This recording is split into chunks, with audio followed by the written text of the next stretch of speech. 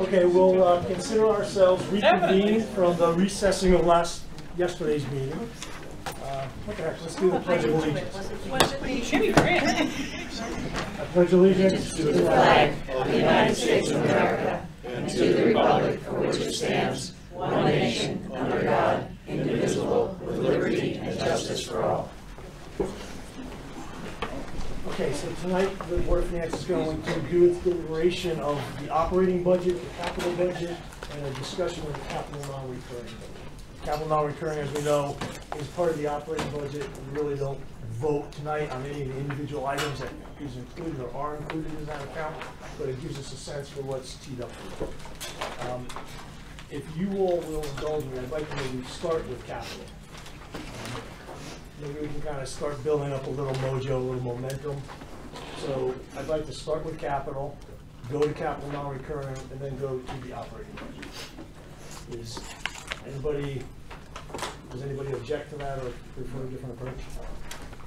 Fine. Okay. For capital, I'd like to make a motion and perhaps have somebody second it for purposes of discussion. But the only thing we include in capital is the $1 million high school boiler replacement.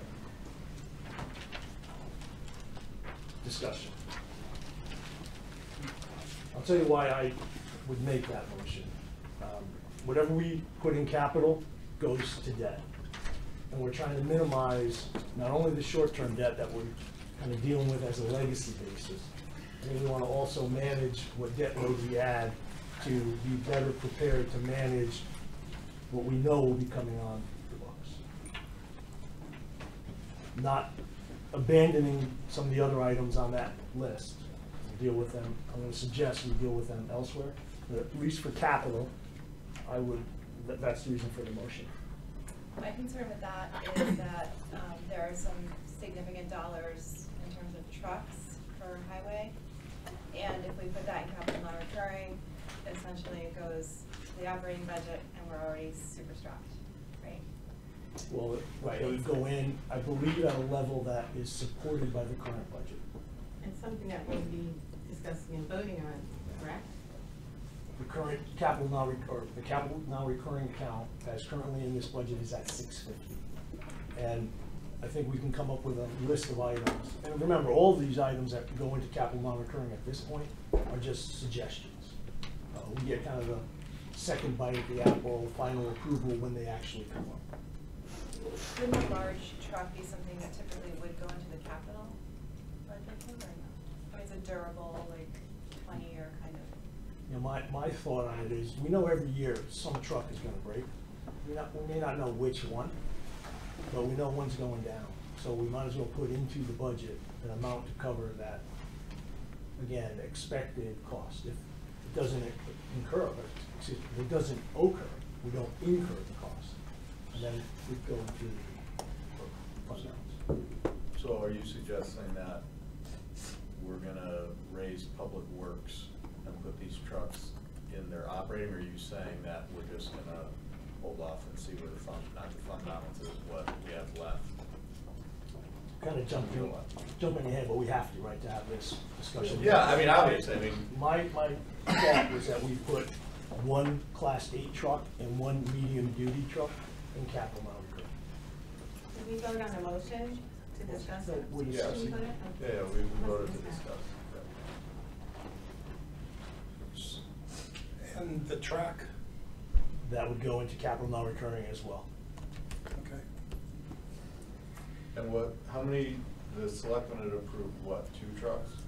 2 Class 8 trucks in capital, 1 medium-duty truck. Total 319. So you're proposing cutting 1 truck, 1 Class 8 truck.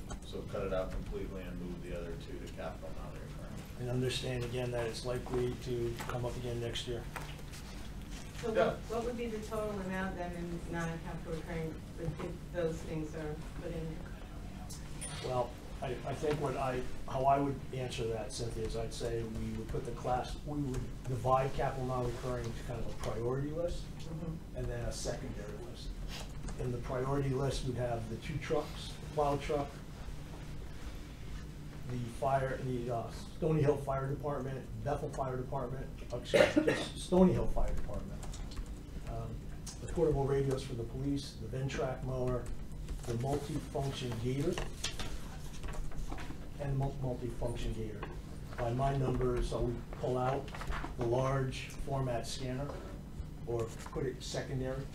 We put secondary the band uniforms, we put secondary the security system at the library, we put second the Parloa Park equipment, and we put secondary the park, or the paving of Bork Field. So that would have as a total the priority items of, by my numbers, but we'll need Bob to confirm, $657,933. Bob, can I answer the question?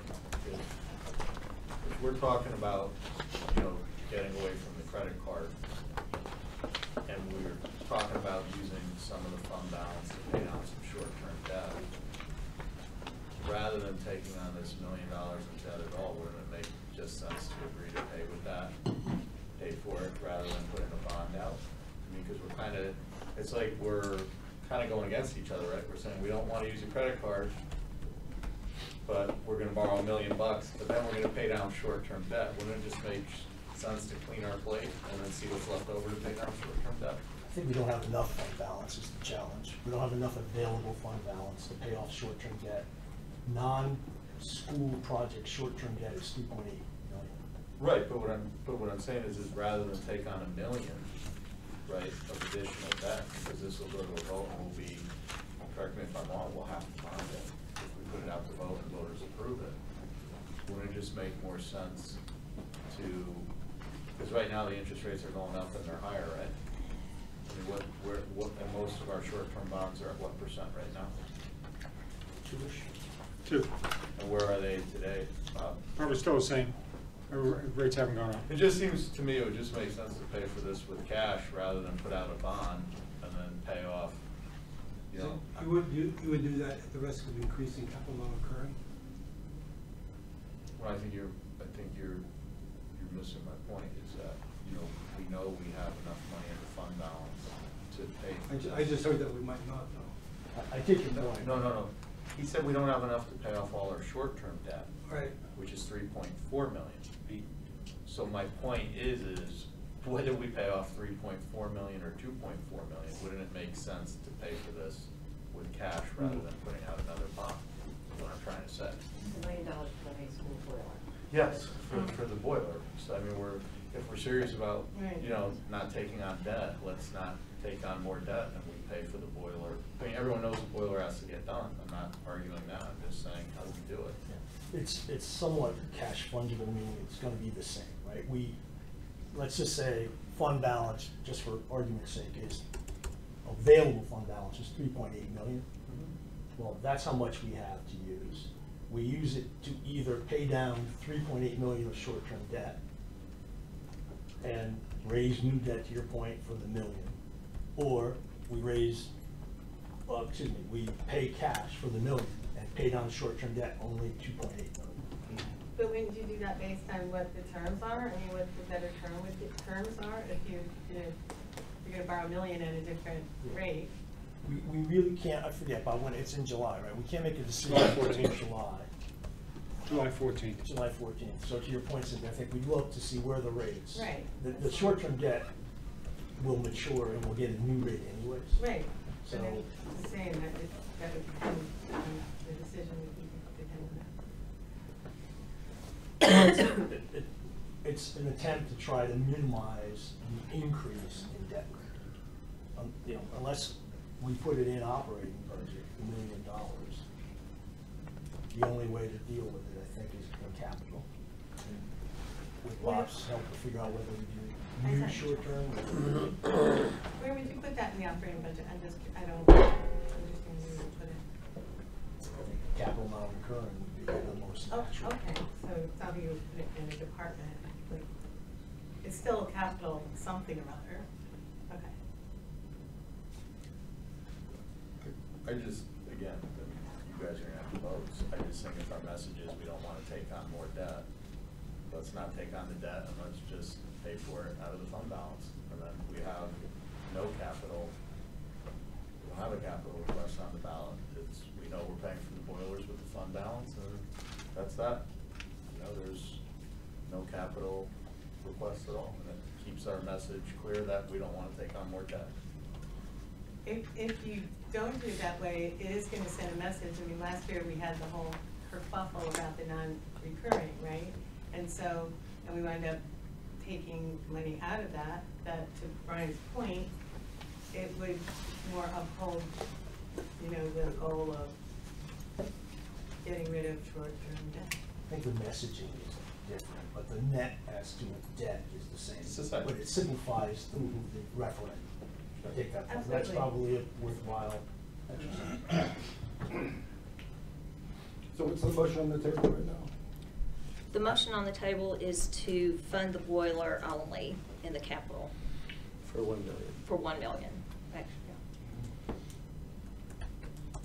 So is there a part of it modifying motion to include the boiler? I would like to make a motion to exclude the boiler and pay with it. Exclude everything. Right. Exclude everything. Exclude everything. One motion at a time. Okay, well, no, he amended that motion, so if someone would like to second it. I'll Second. second that.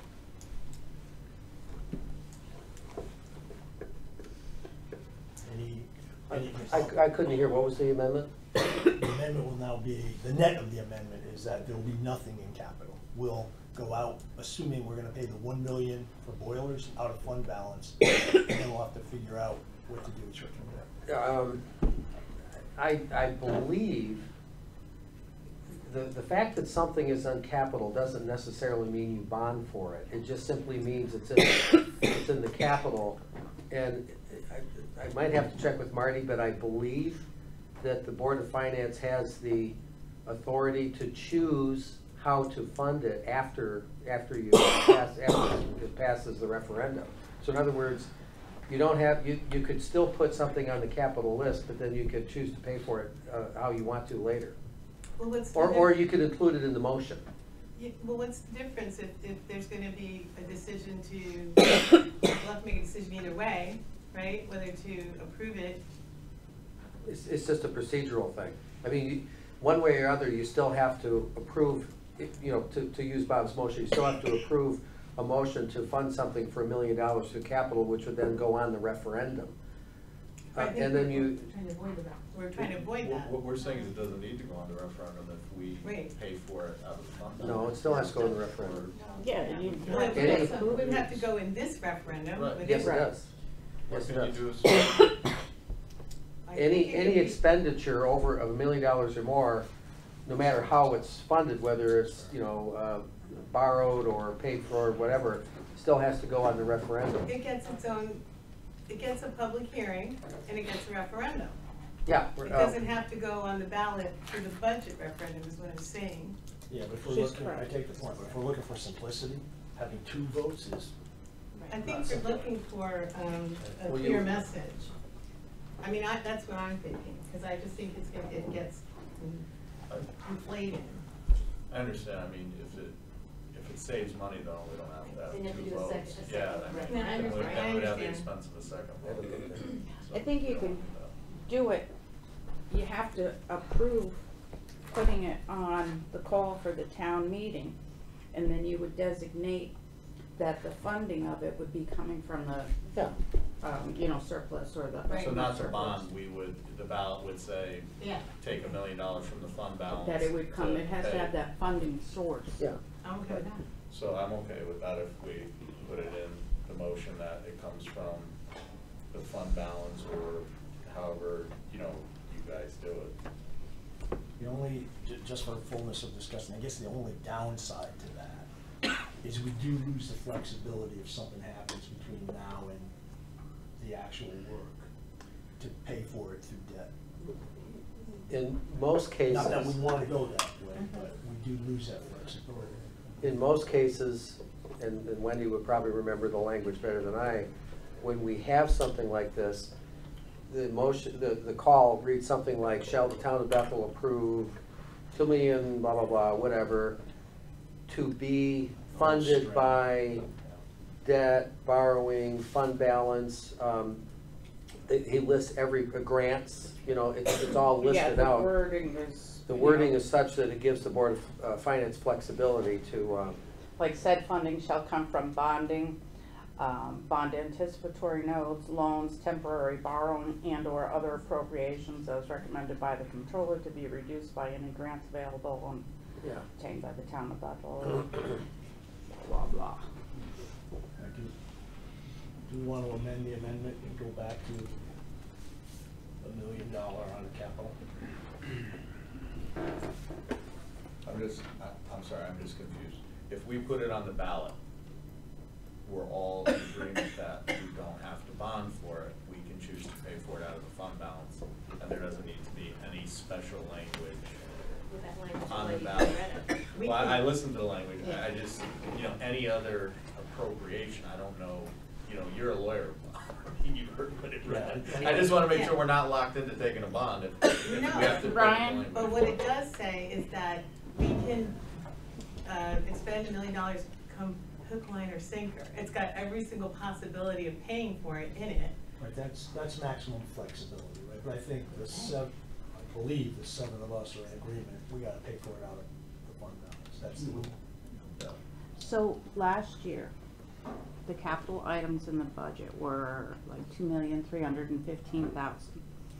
And it was worded in such a way as recommended by the Board of Finance for capital expenditures and/or further authorizing the issuance of short-term notes and/or bonds of the town of Bethel in an amount not to exceed.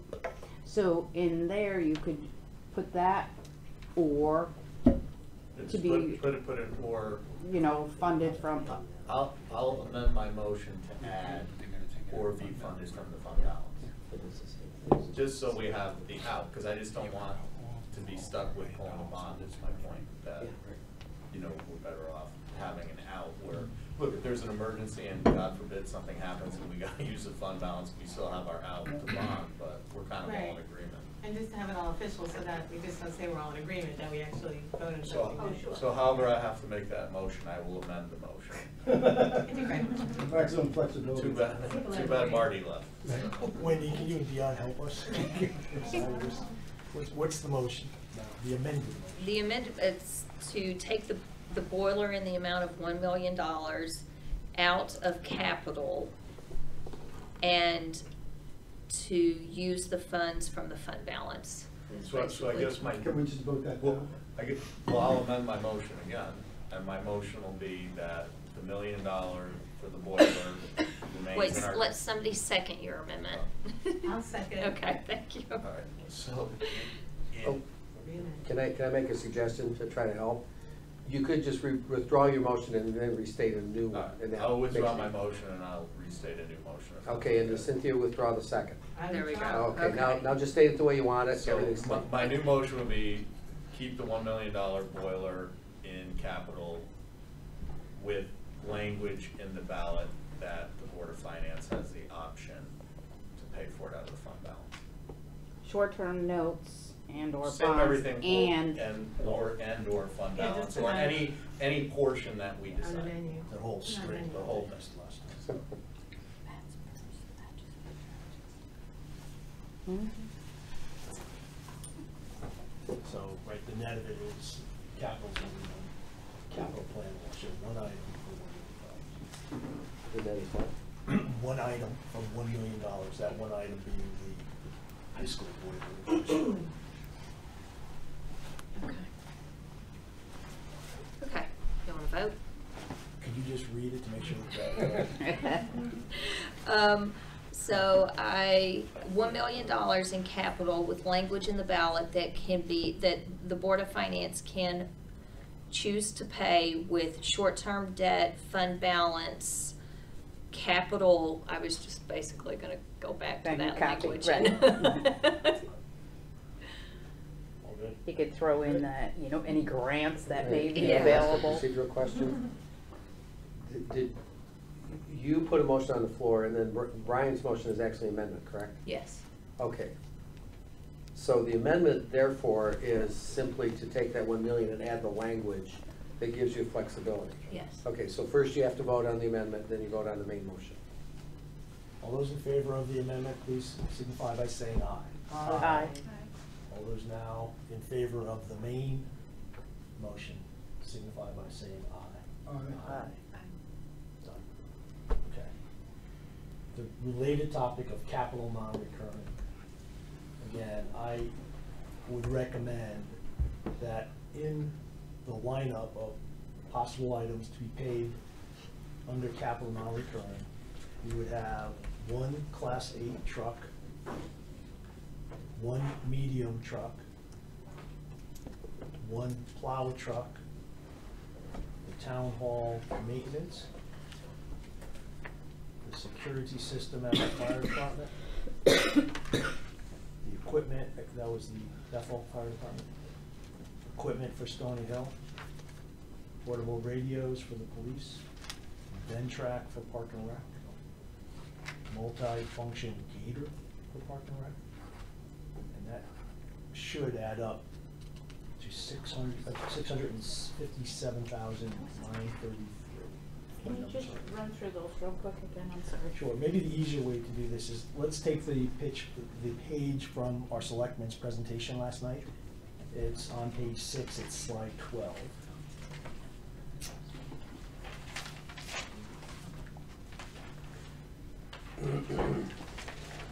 I'm sorry to interrupt, may I make another suggestion? Technically, at this stage, the Board of Finance can't approve or disapprove anything as capital non-recurring. What I would suggest is that you simply pass a resolution back to the Board of Selectmen and say, we request that you put these in capital non-recurring and prioritize them in the following way. Okay, we can do that. What I also want to do though, Matt, is I want us to understand what's going to be teed up for capital non-recurring. We got a little bit of pushback last year about what was going to go in that account and what wasn't. And so I think by having us to discuss this now, we'll have it lined up and we'll be able to answer those questions. All right, so taking this, again, page 6, slide 12, the capital non-recurring, I would strike the first item, large format scanner. I would strike band uniforms, and by strike I mean just put them as kind of a secondary category. Strike security system at the library, strike Parloa Park equipment, strike paved Rourke Field lot. And I would add Class 8 truck.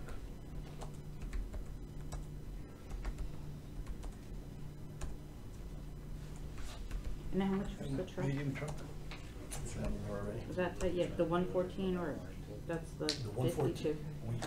The ask was for 2 Class 8 trucks and 2 medium-duty trucks. That was the ask. And Right, 2 but were in capital. They have a medium truck for 114 and a plow truck. So is a Class A truck a medium truck or is that a plow truck? No, Class A is It's the big one. Okay. Class- and I'm sorry, So one of each. I'm not enunciating. Class 8, the number. Oh, 8. Yes, sorry. I didn't get that one. I know my trucks, obviously. So, right, the ask initially was in capital, 2 Class 8 and a medium duty. And in capital non-recurring was 1 medium truck. What I am suggesting is we take one of the Class 8 trucks down to non-recurring. Do not suggest the other for capital. And we stick with the 1 medium duty truck that was in capital non-recurring per the Board of Selectmen's recommendation. How much we have left in capital non-recurring from this year? Right, current year? Yeah, how much we have left? Bob? The reason why I'm asking is what we propose is greater than the line item. There's probably ways that we can reprioritize what's left in there now. We have to do, there's a few things we have to do.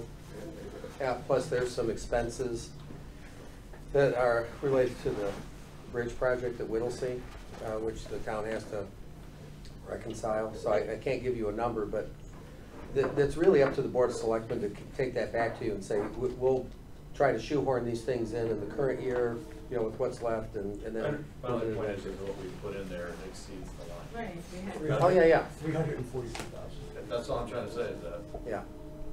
342, $25. That's what's left? That's just left out for fiscal year But 19. Matt said it's all spoken for. That's the unallocated. If you recall, we had 500 in there, unallocated. That's from this year. Yeah. Well, you got 2 other years too, You got that. small amounts. Yeah. Exactly. It's a little bit more, Yeah. but Because Bob, what was the total you had put in, what you were recommending? Yeah. if my math is right, 657,000, 934. And you proposed 650,000 in that line this year. So it will require some allocation of prior years' capital non-recurring. Mhm.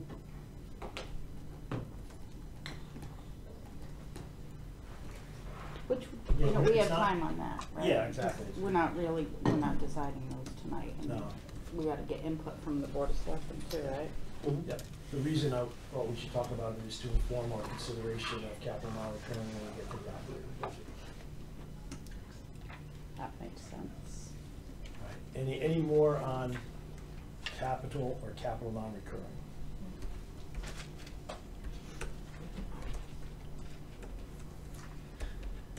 All right, we'll take that as a no. And Matt, your suggestion is that we'll pass a resolution on down to. You don't even have to. It's, I mean, just the fact that Discussion. you've discussed it, that's good enough. Okay, thank you. All right, discussion of the operating budget. Last night, we talked about kind of what were the two frameworks at the ends of the spectrum. 5.35 as presented by the Board of Selectmen, and the other end of the spectrum was the framework where we come up with some level of spending that resulted in little to no increase in the cost. I came up with 599. At least anyone wants to start the initial discussion for tonight?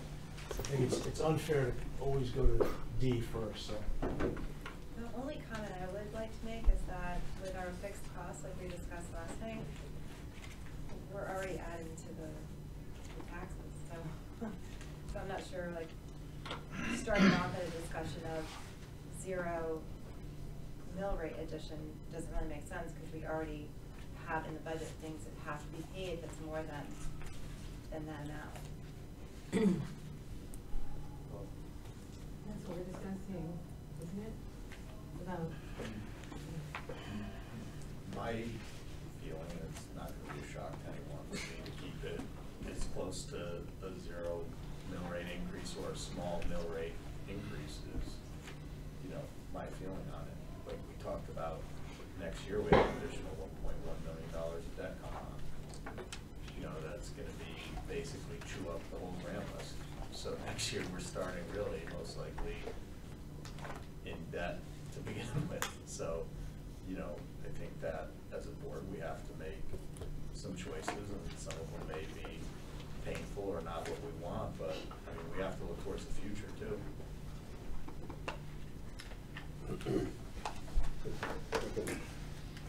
I think that's a great idea, but we need specific And then we'll go to that. areas. There's other things we can cut, just whether we're agreeing. Like I said, I think it's, much more realistic to set a number and work towards that number than it is to just say we're gonna go through accounts and shoot off the hip. I said everyone made a very compelling argument for their needs. I'm not saying that people don't need things, it's just some things may have to be put off to get this number down. well, last night, Bob Manfreda said, that we were gonna establish a framework. So that would be a framework to work towards a 0% increase in the mill rate, work towards it. And that way, to Brian's point, we're not gonna just go through line item by line item and, start hacking stuff up without a plan. Anyone else? I'd like to, a couple thoughts. Some of the considerations for the increase, are associated with the police station project that was approved by the voters of the town. So I'd like to think that people were cognizant that there would be expenses associated with that. I don't think the departments that have increases in them associated with the police department project should be penalized just because there's increases in there. So that's one of my thoughts. I don't have a problem if the first budget goes down, because we then are offering the residents, the people who pay the taxes, we're giving them the opportunity to decide if they're willing to pay for them or they're not. Now, I do think the increase that we have, there are some adjustments that I think that we can make.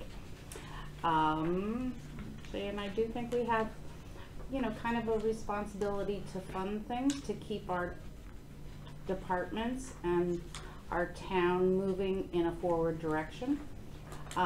Everything that we have in this budget, all our programs, all our vehicles, all our fire department, everything that we have has all been approved by the voters.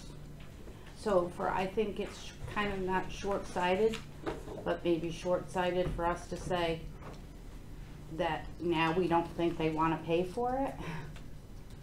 They approved it all already. May I? Okay, so this is where the discussion's gonna get spirited, I think. The voters they did vote for the police station at gunpoint at the end, when it was almost $1 million over budget. So they did, you're right, they did vote for it, but they voted twice, and they voted with, you know, for a, you know, 3/4 bill something or other that they knew that they had to finish.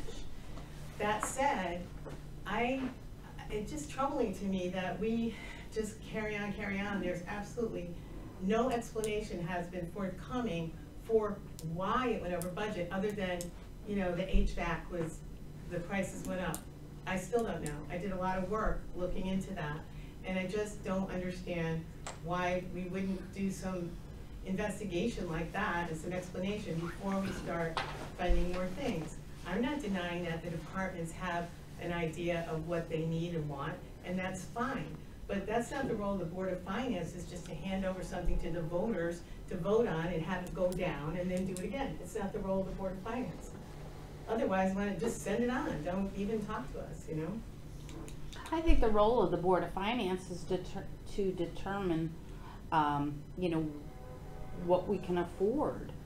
And who are we, us 7, up here to decide that we don't need a tax increase, or that's too much of an increase, or this and that.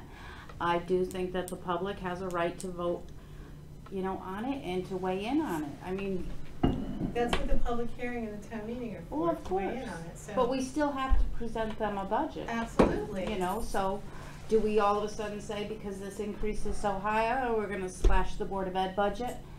You know, I mean, that's not responsible. I don't think slash is necessarily Not slash, but make word. any kind of reduction. I mean, some of our departments, there's no increase whatsoever. So what do? You say to the tax collector, and we're gonna take your postage down. Well, that's foolish. Then the tax bills don't go out, so then the money doesn't come in. So, I mean, I do think we have to go account by account, because that's what's required by our charter. And I think that if we started at account 100 and go through, there are some accounts that perhaps can take a little bit of an adjustment and go from there. I understand your framework and all that, but sometimes that we can have that overall goal when you're getting down to the departments that really have not much of an increase. I don't know how we can apply that same framework fairly to each account. Well, So- we have to have a goal. Oh, of And course. Right now, we're talking at 5% at 4 million Mhm. and 3% of 2.2 million. So I heard Brian said he wants to stick at that 2.2 or that 3%. And I heard you say you'd be comfortable somewhere probably in between. In between? I mean, I didn't hear you say stick with what's on the No, table. no. So, think there's some so, adjustment. you know, if we had a number, and we could agree on some kind of a number, then that means when we go through the line items, we could kind of work towards that. It'd give us a little overall direction. I think that's what Bob was trying to get at when he proposed that idea. Sure. So based on that discussion, where are you? Somewhere in the middle. There's a few Well- accounts that I do think that, we can make some adjustments to. What would those be? I would say, Can for Can example, I oh, jump in yep. just for a second? Because Wendy, what you're describing is completely consistent with what I think of as our framework. We just, to Robert's point, you know, the number might not be 5.35 and it might not be 2.2. It might be somewhere in between. Look, personally, I think a 5.35% budget doesn't have much of a chance.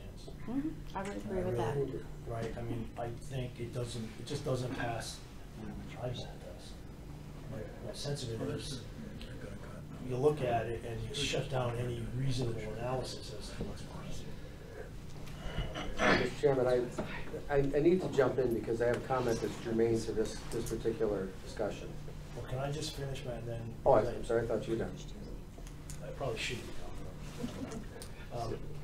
So, you know, just to Robert's point, if we're gonna try to pick a point in the middle of that spectrum, right, and the continuum, we got, my sense of it is we have to be below 5%. That just to me seems to be a psychological hurdle, right? If we pick 4.9%, which is still a healthy increase, right? That will require us to come up with $334,118,000 of additional reductions in the increase. I don't think that's enough.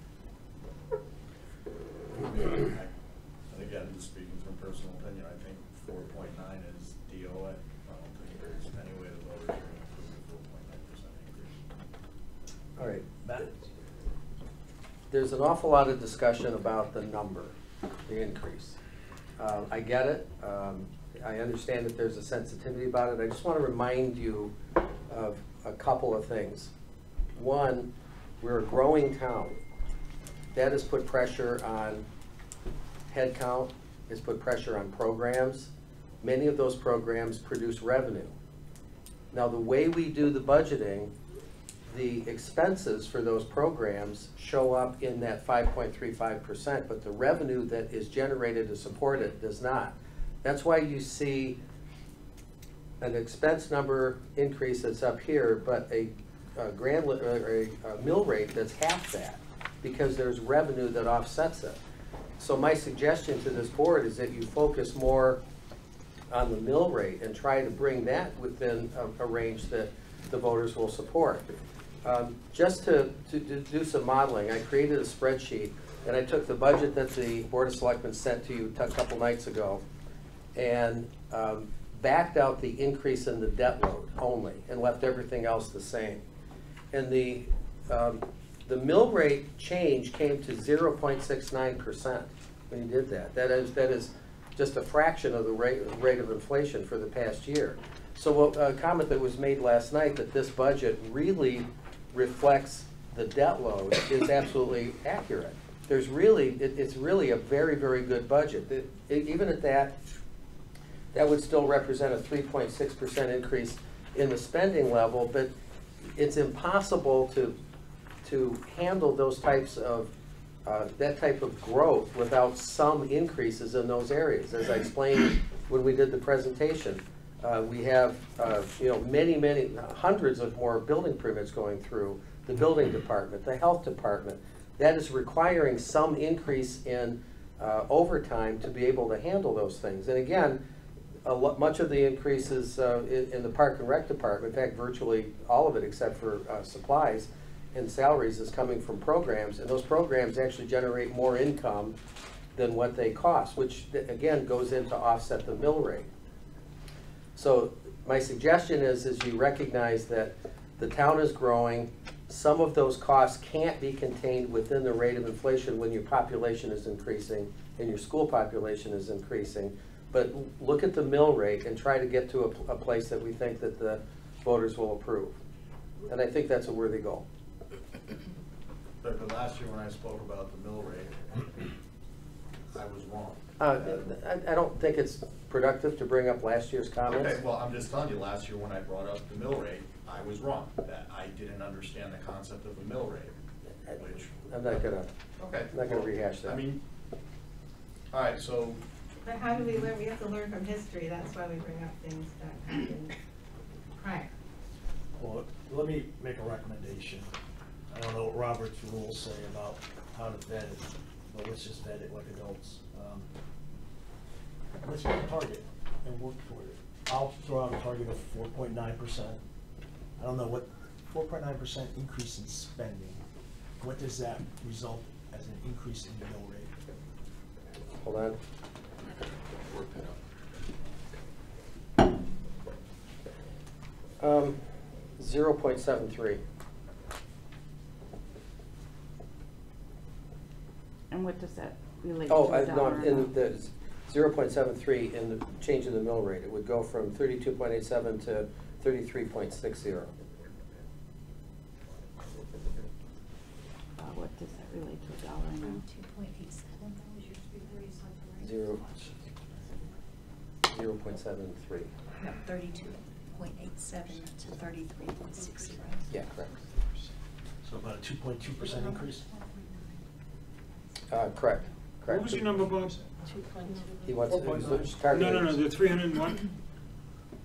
334, 118. I don't think you have to put that much. It takes the 3,992,000, the recommended amount from the Board of Selectmen, down to 3,657,974. I may have mucked up the math, but then.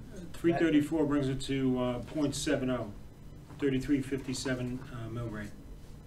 I'm sorry, say that again, Bob. 32.57, In reduction? that's the mill rate, and the increase is .70. I'm sorry, that's reflective of what change in spending? You just said the 334, 118. Got it. So the numbers are a little different, so I'm sorry about, one more time. So 334. 118. Gives, yields what? 33.74, 3374, okay, from 3287. right. And that's an increase of .87.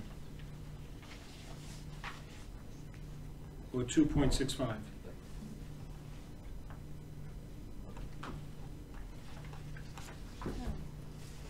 No. Actually, I had 4.9%. 4.9. 4.9%. 2.13 And that's. is the mill rate increase. 2.13%, right? 2.13. Percent. Mhm. Yes, not mill, percent. No, the mill is 33.57. Yeah. 30, I'm sorry. I thought we just said that at a 334,000. 118, Yeah. the mill rate is 33.57. .70 increase. 2.13% increase in the mill rate.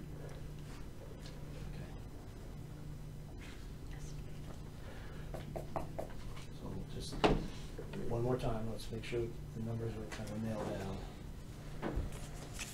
Targeting a targeted spending increase of 3,657,974, which would be a 4.9% increase on my numbers, gives us a 0.70 increase in mill rate and 2.13%. Yep. And that was 334,000 that you're looking, we would have to come up with? I think we should start at 100 and take a quick pass all the way through. And then see where we can come up with. That being said, I would make a motion to approve account 100, Selectmen's Office, at the Board of Selectmen recommended amount of $278,081. Second. Discussion? It's one of the accounts that the only change is salary.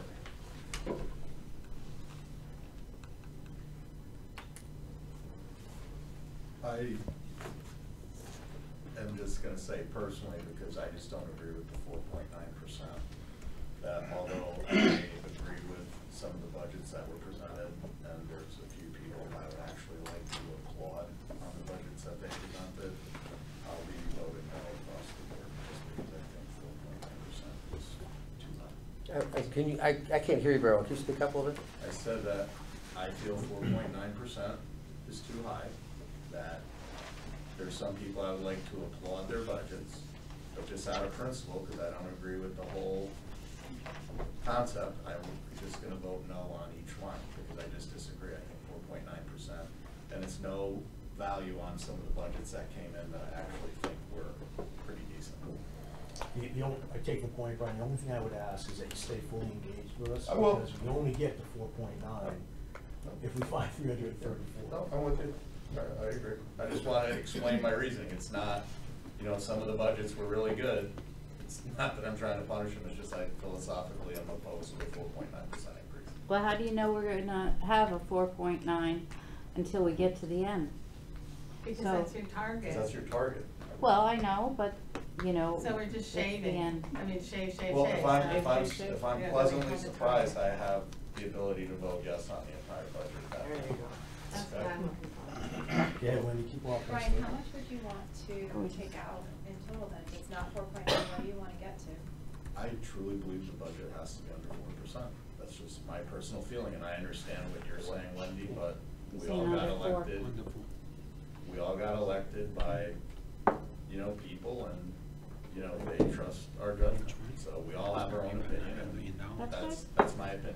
Right, but what would if we got to 4%, what would the number of dollars we had to take out of the budget be? About $1 million.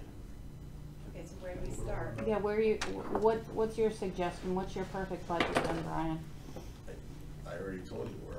Yeah, but what would you cut? Where would you take $1 I- million from? I would cut new programs out, some of the new programs. Maybe this isn't the year that you expand Parks and Rec programs. Even They're though self-funding. Yeah, even though their revenue offsets it? Well, then if they're self-funding, I understand what you're saying, but the revenue still affects all the other increases, doesn't it, Matt? It doesn't. I mean, it's just not a wash in the end. There's expenses. No, it is a wash in the end with the program. If you cut programs, you cut the revenue, and then your mill rate still goes up. But I take Brian's point. I think what Brian is saying, just to make sure I Yep. understand, is if there is an increase in the budget for programs, that increase has to generate an offsetting amount of revenue, so that, in effect, we're voting a push, or flat. In some ways, it's speculation, because we have a known commodity of what it's covering now, offsetting now. And I agree with Brian. Yeah, I'd sign on to that approach. I couldn't, what was that? I'd sign on to that approach. If a program is not self-generating, Okay. doesn't cover itself, this isn't the year to expand it, I don't think. There are no programs recommended that are not self-funded. I think- As a matter of fact, I think they, that's what the first selectman presented the other day. the funding is actually 100,000 over the cost of the programs. We may want to go through, because my recollection is that there are at least 2 programs that don't self-fund. I don't, Yeah. Okay, we'll go through it. I think we'll find that. And what else? Just a point of reference, to get under 4, 1.465. Million. million, right? No, 1.465 in cuts today. 1.465 million in cuts to the Yes. budget. I thought you said mill rate. No, sorry, million, right, and so I'm just wondering. How much did removing the capital save? In terms, was there any savings in the items that we take out in capital? You mean taking out the increase in the capital? Right. Well, it's Yeah. probably pretty close to that number, because the increase was 1.4. So, Well, but Bob, right, the capital doesn't hit the operating budget, so the cuts we no, made- but in total it does. I mean, you're gonna come up with a number. It's gonna affect the 4%. Are you talking about the 4% just for the town or overall? Overall. Yeah, so that's 1.4 for everybody. So then we're done? We don't have to make any adjustments? That's, What do you mean? Brian's saying we need to take 1.4. 1.4, and he asked the capital items. Which is an increase of 1.279. Okay. okay? No, So- you're talking debt service, Bob. I think what Brian is talking is that we took the capital recommendation down from 1.6 million to 1 million. That, if I'm understanding it, that doesn't hit this year's operating budget. Right, that's gonna hit next year's. Later on, yeah. Yeah, but this year it doesn't do anything to the operating budget. And it may even be more. And our interest rates go all the way, yeah, absolutely. Well, the borrowing that you're gonna have to do.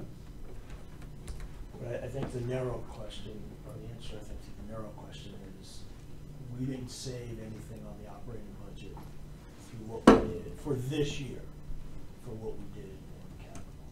The hope is to save, the intent is to save money next year, by not kind of continue to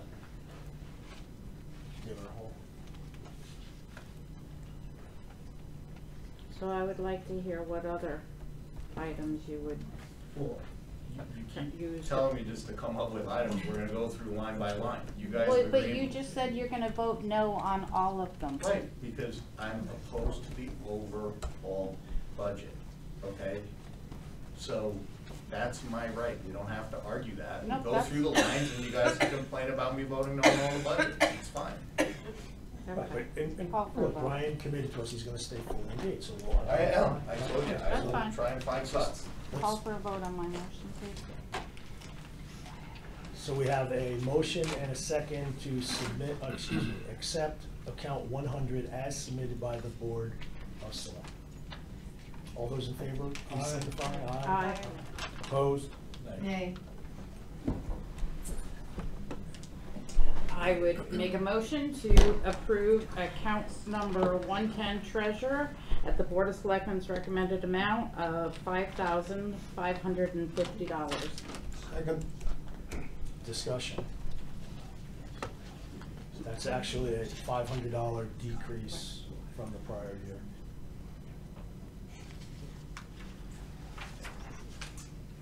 No discussion? I will vote. All those in favor of the motion, please signify by saying aye. Aye. Opposed? Nay. I would make a motion to approve. Brian, account- I'm sorry, Brian, that was a nay? Yeah. I didn't hear you. I'm trying to connect to the internet, so it's not connecting. I would make a motion to approve account number 120, Finance Department at the Board of Selectmen's recommended amount of $449,738. Second. All right, for discussion, what, that They is had an taken account, it down 500, 120. the finance, 120, yeah.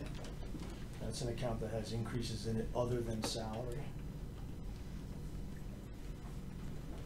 Remember, we brought over the postage from the Treasurer's Department.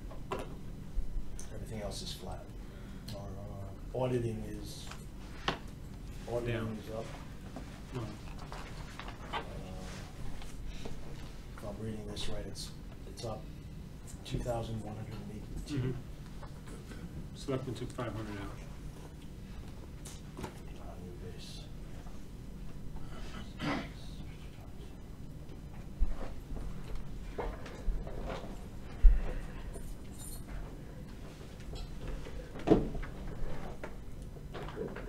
Discussion on the finance?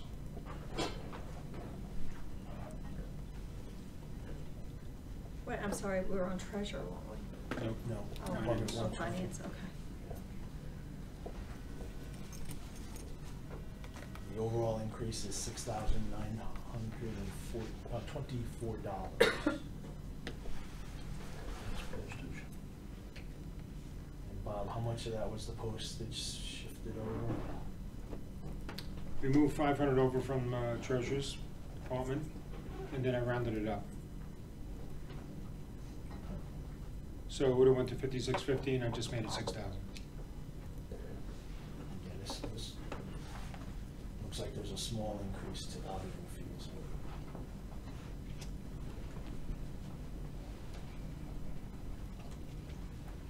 Can we ask the auditors to give us a couple thousand? Sure.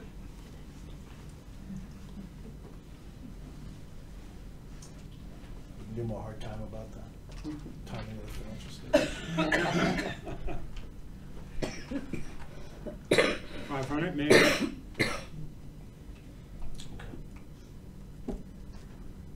Yeah, it just seems to me, you know, in most years, $500 is not gonna drive the needle in any Mhm. meaningful way. No. But if we have to go to the town with a targeted percentage increase that's higher than any of us kind of are fully accepting of, I think we have to go to the town with hand on heart saying, we had everybody kick in. And we try to take out as much as we could, in a way that didn't impact safety or primary services. So you're going for 449, 238?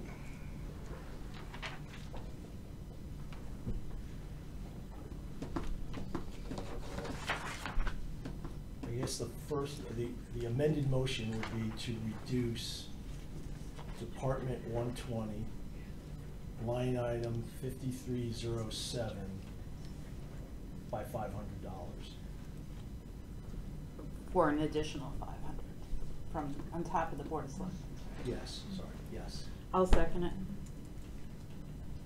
Discussion Can on, we, Barbara, would you mind, so could we just make the motion for the total that is there, discussion ensues, and then amend that motion and vote on that?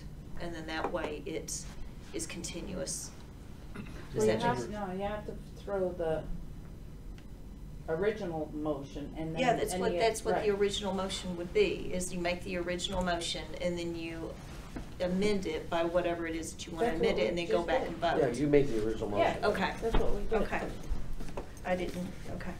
so the original motion was accept as is, amended motion is to take 500 out. Mhm. And that 500 comes out of, again, the 5307 account. Yep.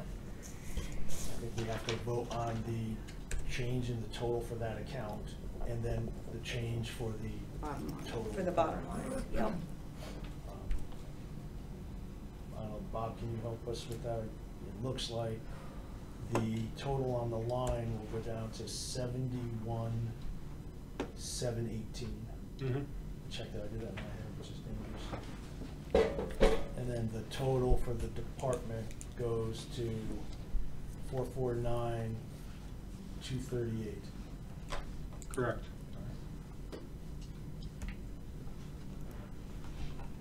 Okay, so Vote on the vote on amendment. that amended motion. All those in favor? Aye. Opposed? Okay. All right, so you guys just said no to the amended motion. Which is fine, if that's what. Okay. Yeah. I'm trying to figure it out. Cynthia's usually the one who yells at me for not following. Yeah, you Robert's know, rules, it's so. just, we got a long way to go, All right. long trail. So now, approve the motion, no, excuse me. The Yeah, new yeah, amount of 449. Yep. So 449,238, just reducing that account by 500. All those in favor? Aye. Opposed? Next. We are Robert's Rules compliant. All right, Turner. I would make a motion to approve account number 130, Town Clerk's Office, at the Board of Selectmen's recommended amount of $234,296. Second? discussion. Her account went up, what, $786? Mhm. 0.34%. All right, not hearing any discussion. All those in favor, please signify by saying aye. Aye. Aye. Opposed?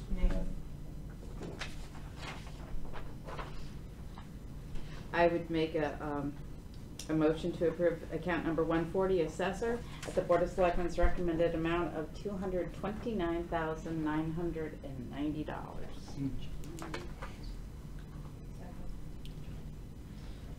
Discussion? Can someone describe what the contracted services is there?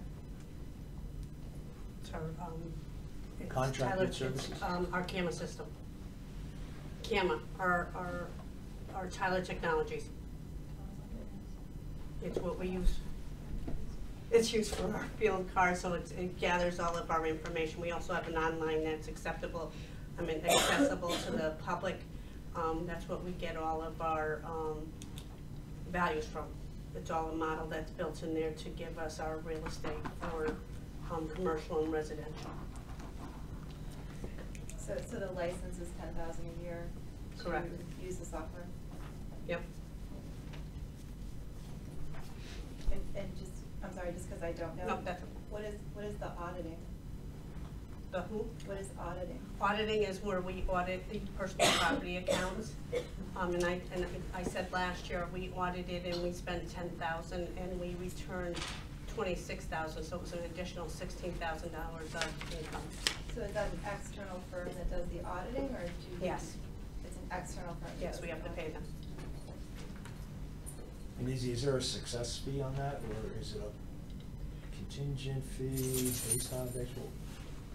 It sounds like they're getting 40%. It could be more, it could be less, it depends on what companies. So I have to pick the 10, usually it's 10 companies I pick a year who I think that we should audit. Normally it's because the declarations from the year to year, there's been a lot of errors and inaccuracies. It could be the manufacturing company sometimes that didn't put it on manufacturing, or had put it on manufacturing, it should not have been. That was audited by the state at one time, and they no longer are auditing it. Now it's up to us. I think the question is there a contingency fee or like a commission that's based on how much they earn, or is it just a flat No, fee? it's just a flat fee. Okay.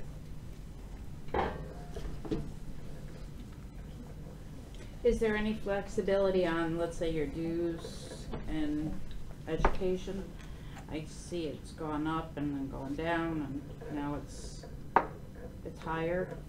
I know you have new staff and, Which part, sorry? I'm sorry, dues and education, That's because we have 2 new people. 2 new people. So they have to get educated. It's very important that they get their certification, just even for the legality of our department. So they have courses, and they're only allowed to take a certain amount of time. And continuing education for myself. Sure. The statutes are always changing, bills are always passing, so we need to be aware of them.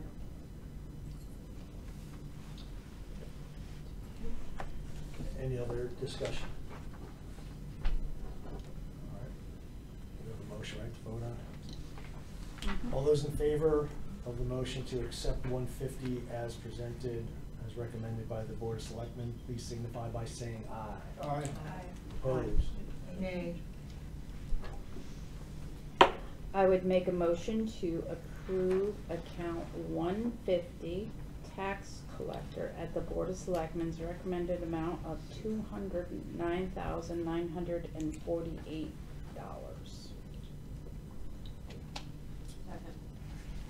Discussion.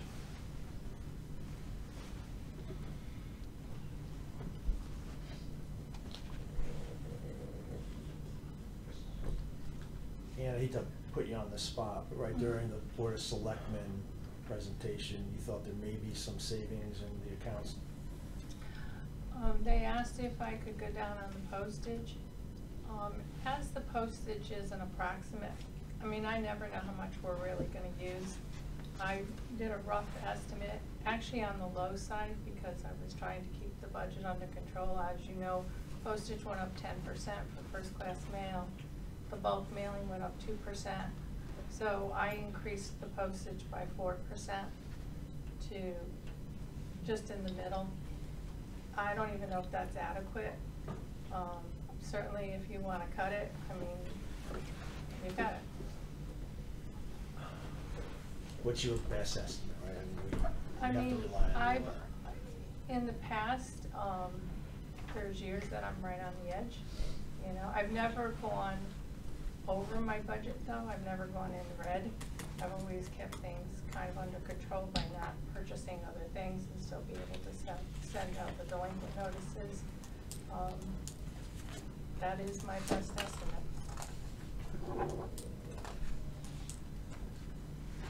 Any further discussion? Okay. All those voting in favor of the motion to accept the Department 150 budget as recommended by the Board of Selectmen, please signify by saying aye. Aye. Opposed? Nay. I would make a motion to approve account number 160, professional services, at the Board of Selectmen's recommended amount of $256,080. Anyone wants to second that? I'll second. Discussion. Can we talk about legal fees? We can. What I was gonna say is the reason why it went up is that the legal fee was adjusted to what the historic practice has been, so that we don't have to fund the account. Right. I mean, we only have 2 years that we can look at, right? We have 1 year that was 237, and we have 1 year that was 185. So we're saying that the average came out to 190. If you, Brian, if you go into the narratives, you see the 15-year history there that I gave you? I gotta go down.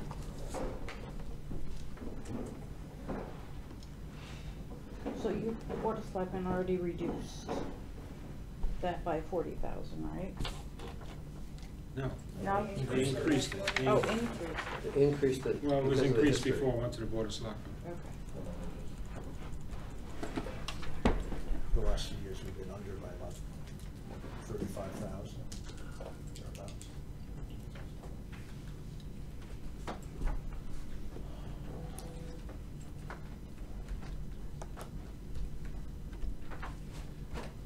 Fifteen-year history is 188,551. 10-year history is 198,80. 5-year history is 189,634.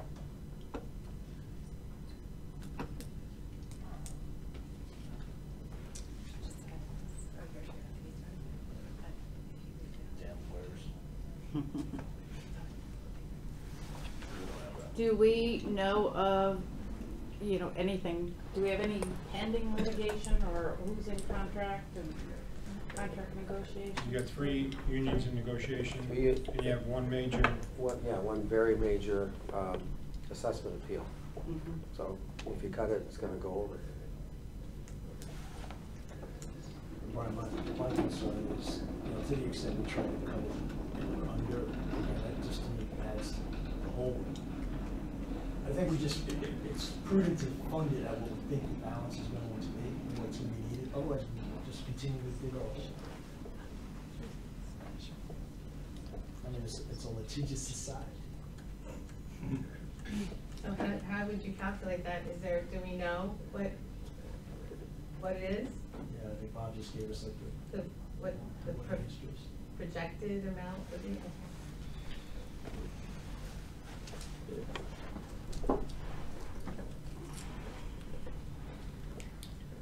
Any, I'm gonna make a motion to reduce the line by 5,000. Sorry, to reduce what line?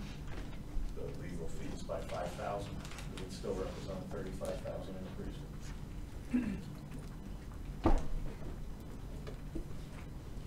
discussion on the amended motion. Oh, who seconded that? I did. Cynthia. Okay, got it. So it would be a reduction of 5,000, what, how much did you say? 5,000. 5,000 to, account, or line item 5352, which is legal fees?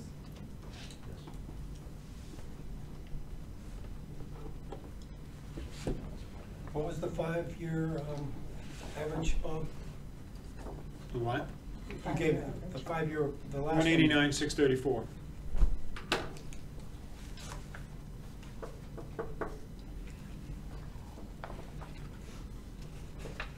But you have 237, which raised the average. Right, so we're looking at 185. I'll, it It's was already seconded. second. Any discussion? Further discussion?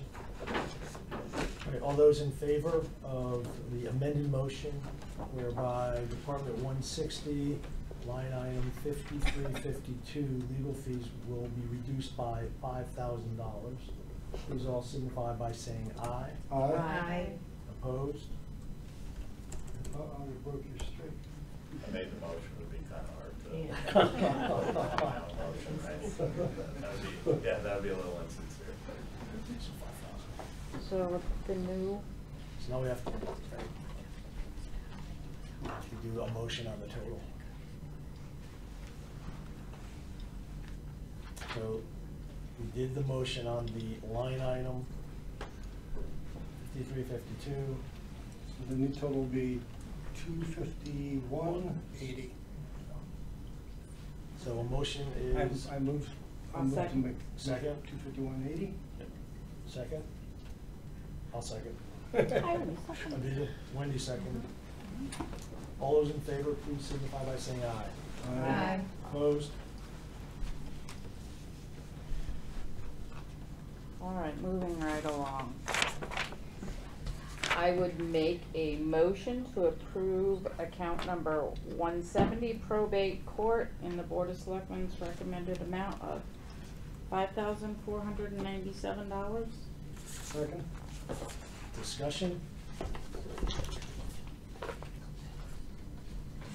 Not hearing any discussion. All those in favor of the motion to accept Department 170 as recommended by the Board of Selectmen, please signify by saying aye. Aye. Opposed? Nay.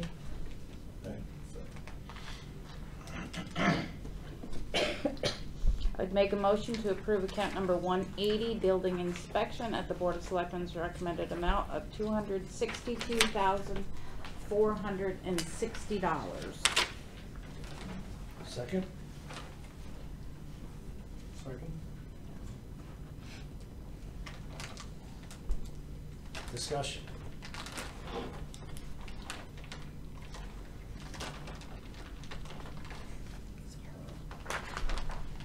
And there was really no change other than the salary and then contracted services?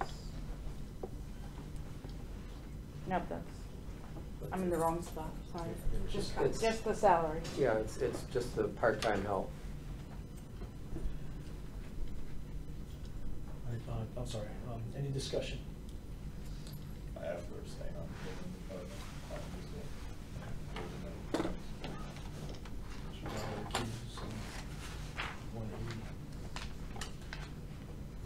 All right, not hearing any discussion, all those in favor of accepting the Board of Selectmen's funding of Department 180, 262,460, please signify by saying aye. Aye. All those opposed? Nay. And recuse on, Brian. I would make a motion to approve account number 190, data processing, IT. At the Board of Selectmen's recommendation of $311,690. Discussion? So what is contracted services in this situation? What is it? It's all the software we have to buy, the royalties that we pay on the software, things like that. Licenses. That's a hefty amount for you. That's what? That's a lot of money for software for the year, right? Is that? That's typical every year. I mean, the Munis software that we use for accounting is about $35,000. And we purchased it back in 2005. If we didn't, it'd be probably over 100. We bought it and we continue to pay on it. every It's the year. maintenance on it, the updates and all.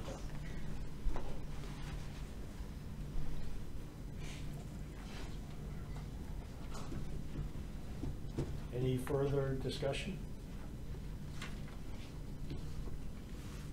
Okay, all those in favor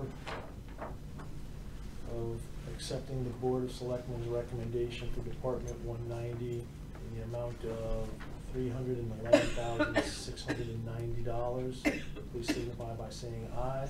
Aye. Opposed? Nay. I would make a motion to approve account number 200 social services at the Board of Selectmen's recommended amount of $87,678. Second?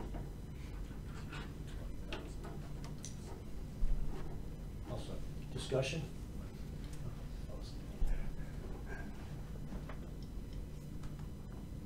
All right, not hearing any discussion. All those in favor of accepting the Board of Selectmen's recommendation for Department 200 Social Services at the amount of $87,687, please signify by saying aye. Aye. Opposed? I would make a motion to approve. I'm sorry, nobody opposed I that? named it. I said. She approved it. I named it. It's minus 1%. I would make a motion to approve account number 210, Town Insurance, at the Board of Selectmen's recommended amount of $1,399,999. Second? Discussion? You couldn't add a dollar in there? You can. So, and I think I'm missing something. When we talk about employee benefits, so our insurance was flat, correct? But in this, we said employees' benefits, we had an increase of $294,442. Can you just explain to me what that's accounting for? It's a different, that's for the medical. And the bigger part of the increase in there is for the pension payments. For- Those two items. For the 401Ks or the defined? Well, for the defined benefit plan. Yeah. This insurance line just has. This is workers' comp and property and liability insurance. Okay, that's what I'm asking. Yeah, that's what's in here. Got it. Yeah. But did you say we might get a decrease in workers' comp this year? They recommend a 5% reduction, but it's based on wages. So wages go up. All right, so I kept it flat. Fine. All right, thank you. Any further discussion? Okay. All those in favor of accepting the Board of Selectmen's recommendation for Department 210 Town Insurance at an amount of $1,399,999, please signify by saying aye. Aye. Opposed? Nay, sorry. I'm sorry, say again, Brian? Nay, sorry, I'm going on my computer very slow. Yes, yeah. Trying to keep up with you guys. All right, so I think we had just, I'm sorry, did you? I said aye, Okay, because thank you. it's zero. It's zero. You got that? Okay. Well, Go ahead, Mike. All right, I would make a motion to approve account number 220, Fleet Maintenance, at the Board of Selectmen's recommended amount of $335,450. Second? Discussion? This one had a little bit of an increase. The selectmen took 5,000 off that. Okay. There's so many papers I'm looking Oh, at. yeah. Three different ones.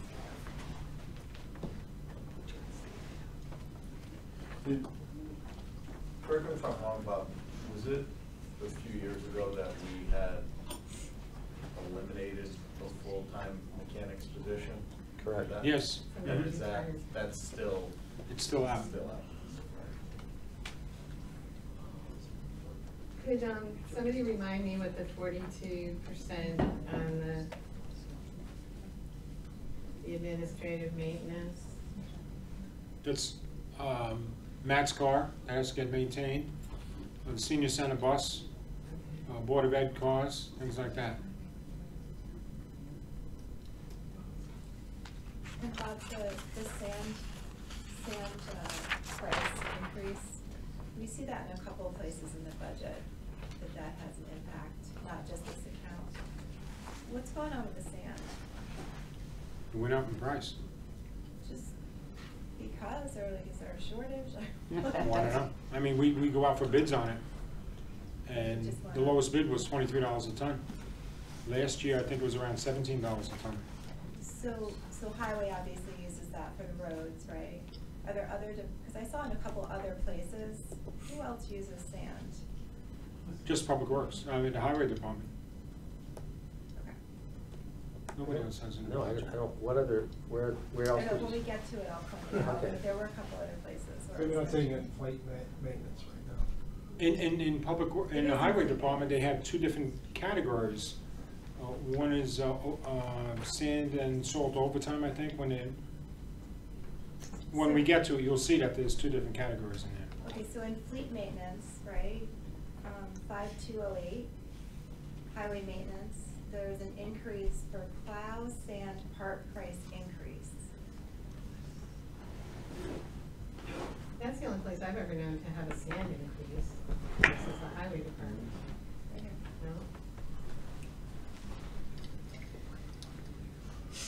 No? That's the sand budget there. No, I'm talking about 5208, 5209. Are they talking about parts for the plow and the sanders? Is that what that is talking about? Yeah, that's a part. Yeah, it says plow sand part, price increase and aging Oh, I thought fleet. that- No, that was just for the, Talking I think about it's just for the what it sand, the way I he thought wrote it it there. partially- I'm not looking at you, I'm looking at something else. We're in 220 fleet maintenance. Right. And it's not the cost of the sand, it's a cost of some kind of a Parts. mechanical part for the fleet. Oh, yeah, I Yeah, mean, that's not sand. go back to that one. That's sort of what she's asking, why is sand there? And what I'm saying is that it says plow/sand parts. It must be. So it's mechanical parts for the sanders and Yeah. the plows.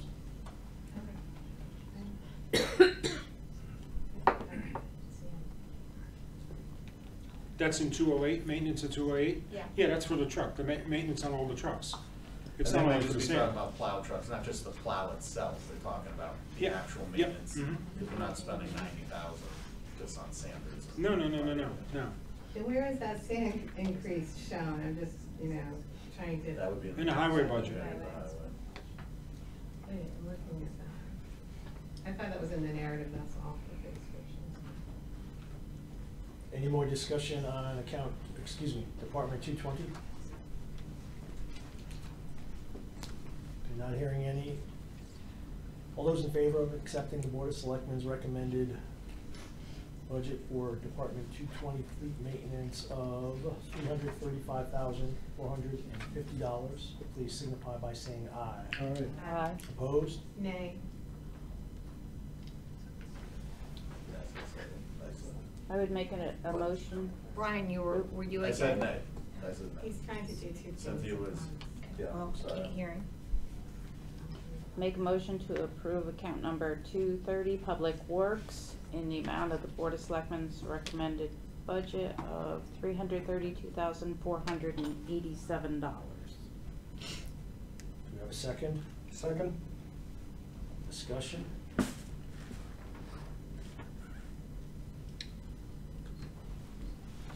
I'm going without problems, so. Yeah, it's It's just slow. It's very slow tonight. The Board of Selectmen had reduced this by 53,500, and that was for, Town bridge inspection, and then the road thing. pavement survey and management system. GPS system.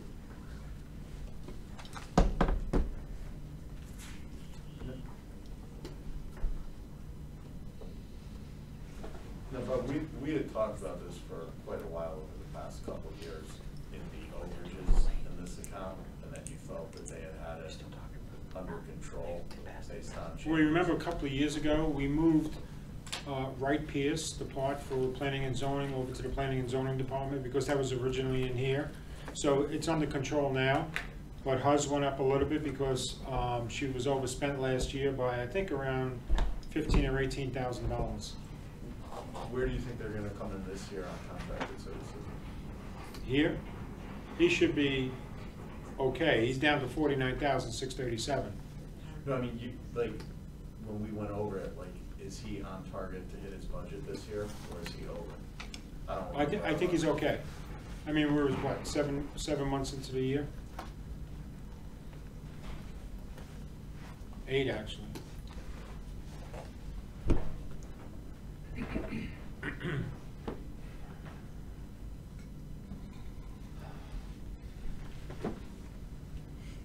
Any further discussion? Did you say the cut was for bridge inspection or something? What was the cut that the selectmen? It was $15,000 for the town bridge inspection Right. and $38,500 for pavement survey and management system. Was that 25,000? No. Okay. So we don't see it in our computer anymore, No, because we you guys don't. eliminated it. Was that like a GPS system where we don't track all the roads? Yeah. The road discussion.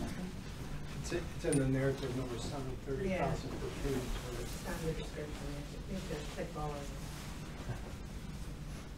Okay, any more discussion of the department? Okay, not hearing any. All those in favor of approving Department 230, Public Works, at the Board of Selectmen, recommended amount of $332,487, please signify by saying aye. Aye. All those opposed? Nay. Okay, I would make a motion to approve account number 240, Highway Department, at the Board of Selectmen's recommended amount of $2,131,118. Second? Discussion. That 61% at the end is kind of, I mean, are they really writing it down to diamonds, or are they really not? It's If I really- were to make a motion to reduce road construction, which I know goes against what we want to do to, continue to fund that. Let's, 50,000 or 100,000, I mean, how devastating. Bad. Yeah. Keep in mind that the department requested 933, Right. and with a specific list of roads, which was Mhm. made public. The Board of Selectmen took 200 out of it, so that brings it down to 733, and last year's number was 700. I would ask that you not go below 700, because then we've been trying for years to get this up to a point where we can fund the roads without capital borrowing. Would it be okay to bring it down, let's say 33,000 for an even like 700, or is that just throwing, is that, that's not gonna get us to Yeah. 1.4 million, but. Well, we took $500 off of 120, so. All right, well then I would. I think the 33. I'd amend my Let's own pick one motion to reduce road construction 404 by $33,000 to fund it in even 700. 5 seconds. All right, so we've got an amended motion to reduce Department 240 account 404. 5404. No, 404. Yeah, 5404. by $33,000. Discussion. We said we could take a couple thousand off of that, contracted services if we then track more for Parks and Rec, to do the solar farm, right? That was another. As long as we can buy the Ventrac, yeah. Well, that would be on the capital non-recurring list, Correct. right? Correct. Which you'll recommend to All right, us. so let's do road construction, and then we'll come to contracted services. Okay, I thought we were doing the whole account. I just think we have to be careful when we talk about road construction, because that's what got us $8.5 million in, money that we're still basically paying today. I think there's smart cuts and there's bad cuts, and, I think we need to keep the paving going so we don't ever fall into that position again. So this is one time you'll hear me say, it's better to keep it where it's at. This is the only account that I think needs to be funded so that we don't have to bond ever again for roads. I don't have a problem withdrawing my motion or anything for 33,000. But, I mean, you guys are saying we have to come up with, something. Do I think $33,000 is gonna make the, I don't know. I don't know. That's- Probably. I think it gets us a little bit towards something. All right. What's this?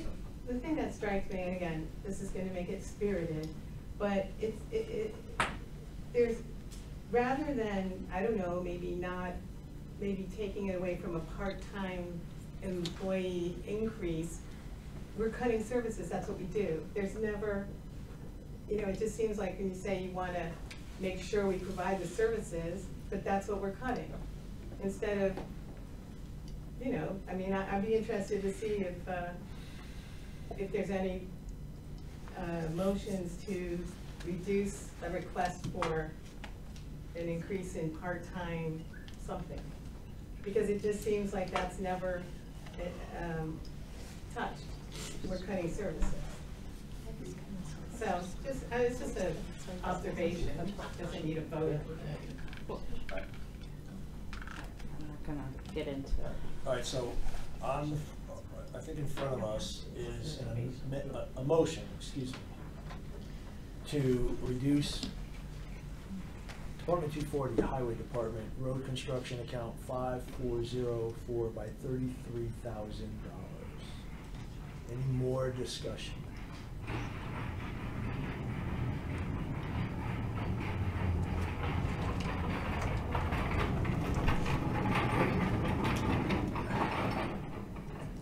I'm just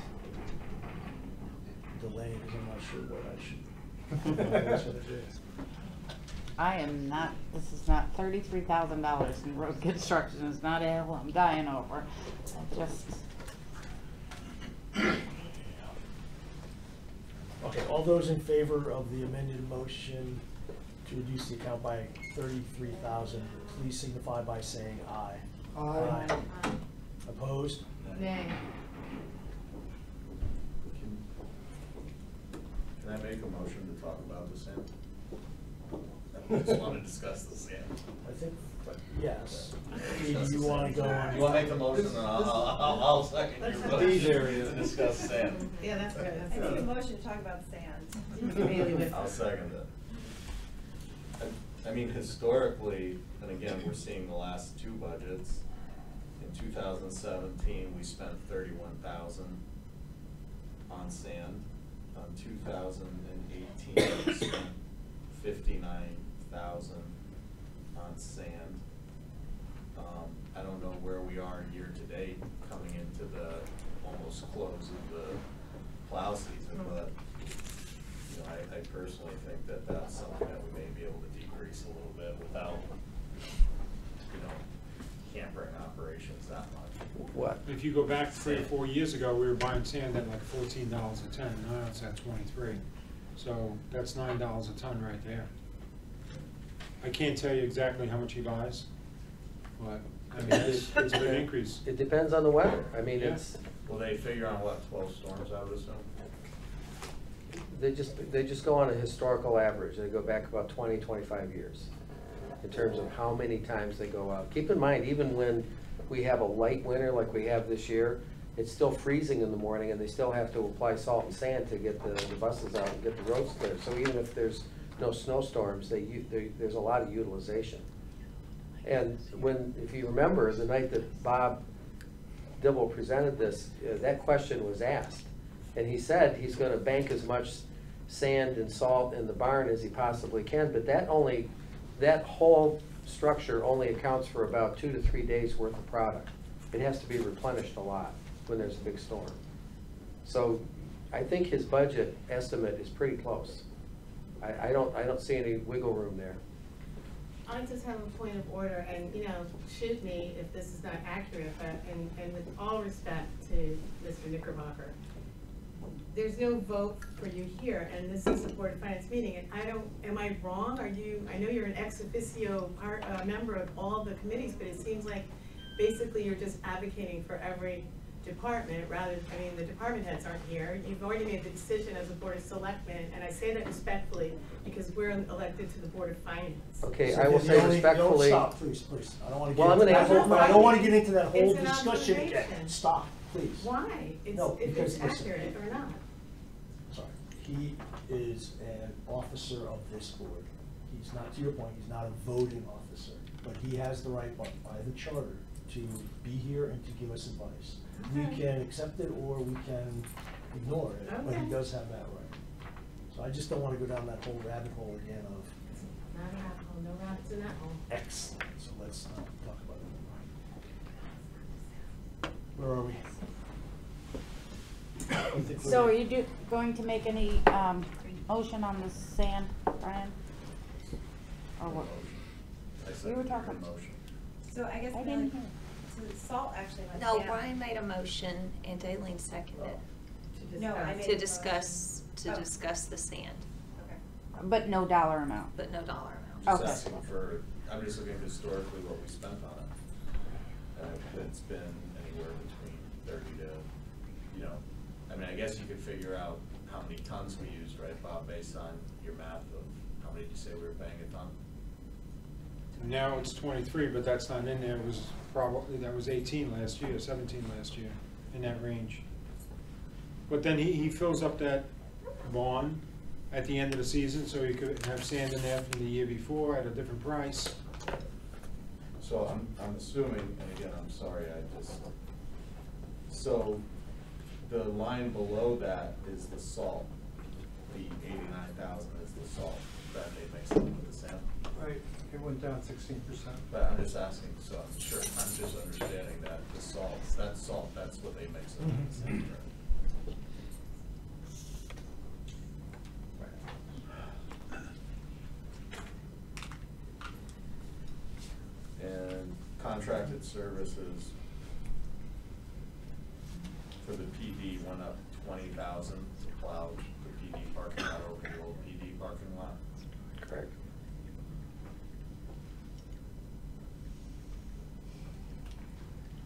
Do you have any idea what the old PD parking lot was? How much it cost to plow it? They did it themselves. Oh, so the town plowed it? Yeah, yeah, it was small enough where they could plow it. But This one's just way too big.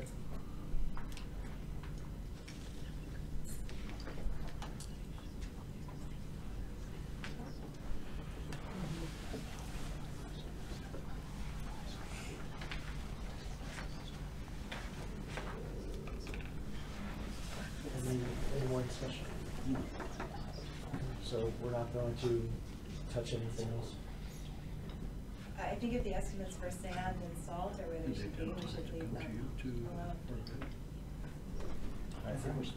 So I think we now have to have a motion on the total in the Department 240. I'm sorry, Daleen, weren't you talking about, something with the mower?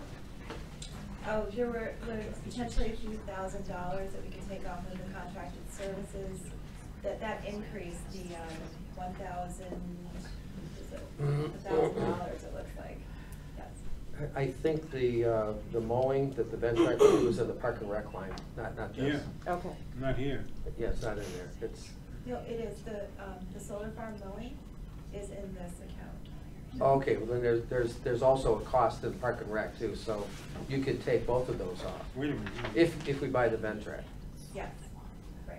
And that's The the cost of, $1,000? Daleen, I'm sorry, I don't follow what you're saying. What account is that in? 5313. Yeah. 5313, in the comments, it says there's an increase to that amount because of mowing at the solar farm. Okay, then you can take it off there. Not much, it's only $1,000. The comment certainly suggests it's 1,000, but do we know, is the amount $1,000? Is that what is in? I'm not looking at the software, I'm looking at the book. I know he only cut half of it last year in the fall, and it was $3,000. So maybe in this account, 5313, there's more than just $1,000 for solar farm loan. Well, if he said there's 1,000, then. It's only a comment off to the The right. increase is 1,000, but the cost might be greater. It could have had more in there, yeah. What was it last And year? then ultimately, it would be a reduction in the account. So do you want to make a motion on 3,000? So Bob, it was 3,000 for half of the solar farm? Just half, they only did half of it last fall. Is there a reason to only do half of it? What was that? What actually needs to be done there? They The only, whole, everything outside the fence of the solar farm, so it would be 6,000 then to do the whole thing? yeah. So make a motion to reduce that account by $5,000? I'll second it. Discussion. 240. And that is in. Not hearing any, all in favor of the motion to reduce Department 240 line item 5313 by $6,000. I said Jeez. 5,000. Oh, you said She 5,000. said 5,000. 5,000. please signify by saying aye. Aye. Opposed? Who seconded that? I'm sorry. I did. You did? Okay. Any further discussion on the line items within Department 240? I think we now, okay, so now we have to do the total, right? The revised total in 240. So it's the recommended amount of 2,131,118 less 38,000. Bob, I think it's 2,092,118. 93. 93, 118. What does that make the increase? What does that change it to? For that department, Mm-hmm. 1062, 1.062. Okay, thank you. What's the new amount? 2,093,118. Thank you. Okay, so do we have a motion to accept the new total? I'll make that motion. Second? Discussion. All those in favor, please signify by saying aye. Aye. Opposed? Nay. All right, we've been at it for about an hour and 45 minutes. Do folks want to take a 10-minute break? Sure. All right, Yes. 10-minute break. Let's see if we can get back here by 8:25. I guess a recess. Recess.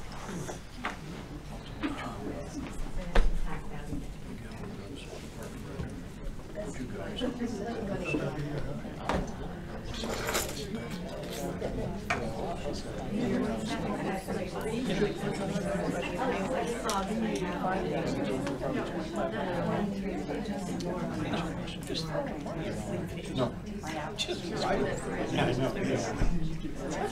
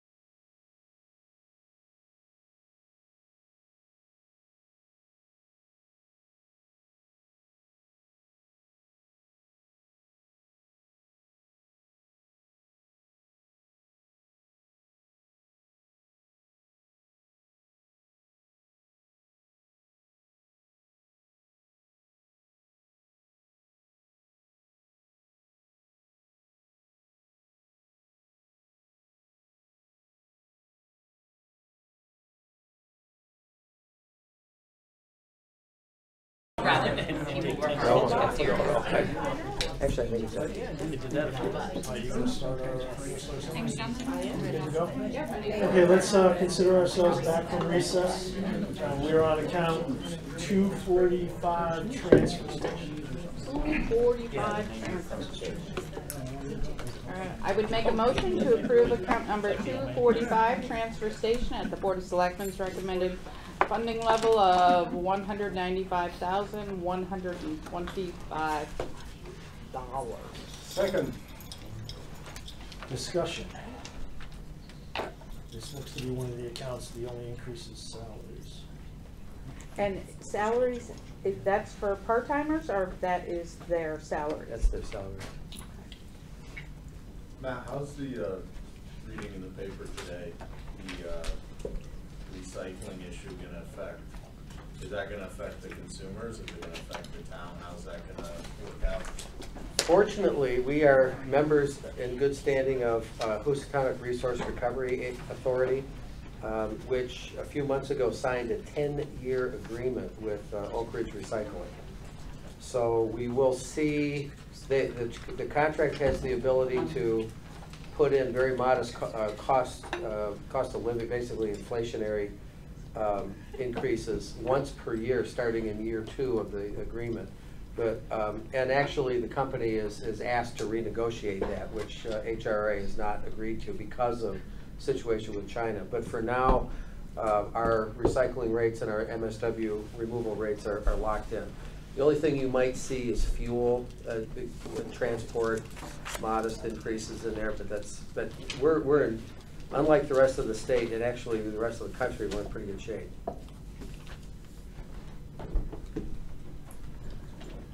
So the items that are under contracted service, would you say, do you think there's any wiggle room there? No. I mean, They're all right. they're That's for contracted. disposal of the debris. Yeah. Okay. We have to pay $88.10 a ton to haul the stuff out, and Bob, the salary line, which I know we typically are, or maybe this is another one. Is this salary a negotiated salary? Guys on White Street. So It's part of Public Works. yeah. it's an 8% increase. No, because I believe there's a part-time employee in there. They, during the last contract negotiations, they got the right to add a part-timer, which they haven't done in a while, but they really need the help, so I think that's where that's coming from. $10,000. Am I correct in that the transfer station is at a break even? About Yes. close. Okay, thank you.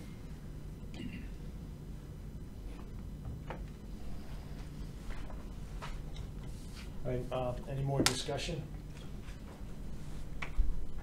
All those in favor of accepting the Board of Selectmen's recommendation to Department 245 transfer station in the amount of $195,125, please signify by saying aye. All right. Aye. Opposed? Nay. Nay. I would make a motion to approve account number 250, planning and zoning, at the Board of Selectmen's recommended funding level of $244,762. Second. Okay. Discussion. Their account went up 5,000, is that? Contracted services, Contracted. yeah, and that's probably not enough, because last year, in June of 18, Legal fees and all that. well, that's And- contracted services for, not so much, it's the plans have to be Right. reviewed by the engineers. And I think it was at 28,000, so she was over. And I think it's important to fund that, because that, in essence, leads to the next step of growing our grant list. So I think we would be foolish to do something like Bob, there must be revenue associated with this, right? They charge fees and things. Oh, yeah, yeah. Mhm. Is this break even too, or?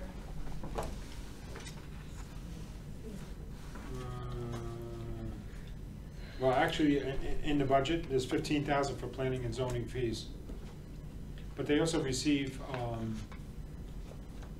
when a developer comes in to develop land, they get property as well. Open space. Open space, yeah. Or a payment in lieu of.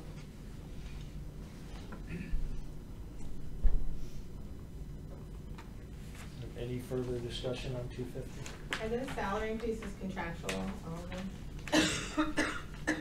Oh, the salaries what? Contractual, or just like contracts? Some are The and- director is not, she's classified, Okay. but the others are.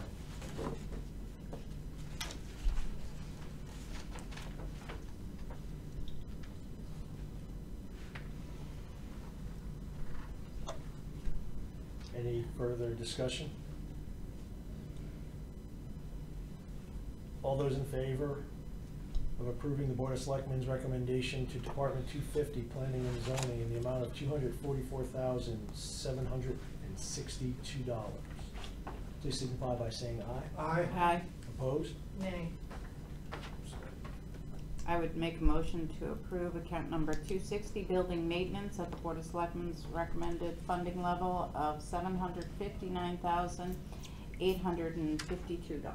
Second. Discussion? I just ask a question, it's talking about increased number of service contracts on additional services with new police station.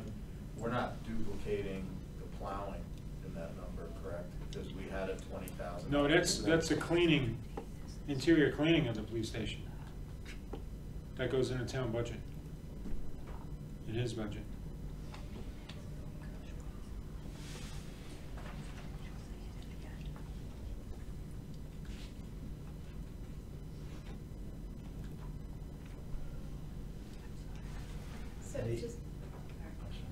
So just for my education, Bob, what is the contracted services 276 number?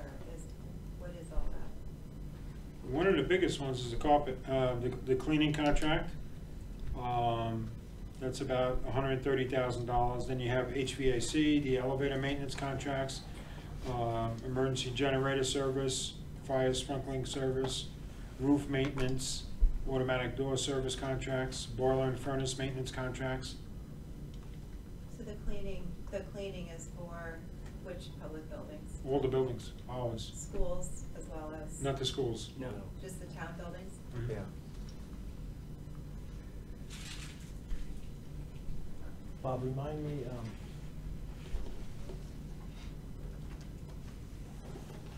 maintenance 5207, there's an increase of $21,800 for upgrades to doors in older buildings. Well, it's not only the doors, it's all the maintenance that they do in the buildings. That might have been something he was planning on doing in the coming fiscal year, but, I mean, it's purchasing electrical supplies, lumber, hardware, bolts, screws and other supplies, emergency generator repairs, repairs to the streetscape, hazardous material disposal. There's a whole slew of different items here that add up to that number. Because our descriptor just talks about, I'm assuming that this went to the increase. Need to make upgrades to doors in older buildings and cost of materials. You think that descriptor is just incomplete? Probably, yeah. I like that they put. Did he say anything in the narrative larger police to that station effect? quotes. No, it just says the same thing again.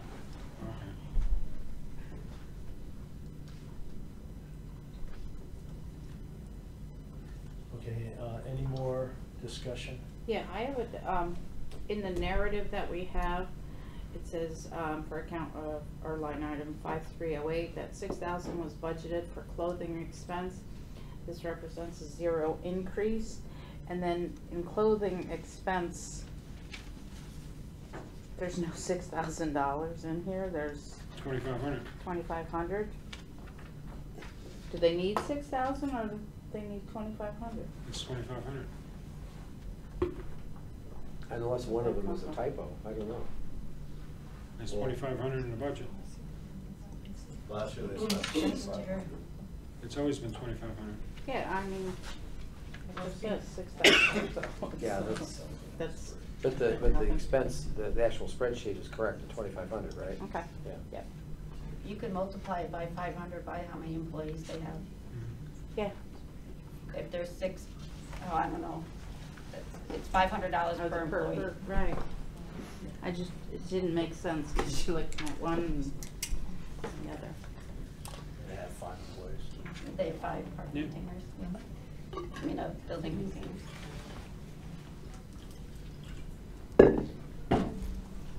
Any further discussion? Not hearing any.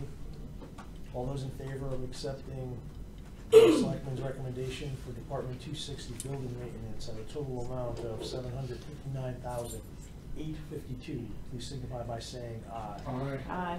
Opposed? Nay. Nay. I would make a motion to approve account number 270, tree warden, at the Board of Selectmen's recommended funding level of $100,400. Do you have a second? Second? Discussion? Did the selectmen cut any from the contracted service line? No. We added. You added, what was? We added $5,000 for additional vegetation management, shall we say. Vegetation. That's an Like Eversource that. term. Do we have more vegetation? We have trees that are aging and falling down, and there's been some pressure on that budget. It's actually gone over in recent years whenever there's a storm. The contractor we use is Steve, All Seasons Tree Care,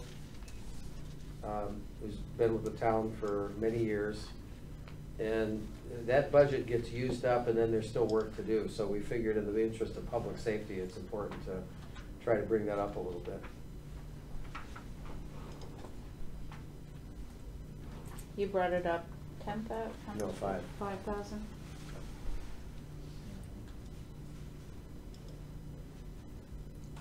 Well, what they recommended, what the department recommended was a $10,000 increase over the prior year. But we put another 5,000 on top of that, which is really based on utilization. Oh, yeah. We could double that. Is mileage paid at a flat rate, or are they keeping track of the actual mileage that they drive? Because I just see mileage, I see 2,000 actual, 2,000 budgeted. So how is that figured out, Bob? I don't know. I haven't seen his invoices. It's budgeted for $2,000 in the budget, so Yeah, he may get a flat $500 a quarter. I have no idea.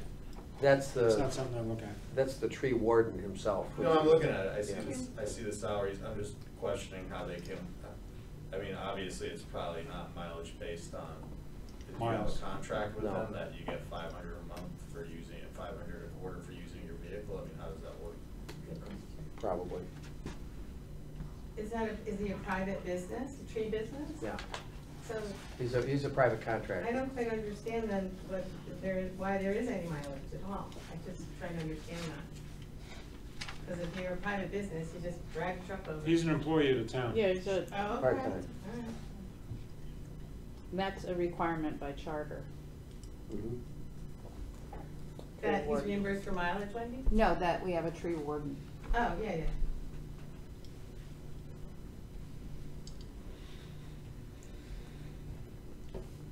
So Matt, this additional 5,000, what kind of impact is that gonna make? Is that just a one-year catch-up, or is that something we're gonna have to look at year in, year out? We don't know. We look at the utilization every year, and part of it depends on the weather, but there was a study that was released by DEEP, Department of Energy and Environmental Protection last year, that talked about, it was modeling what happens, what's likely to happen in, at certain hurricane levels. And what this study indicated was that there's a large population of trees that were planted within a certain period of time in the early to mid-20th century that are aging out. So you're seeing across the state, you know, gradual increases of these things coming down on houses and coming down in yards, threatening lines. The utilities have all upped their budgets to cut away trees that are threatening, but it's because of the past utilization, we just put that up a little bit. Mhm. And it's one of those things that if there's a storm and it goes over, then hopefully we get reimbursement from FEMA on that.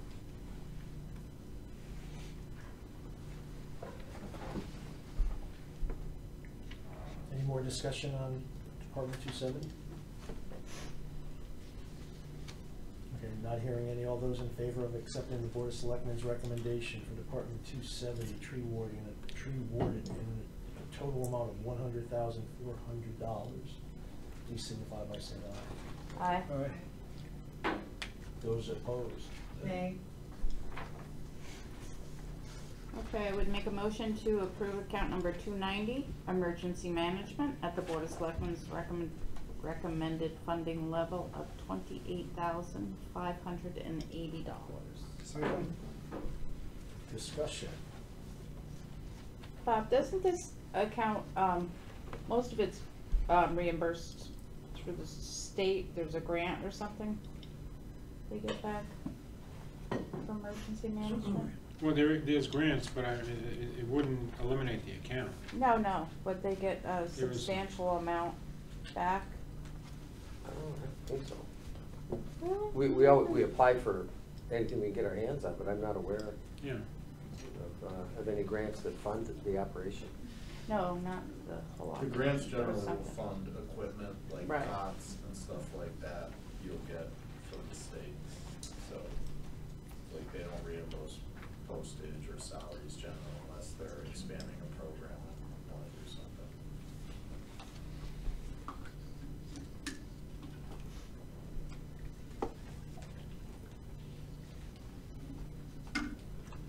So the town has been able to secure close to $500,000 in federal disaster aid funds, Oh, those reimbursements are- and grants and stuff. Well, like Those Mr. are Marco burst. Yeah, I mean, he those- was able to recover money. Those are FEMA recovery funds.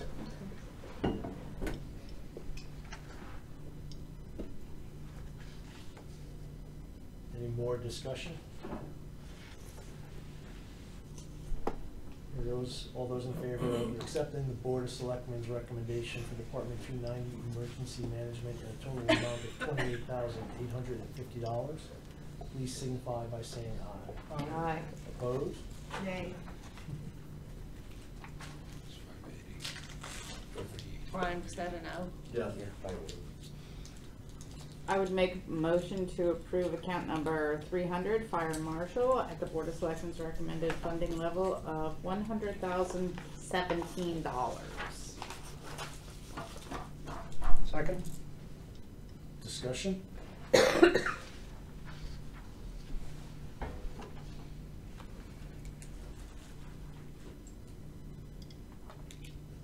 So his office expense and dues, they went up a little bit?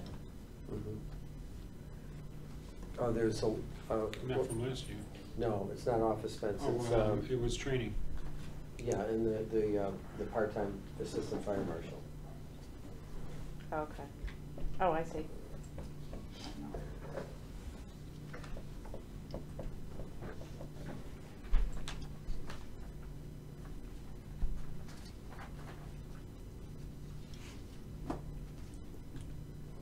Any further discussion? All right, all those in favor of accepting the Board of Selectmen's recommendation for Department 300 Fire Marshal? Aye. All those in favor signify by saying aye, please. Aye. Opposed? Nay. All right, I would make a motion to approve account number, excuse me, 310 Bethel Fire Department at the Board of Selectmen's recommended funding level of $182,900. Second. Discussion?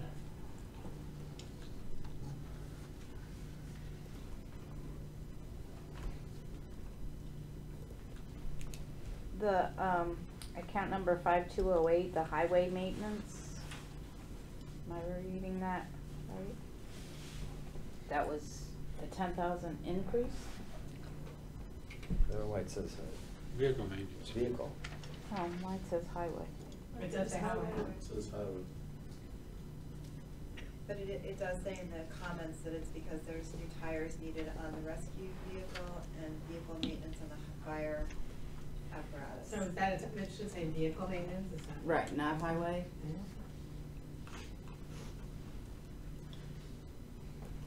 Vehicle.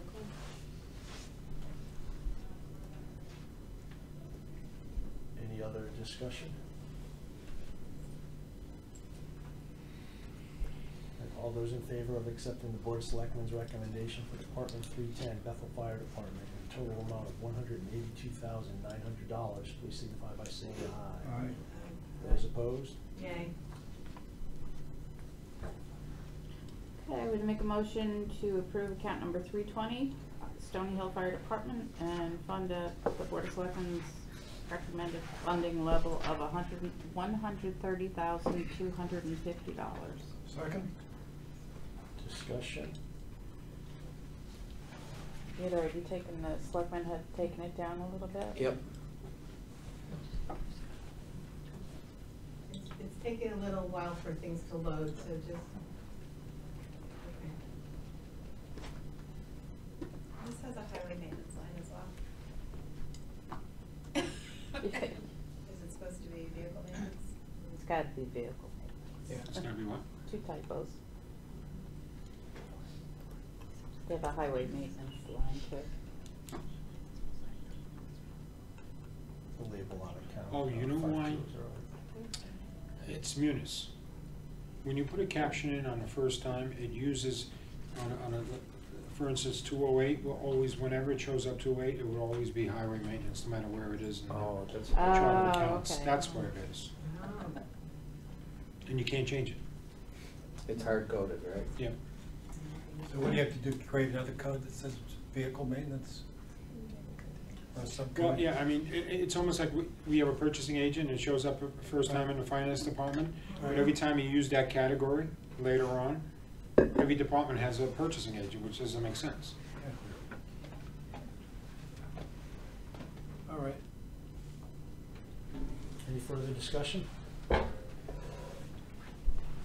All those in favor of accepting the Board of Selectmen's recommendation for Department 320 Stony Hill Fire Department in an amount of $130,250, please signify by saying aye. Aye. All those opposed? Nay. I'd make a motion to approve account number 330, Registrar of Voters, the Board of Selectmen's recommended funding level of $99,650. Second? Discussion?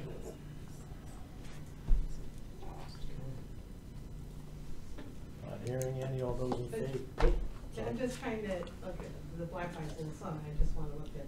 Sure, sorry. Yeah.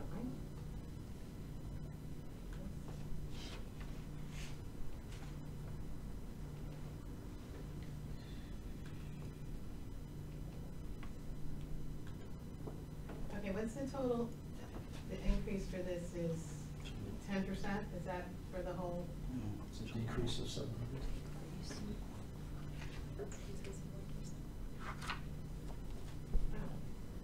Because the cost of administering elections went down 8%, the salaries went up 6%. So that's minus 1% inflation last year. Okay. Any more discussion? All those in favor of accepting the Board of Selectmen's recommendation for Department 330 Registrar of Voters in a total amount of $99,650, please signify by saying aye. Aye. All those opposed? Nay. I would make a motion to approve account number 340, Town Boards and Commissions, and at the Board of Selectmen's recommended funding level of $59,250. Second? Discussion.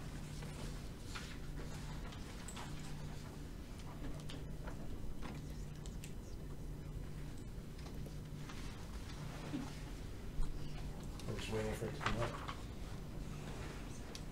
And that went up a little bit, because we need to find for the charter revision. Yep.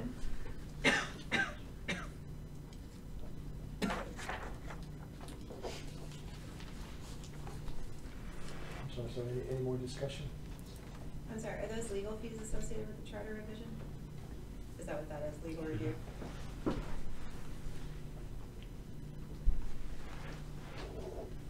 So what would be the ad hoc committees? You have charter revision, that's legal, and then the ad hoc committees, what's that? What are the expenses for the ad hoc committee? 150 if they have. Things, if they have, if they need a recording secretary, filing the notices, Okay, legal it's a notices. small amount, but it, Legals. yeah, okay. Yeah. I hear you.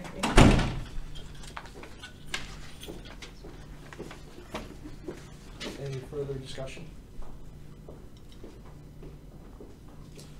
All those in favor of accepting the Board of Selectmen's recommendation for Department 340, boards and commissions, in a total amount of $59,250, please signify by saying aye. Aye. Aye. Opposed? Nay.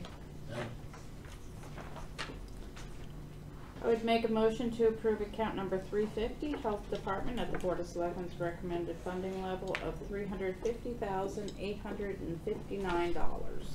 Second? Discussion.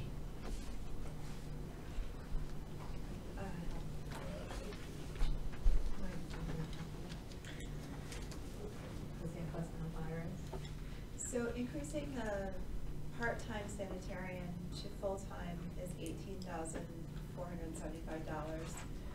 But then that person also receives town benefits, right?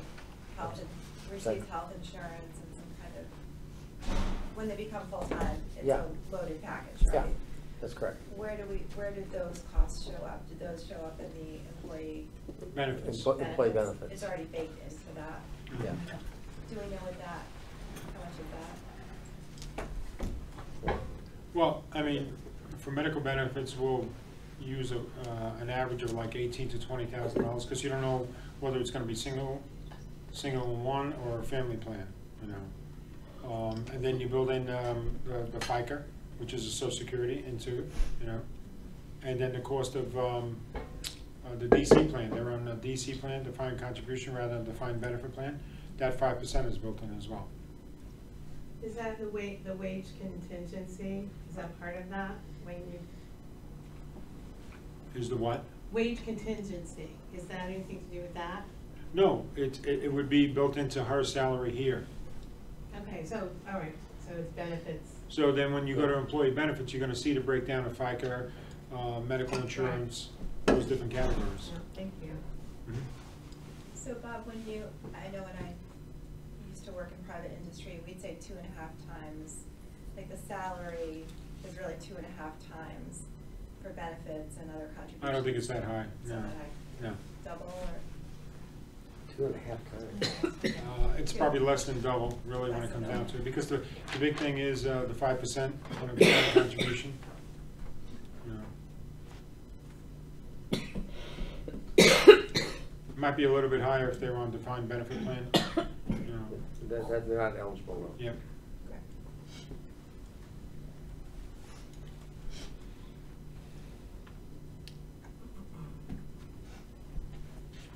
Any further discussion?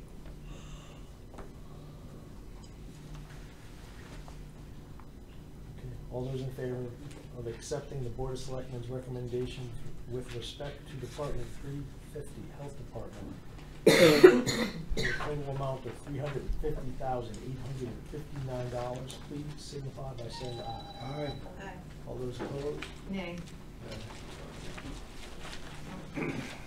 I would make a motion to approve account number 380, Parks and Recreation. Oh, your sweetheart. Thank you. Take a couple. 60. 360. 360, you jumped. Oh, I skipped over the police department, sorry. Apologize. Blood sugar was low. Yes. Okay, starting over. I would make a motion to approve account number 360, Police Department, at the Board of Selectmen's recommended funding level of $759,263. Second? Discussion. Bob, you had talked about the overtime and how. Yeah, I'm handling this schedule. I went back for the last 3 years, 18, 17, and 16. You can see the salaries, and then the OT, and the total of the two.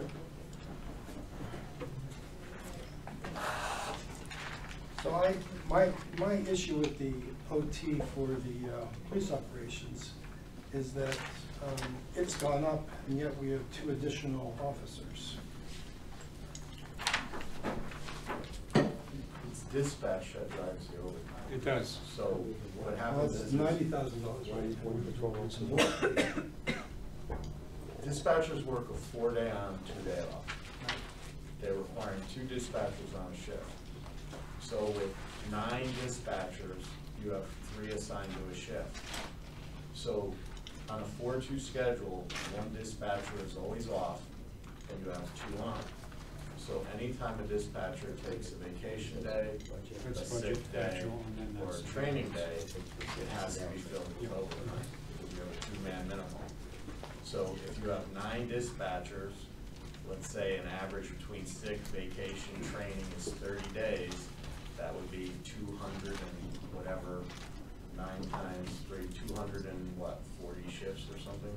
No, more than that. What's that? 270 shifts of overtime. So that's how you get that expense for dispatch overtime. And if a dispatcher doesn't want to take the overtime, then a police officer has to fill the overtime, I believe. So if you have 200 and, roughly 270 days, give or take 20 of built-in overtime. So the dispatchers would get, 1.5 times when they fill in OT? Yeah, overtime's paid overtime. So if you have 9 dispatchers, and let's just say average of 2 weeks vacation, say 2 weeks sick time, although I don't think it takes 2 weeks sick time a year, but we'll grant that, and a couple weeks of training. So it'd be around 6 weeks by times 9 I figured dispatchers. 30 shifts. So it's about 54 weeks of time, which would require overtime by dispatchers. Which, if you look at the 90,000 figure, that's about overtime, let's just say $40 an hour would be overtime, $25 plus 12.5, so it's round up to $40 overtime. So that comes up to about 56 weeks. So the math I came up with before is about 54 weeks needed for the 9 dispatchers with 6 weeks out. And the $90,000 covers that, a little bit extra, covers 56 weeks. So what I'm looking at is, fine, that's good with the dispatchers. Why the increase in the police operations? Police operations went up $17,000 from 198 to 215. Well, again, on any overtime rate, if someone gets, I'm just using round numbers because it's easy, if you get a 3% raise, right? So let's say on $100 an hour, which no one's getting, a 3% raise would be $3, right? Time and a half of $3 is an additional $4.50 per hour the person works on overtime. So you have to take that into account. Sure. Police operations goes for overtime for patrol and supervision, overtime for criminal investigations, et cetera, et cetera. Right. So I appreciate if we need overtime, but overtime for police operations would really be dependent on a increase in that need, criminal investigations, law Well, and enforcement, salary, et cetera. I mean, salary's part of it. And then, I think there were statistics presented, there were some increases there, but we also increased by 2 police officers. So I'm still puzzled why, with increased personnel, we still have such an increase in overtime. And to Robert's point, it wasn't in the 2000 and, it was a couple of years ago that they asked and received 2 dispatchers, additional dispatchers. And I thought that was going to somehow. I think it was one. Alleviate the overtime. Okay, whether it was It was one, one, yeah. ultimately they asked for 2, so there was 1. Yeah, correct. Can't alleviate it. It's impossible to alleviate overtime. I don't alleviate it, I just. No, what I'm saying is with dispatch, you have 9 dispatchers that have to fill 3 shifts. They work a 4-2 schedule. It is impossible not to have the overtime when someone takes the day off. It's impossible not with a 2-person minimum. It just, it's. You bake that in. I mean, that's. What I'm saying, just. So it's arguing that part. I'm just saying, graph it out, Yeah. it's there. So it's 200 or whatever days you gotta deal with. My question was on salaries, Bob, is there normally money left to cover some of the overtime expenses of the PD? Like if an officer's out on workers' comp, the town gets that money paid by So there insurance. was in 17 and 16, but there wasn't in 18, if you look at that. The first column is the budgeted amount, second column is the actual dollars that we spent, and the third is the variance. So in 18, we had $43,000 debt. We spend more money than the budget on salaries, and we spent $71,000 more on OT. But in 17 and 16, we spent less on salaries. Now, was part of the reasons though we spent more on salaries than budgeted because we increased the police officer? Wasn't that the year that we had 1 police officer, but we also increased the staffing of the midnight shift to 2 people? Oh, that's right, we did. So, what I'm trying to say is in salaries, most years except that year, when we added people, there's somewhat of a cushion. I'm not saying you could absorb the full overtime increase, but, you know, in 2016, we were under 97,000 on what we budgeted for salaries. Right. In 2017, we were $96,000 under what we budgeted for salary. Even if you took half of that at 45,000, it's a safe bet that we could reduce overtime by 45,000. But if you look at the amount of overtime that was over in those 2 years. I'm not saying it's gonna eliminate it all. Yeah. What I'm saying is what we budget for, right? Or you don't see where I'm kinda going with it. Well, I mean, first of all, the salaries are contractual, so you can't touch those, right? But no, you could. But what Brian's saying is, at least what I think. Not he's every saying- officer's at top step, Right. right? So Yeah. we'll have 5 officers. So there is gonna be, and there will be some workers' comp in there too. So what do you think is a safe number that the salaries, do you think 40,000, what we budget, do you think will come in 40,000 under just on salary line? I'm not talking about overtime. I'm talking about just on salaries. You know, I wouldn't wanna say what number, only because last year we were over by 43. But that- 2 prior years, we were under, and we were under substantially, so you could probably make your case. But I don't know if you can do it, you know, in 18 when we added the dispatcher and also, I don't think it includes dispatchers, but it includes, the overtime includes the dispatchers and the regular uniformed police. But I just remember that year in 2018, we hired a new officer in, was it July? Because remember we had talked about splitting it, we thought if we had done it 6 months later, it would be less of an After impact. cost, yep. So, again, I'm just trying to find a way to bring the overtime costs down without obviously, you know, I understand we have to pay it, it's just what do we pay it? Do we budget for something that we know we're gonna be over on another line where we can make that transfer? That's all I'm trying to say, that's my point. If we're gonna be under, if we know we have 6 officers at first step and they're making 20,000 less than a top step officer, then we know we're gonna be under by that amount in the salary line. We don't have to worry about it and we could reduce our overtime. You know, I'm not saying by the full amount, but you could reduce it comfortably, right? Maybe by 25. Well, that's kind of, I hear where you're going, Brian. My recollection of the discussion, is there about 305 in overtime? Yes. Yeah. I thought Yeah. the chief and the captain thought they could take it down by about 25. So if we want an amended I'd like motion. Oh, we made amended? I'll offer an amendment to reduce the 305 by $25,000 to 280. You're gonna have to help me through here, by the way. It's account It's 5105. It's 107. Department 360, 5101. 07. Mine says me. Oh, you have all the detail? Oh, okay. Oh, there's no problem.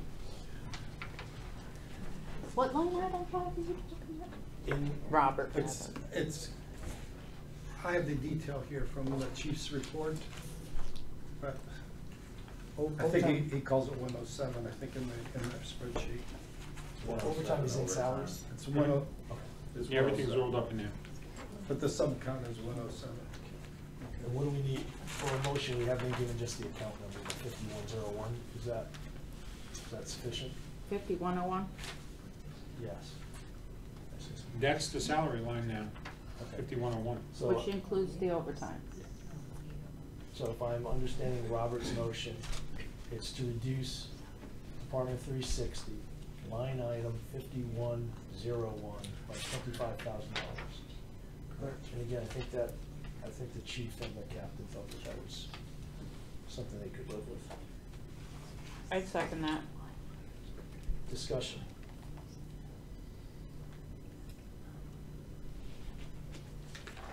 We're not hearing any.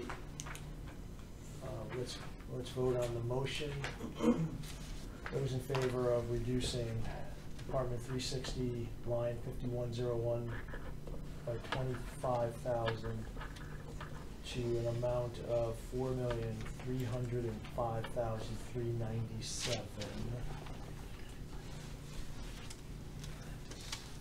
Signify by saying aye. Aye. Those opposed? Okay. Any other changes or any more discussion on Department 360? If not, we have to go then to the total. Is contracted services, what is that, generally? I don't remember. It should be in the narrative. There's Let me look just for see. the one that says police detail. Right, let me just see if I can get there within the next half an hour on this little line. Meanwhile, All right, so I'd like to ask a question on the vehicles of you, Matt. Yeah. I know we took the request from Ford down to 3 vehicles. Correct. And the vehicles were just under 30,000. Correct. And then there were some additional charges, I think, vehicle changeover, $5,700 a chart. Yeah. And then there were all these other charges, which I assume would be based on 4 vehicles, you know, light bars was needed because they only had 3 versus 4.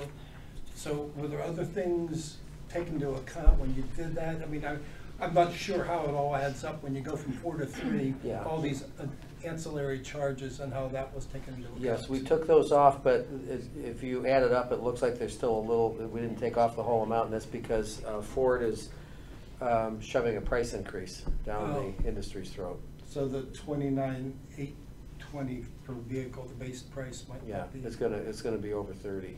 Okay. They're 32, 33, something like that. For the 3 remaining vehicles? Yeah. Okay. We might get lucky, and there might still be some 2019s in stock that you can get on the state bid, but they're probably not.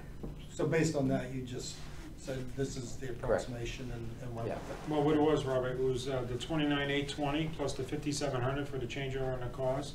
So that's 35,520, and then they used a flat 35,000.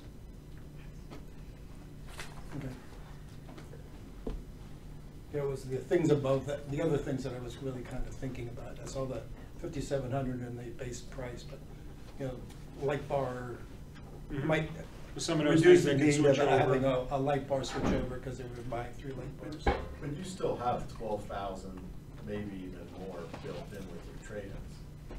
I mean, you're trading those vehicles in that you're Mhm. replacing. So you're not seeing that in the line. So if they're trading in 3 vehicles, let's say the minimum you're gonna get is 3,000 on a trade unless they're like incredibly old. You know, And so that- sometimes we take the vehicle too, the town. Right. Yeah, we'll keep it. You know, we use it for the health department, you know, an extra car. So have you decided what For you're tra- doing with these vehicles yet? No, no, Hmm? no. No.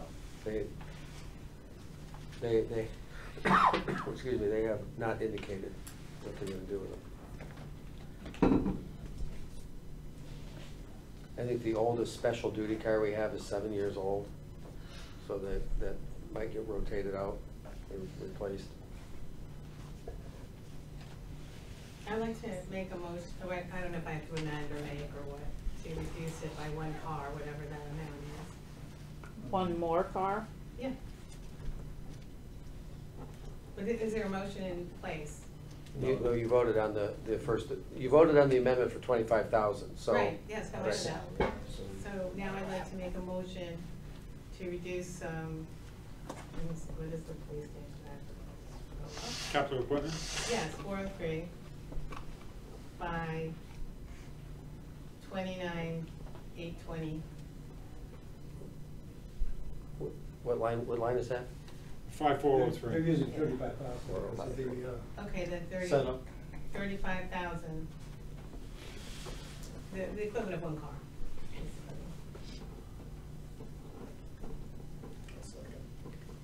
So 35,000. Yes, please.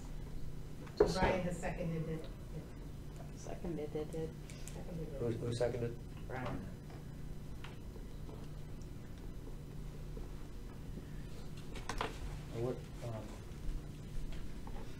What does that do to the force? Are the chief and the captain seem to suggest they really needed 4, but they could get by with 3? Or they would prefer 4, and then they get by with 3. What does 2 do to them? Right, well, they provided a kind of a rotation of 5 years per vehicle. So with 20 vehicles, more or less, they're saying every year they need 4 vehicles to go into that replacement. So, what's it gonna mean, instead of 5 years, they go 6 years on a vehicle? and do we end up needing to buy 4 or 5 next year? I don't know, I'm just Yeah, that's,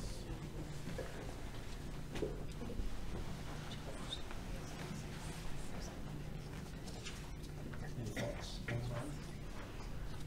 Well, it throws off our schedule, and eventually we'll have to catch up on more.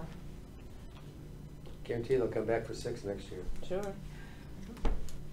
I mean, the highway department, we had to cut back on their equipment request.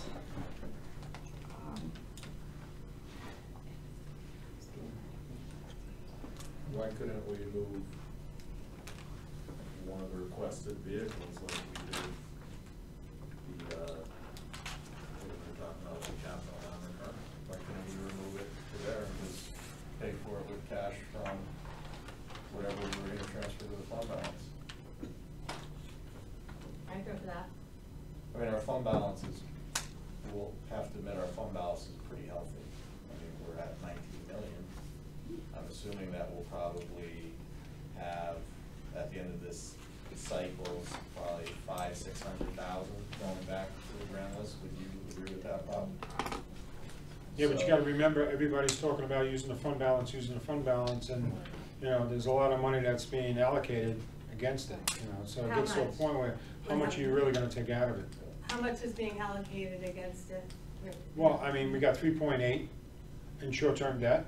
We got 1.1 from this year in capital purchases that we haven't allocated to that, but there's an intention to do that.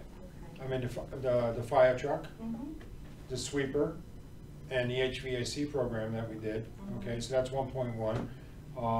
And then you got debt service that you gotta pay for. I mean, it adds up. Sure, I know that. Well, it's a pretty short discussion, right? We have more short-term debt than we have available fund balance to spread around.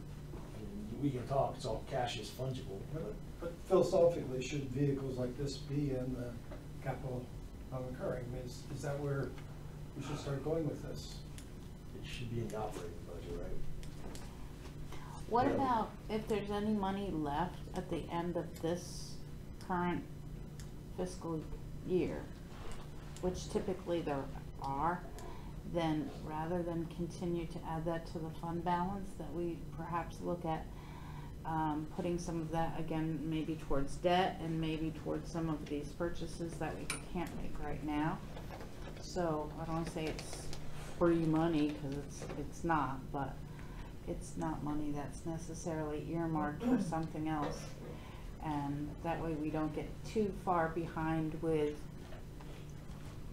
you know, their vehicles. I mean, they're gonna need vehicles. Okay, can I amend my motion? Then I'll make a motion to reduce 35,000 from the bottom line. Can I not do that? I have to do it from a specific account? Okay. One of the issues you're gonna have with vehicles, and this is the unknown question right now with Ford, Ford is changing the body style this year. What they have not told any police department is whether our current equipment is gonna fit the new body style. That's the issue we're having. That's the issue all of us are having with the new Fords is, are our cages gonna fit? Is, you know, the lights most likely, the light bar's gonna fit, that's pretty standard. But even the change with the lights and, you know, simple things create issues, so it's just something to consider that, you know, equipment replacement on these cruisers isn't as simple as you think. To change the body style, the cage you use might not work. You know, it's just food for thought, so. They wouldn't have like a police package? I'm sorry to interrupt you. They So, wouldn't come that way? What it is right now, the Ford utility vehicles are basically like an Interceptor package. They're going to a bigger utility. It's gonna be in between, you know, their larger vehicle and what we have now. So the question is they're getting out of the sedans. So all the sedans that they have, all that equipment's gonna be obsolete, not gonna be transferable over anymore because no one's using it, right? Because Ford's not gonna produce those vehicles anymore. So anytime you see a sedan on the road, when that's decommissioned, that equipment, with the exception of the light bar, will probably still be transferable, but your cage, you know, some of the lighting equipment is just not gonna be transferable. So no one really knows what the net is gonna be until Ford puts the vehicle out. Just for the record, they haven't been buying sedans for the last few years. They've been using Explorers, which I think you guys do too, right? We still have some sedans. They've gone the last 2 years all Explorers. So they're hoping that the front end kits are still the same on the new model, but they don't know yet. Just a comment that I remember the fleet maintenance went up a little bit. It's hard to stock parts that are compatible. One reason is because there was a Chevy put into the mix, and this is just a comment. I just think we should stick to a brand that will make it easier to keep costs down on parts inventory. So where are we as, you have a Well, motion? I'm gonna keep my motion for, to reduce it by 35,000 and that line for 3.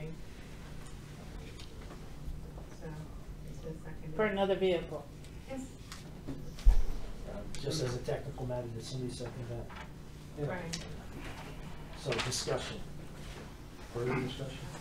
I would consider definitely, Cynthia, you'll be shocked. I'm waiting. I know, consider you know, supporting that, not that I want to, but if we kind of make that pledge to each other that if there's any monies that can fund some.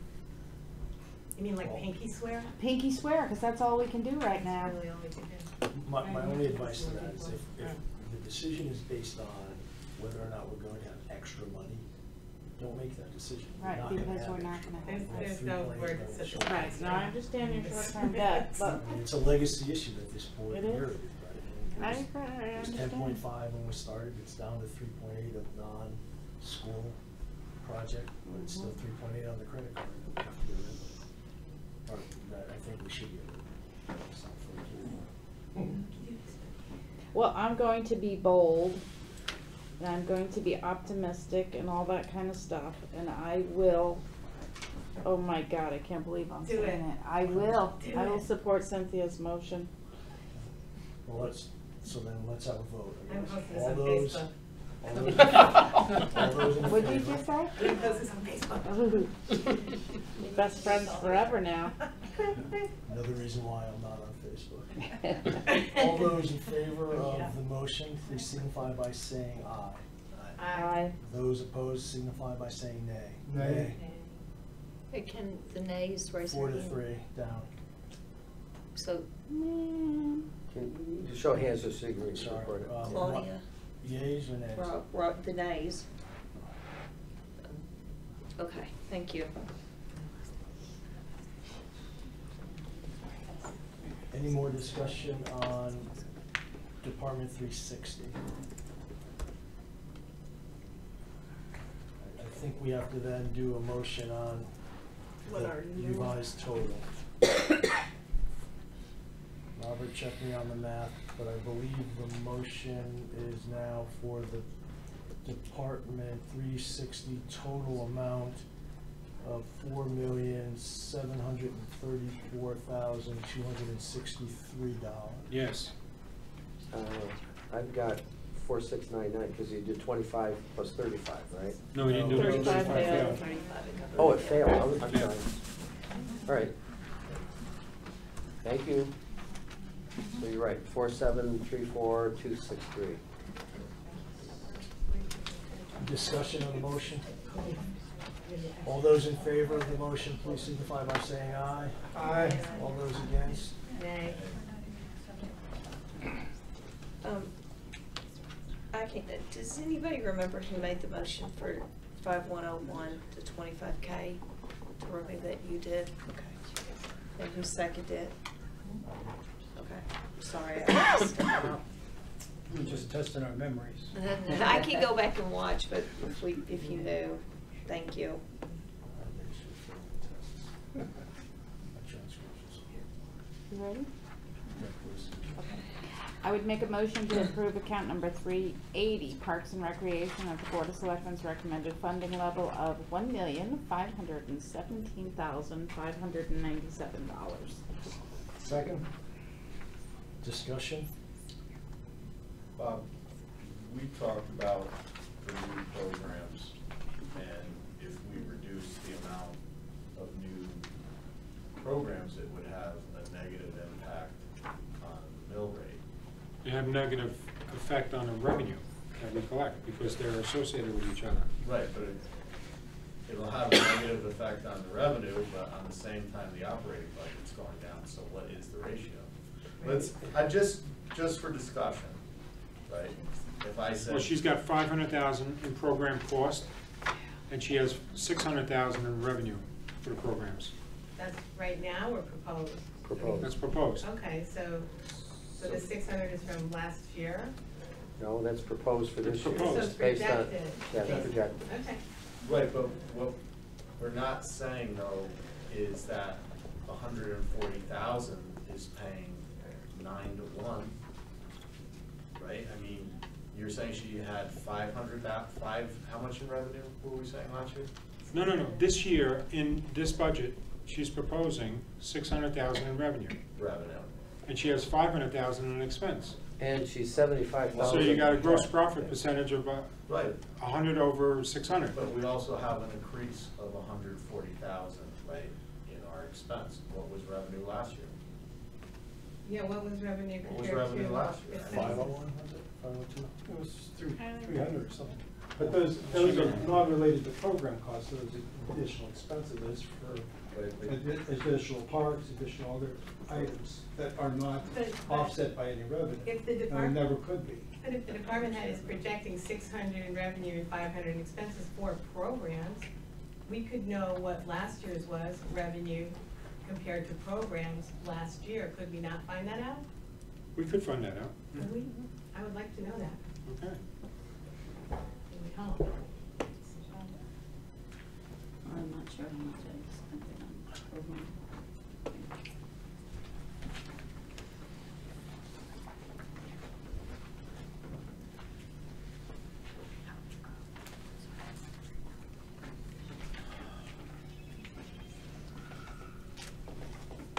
Was this the account that had the, Shailene, what you were talking about? the mowing or something from the, I think that actually was part of the capital non-recurring. oh, okay. I think that there might be, is there detail in here? She did a whole presentation on No, that. I know that, you were talking about, I'm tired now, so. I think that was in, capital non-recurring. Okay.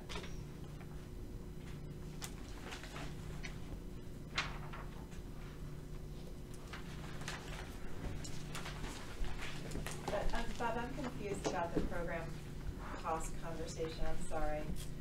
I guess it is late. So 2018 actuals were 565, 506.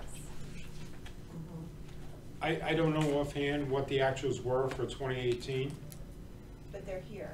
Okay, I'm not looking at that. Oh, okay. I'm on a totally different spreadsheet. I'm Yeah, not the looking at revenue. OpenGov right now. Trying to figure So if out. that's what it says, okay. That's what it does say for expenses. All right. So then, but, so my understanding when we talked about expenses when Eileen was here and revenues when Eileen was here, that for 2018 it was 500 and change, and that for 2018 she made 600 and change, so it was 100,000 net income is what we had talked about. Did I misunderstand that? Is that how much you brought in on that one? I don't believe I brought in 600 last year, but it probably was, it was about as much as I spent in programs or more. So it was a So- break even at least? Right, and then I'm anticipating that that would be for the year ending in 2018, 17. So this year, presently, we are 110 above what we were at this time. So I'm anticipating that we should be close to 600,000 this year. And that's why I put 600,000 in for next year's estimated income. And the programs always are between like 500 and 550,000. I have 502 this year. You know, some programs make more money than others, some lose money, some don't. We get more money for rentals, you know, it's always been that revenue is what it is and our budget is 1.5 million. So I look at it, if I take 600,000 in my budget, if I take money in at 600,000, it brings my budget, my overall bottom line budget under $1 million. And I'm providing services with that and still trying to keep, and making money to help the revenue side of the town and provide services, huge services. Field maintenance, field lining, park maintenance, cleaning toilets, removing snow from sidewalks, repairing sidewalks, or, you know, whatever is in the park, so. Just discussing this, the 380. This is just a question, and maybe Matt could answer this. What is the policy, like for instance, when minimum wage changes, or how does that work when you're, this is a general question about hourly wages. How does that work? We have to pay it. Right. Yeah, so- if the state or the federal government changes the minimum, then Right. on the date that becomes effective, we have to change the And wages. so would that be an adjustment at the end, like the budget, at the end of the budget year, of this financial fiscal year? And then it would have to be included in the next budget. I'm just trying to understand, it would be from that moment that it was changed. Yeah. I don't, did you program in a change in minimum I wage? did not for this year because at the time there was no discussion about changing it Yeah. to the $12 that it was on the original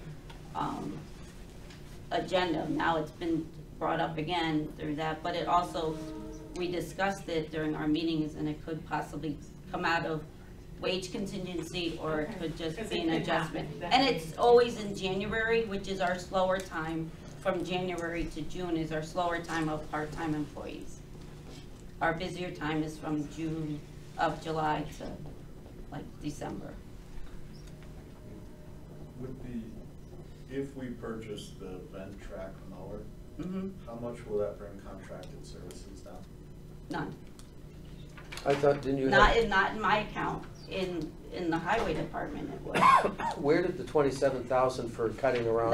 That's how much it cost the Board of Ed and us this Oh. present year Okay. to do it. So if we had to do it again, in some time in the next year and a half. That would it be in 460 then? It would be in, well, it would probably be in either one of our accounts, but if we had to do that again, Yeah, it would cost $27,000, where this machine is Okay. $28,000, and it could do that twice a year and keep it nice and mowed on a regular basis.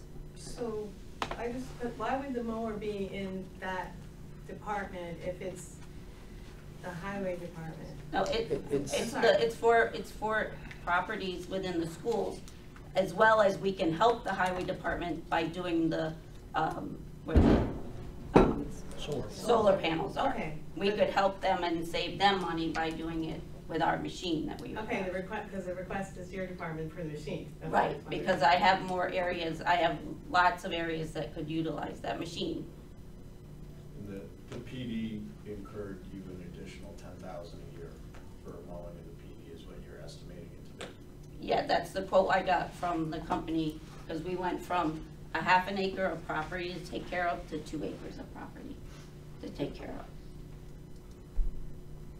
And also just the 20,000 that's in there for contracted services and highway for snow removal, it includes the sidewalks. Not just the parking lot mowing, plowing. It includes all the mowing too, right? sidewalks. And mowing, No, mowing is in my budget. that's what, yeah, that's what I Yeah, meant. Right. the snow removal is in the highway department budget. Eileen, one more question on the trucks, and I want to go back to programs. On the cutting machine, the work that's going to be done to that machine, in the prior year, it cost $27,000 in total. To do one area in the school complex, That- which this machine could do multiple areas in the complex. And what was the breakout between Board of Ed and Highway for that work?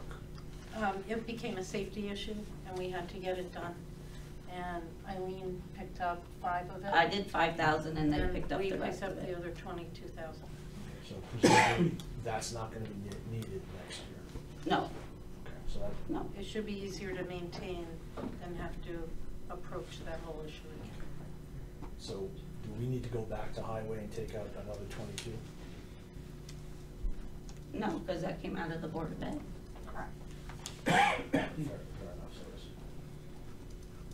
so this was Park and Rec was Can't, five. I can't double dip on them. It's good try now. That's Park and Rec was 5,000 and Board of Ed was 22. Right. Sorry, you said that. Okay, question on programs. My understanding kind of conceptually is that when you put a program in place, it pays for itself.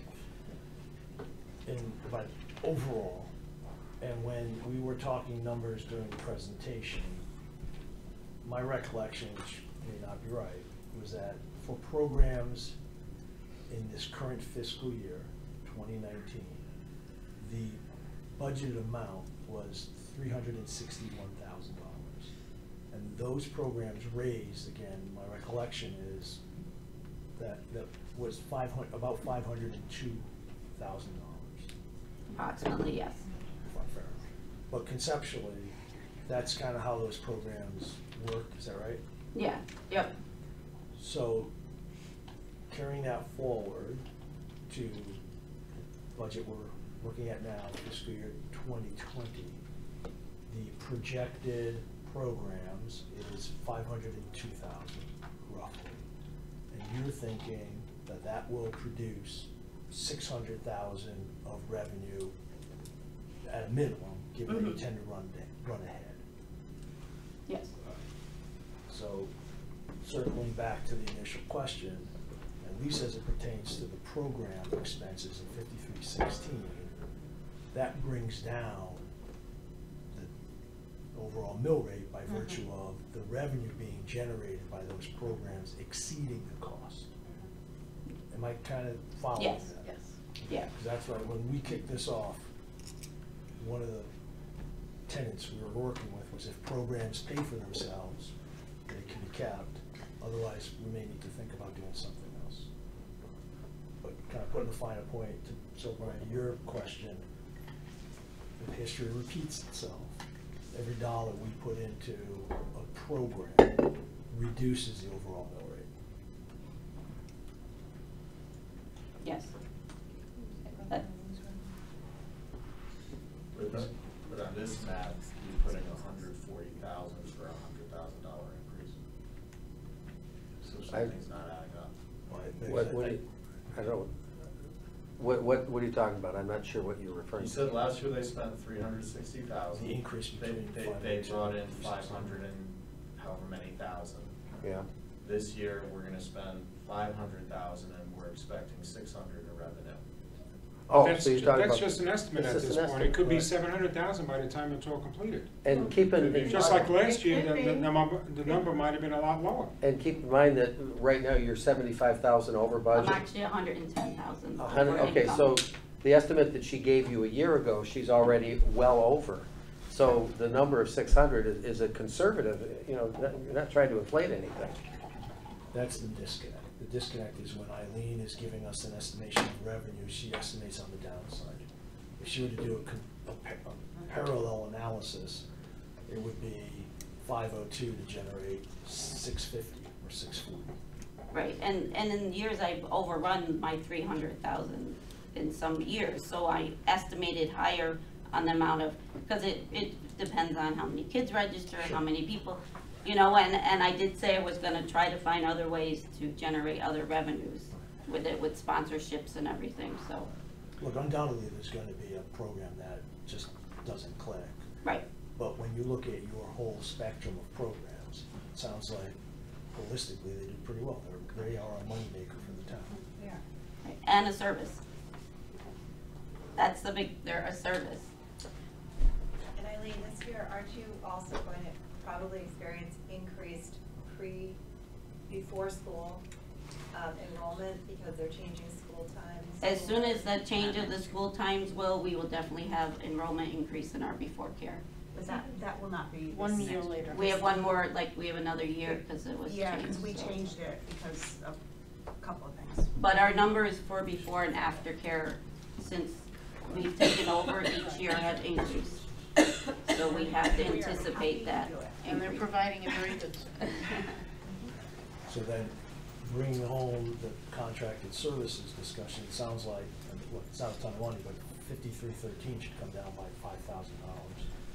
Because that's the money that Ventrex is going to save you from what you did this year. I guess. If that's how you're looking at it. That's how I look at it. I don't know about the other folks. Sure. But the only Well, thing. you can look at it, but it's also, Or- it has to be approved, the mower, not that I'm saying it. Or it should come out of the other, You're the, speculating. my, account, that has the tree work in it, what's the, park work and field work, what's that account number? Park Sorry, maintenance, no, Contracted? Park and maintenance repairs, you have the field repairs and stuff. yeah, that one. park maintenance. Because the contracted services are the lease, the contract to have, someone do the police station, those are pretty solid numbers. The 5,000 would come out of, This is back. Park maintenance, All right, then I would amend 1.5. art maintenance and repairs. 380, 315. 315, park maintenance and repairs, reduction of $5,000. Is there a second? Second. Discussion? So all those in favor of the motion to reduce in Department 380, line item 5315, park maintenance and repair, by $5,000. Can we make that contingent on getting the Ventrex machine? It'd be nice, but I don't think we were allowed to do it that way. All right, sorry to interrupt. That's a good question. I think I was done, all right? Yeah. Bring it down by $5,000 to a total of 45,000. All those in favor signify by saying aye. All right. Aye. Opposed? Any other discussion on parking? Nobody was opposed. No. Any other discussion on Park and Rec? And I apologize for missing your presentation. I had to pick the number up. Just equipment maintenance. Maybe it's just wrong on my thing. I'm showing that it's cost of supplies, fertilizers. I have that on my equipment maintenance line. So I'm just kind of asking, like, because we went up almost 48%, it says, in that line.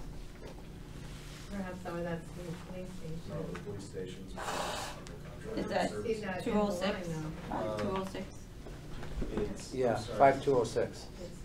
It's because I reviewed the past 2 years of my expenditures in that account, and I was running over because of requests for certain things to be done, but also, again, the police station to fertilize it, like we presently do, we went from a half an acre to 2 acres of property that has to be fertilized and maintained and get the grass to stay green and everything. We've increased that also to do our Rubino property that's out in Old Hollyville Road. So those are increases there. There's also paint supplies and supplies for parks, and that all adds up as you go through the request to have fields lined during tournaments, to have them lined, some days we only line fields once. When there's tournaments, they're lined 4 or 5 or 6 times a day. If there's quite a few varsity baseball, football games, and that all gets lined, and that's all supplies that we have to provide. But to Brian's point, what was the increase? I mean, was the police station a significant increase? Because it is 48%, so I mean, I can tell what you do with that, what that comprises, but that's a really big jump, and so can you point out 1 or 2 things that made it jump like that? I would say that it's probably at least 6,000 or more for the fertilizing for those 2 properties. Okay.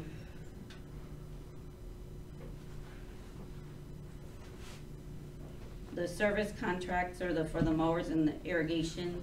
Irrigation costs us about, it used to cost us like $1,000. Now the school complex have older irrigation heads and everything, so we have to replace those. That's about $3,000. Plumbing is, I have a plumber comes and opens up the track bathrooms and the snack shed at $1,200 each time and closes, so that's $2,400. So, and then any extra cleaning of the emptying of the dumpsters or porta potties can range from $85 to $200 each time I have to get them emptied or cleaned above what we have. Okay, So. and the other question is, in contracted services, there's, hold on, the contracting out the police station mowing, and then that lines up 11%. And I'm just not getting with the addition, I'm not getting that delta between 80, the base, and the adjustment. It doesn't, Why it doesn't, like you mentioned, but it wasn't $9,000 here and whatever, so I'm just looking for like a total, the increases, because it's not adding up to the difference between 83,566 and 123,629. what's that, 83? Well, I'm just looking at the base, what it says for that line. Darlene, that was your last year's. What's 83 and it's one, Yeah. 123. Right, so 123, I'm just so- looking for that delta. I heard you say some things that it cost, I don't know, maybe 20,000, all what you just mentioned. So I'm just trying to wrap my head around. It just seems like a big jump.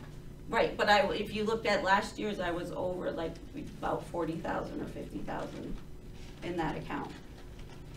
Okay, and wouldn't some of, then this is the other line, the contracted services, wouldn't some of that, again, based on the Ventrac mower, you would not be contracting out the police station or the train station anymore, is that correct? Well, this train station was moved, right?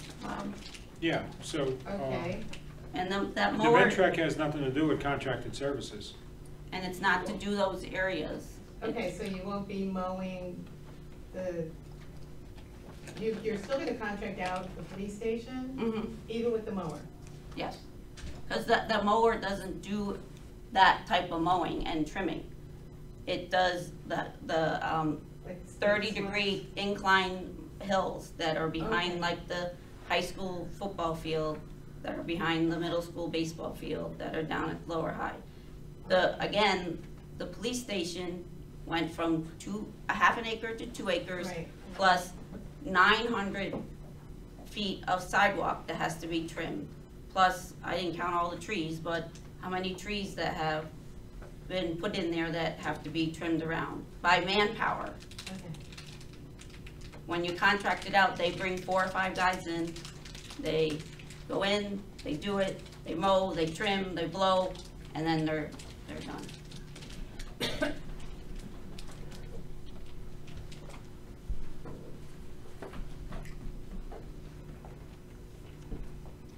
So we have to approve the Yeah, la- any more, amount? yes, any more discussion on the Park and Rec, Department 380? Okay, not hearing any, I guess the motion is for the, I'm sorry, are we good? $1,502,597. Yeah, just one minute. Yeah, sure. I'm just gonna take 5,000 off the total, so far. Just a fund, yeah, 1,512,597.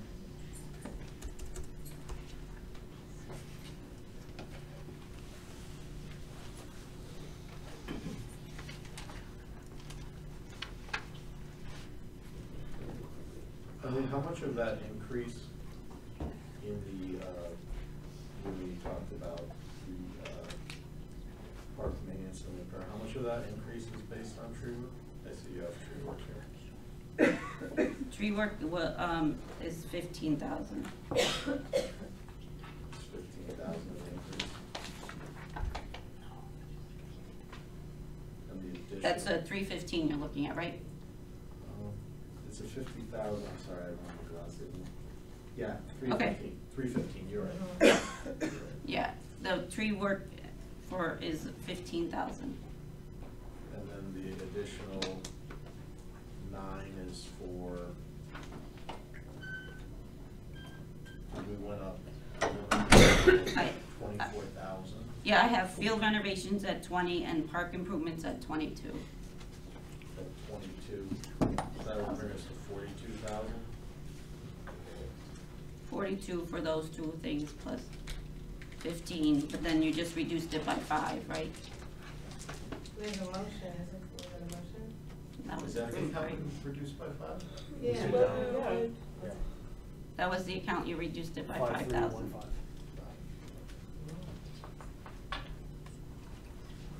That's right, because he said it's a cut, so. So the tree work, and just to understand, because I remember you doing presentations in the past, and the tree work, this is not tree warden type work, are these smaller types of? Well, these are smaller trees, these are trees that are around the ponds, they're the trees that are in the complex that are around. That would not merit the Right. tree warden, is that what you mean? Well, I mean, I call the tree warden and have them look at them, but then I get them cut and it gets charged to my account. Because they're not on the streets or whatever, so they're in the complex or at the parks. The tree account, correct me if I'm wrong, is just for the road. So if there's a tree over a road, is what the tree It's related to roads and everything, so if a tree, if I need to cut the trees, I the got it, pine on the trees property. around the tennis courts, Got then it. I have to pay for it. Got it.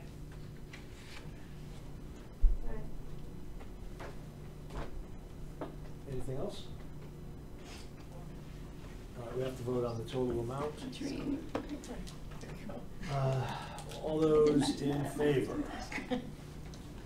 of the new total for Department 380 being reduced by 5,000, so the new total being $1,512,597.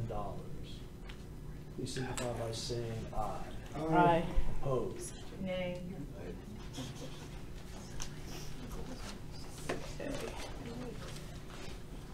Next one's easy. I would make a motion to approve account number 390, employee benefits, and the Board of Selectmen's recommended funding level of $6,192,677. Second? Discussion.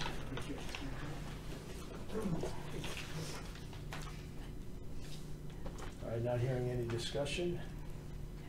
All those in favor of accepting the Board of Selectmen's recommendation for Department 390 employee benefits in a total amount of $6,192,677, please signify by saying aye. Aye. Aye. Opposed? Unanimous.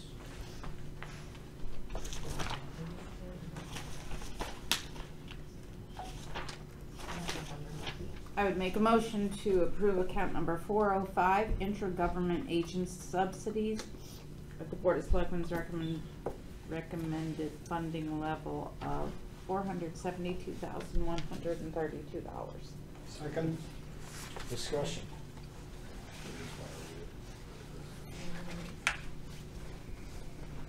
This is where we moved the 20,000 that used to be, did we move that there?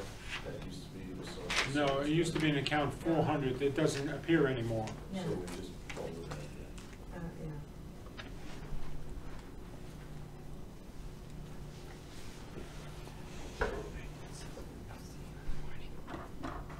So what's, just remind me what the increase is from this, 28,000? Somebody? Biggest thing is 25,000 to the paramedic intercept program, Okay. because, based on history. But, and so that wasn't in any other account, that was in this account? I mean, that didn't show up anywhere else, No. okay.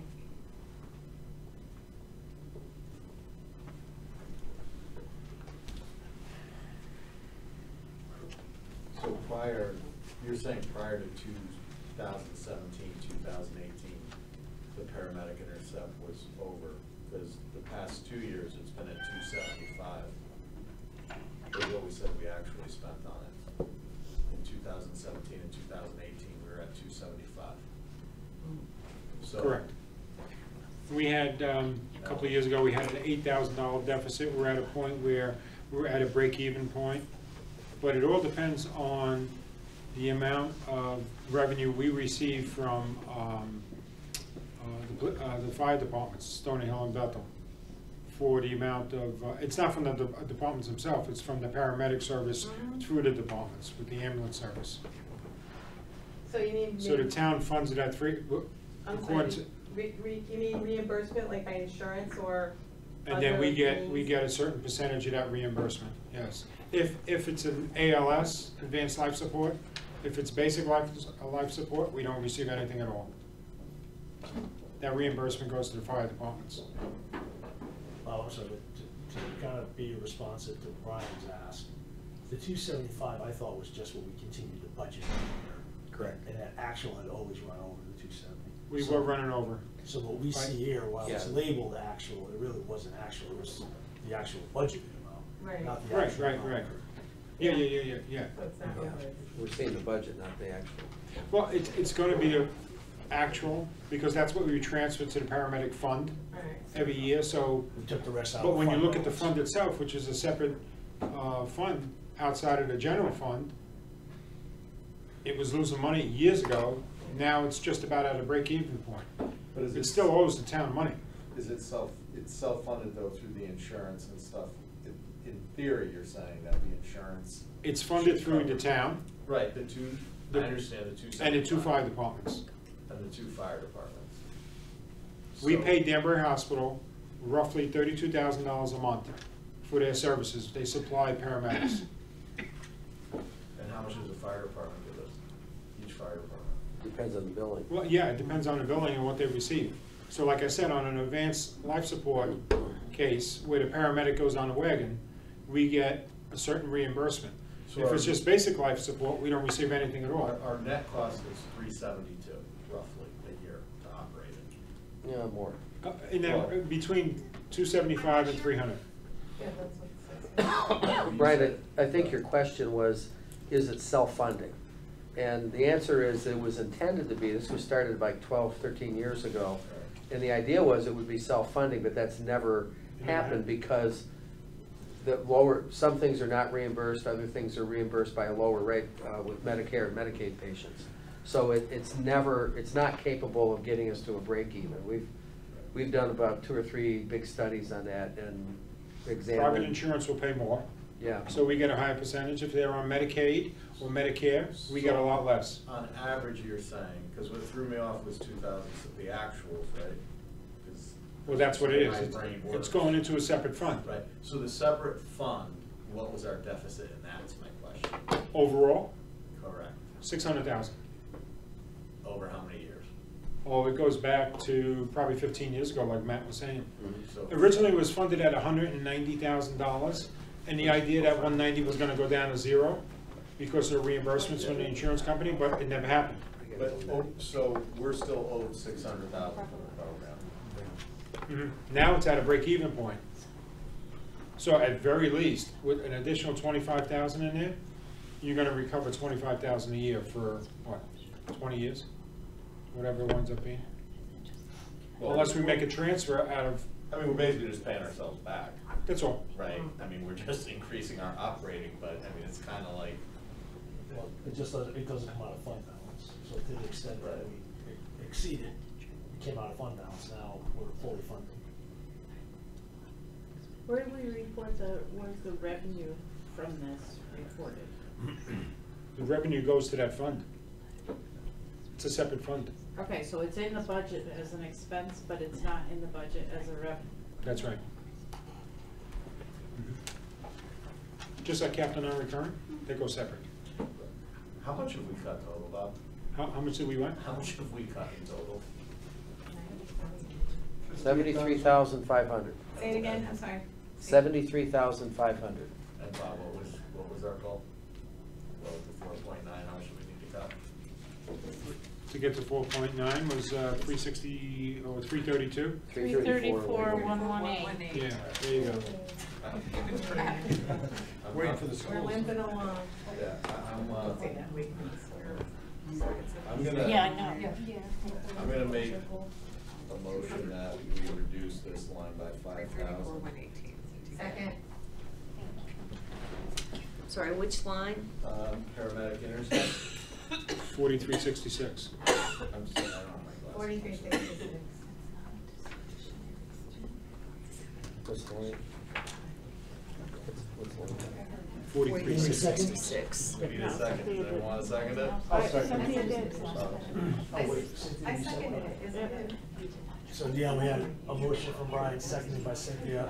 The motion is to reduce Department 405, line 5366 by $5,000. Any discussion? Not hearing any discussion, all those in favor, please signify by saying aye. Aye. Those opposed? Nay.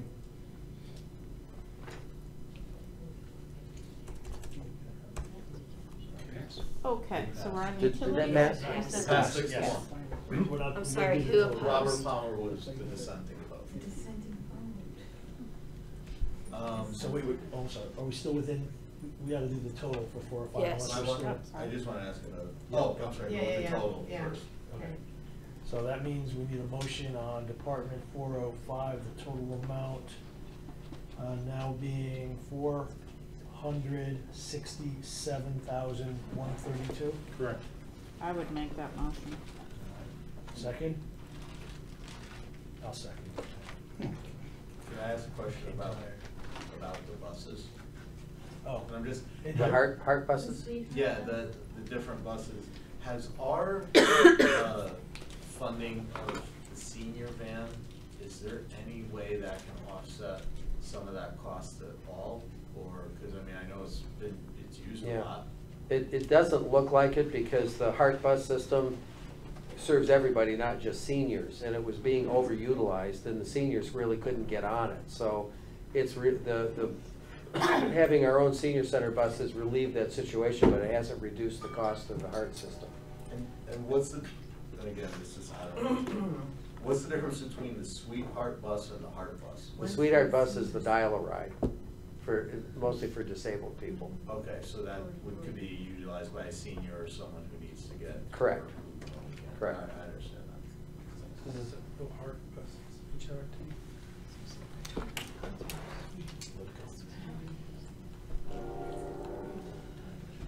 Okay, we need to vote on that total. Yeah, any more questions, discussions? We have a motion on the floor, made, seconded, now it's just for approval of the, again, Department 405, total amount, $467,132. All those in favor, please signify by saying aye. Aye. All those opposed? Nay. Show of hands. All those in favor, aye. Ayes? Wait, Actually, Yeah. say that again. 2 nays, 5 ayes. 5 yes, 2 nays. Five.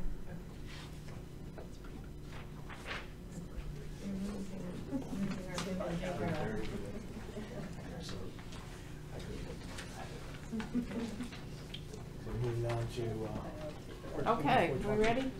410, utilities. okay.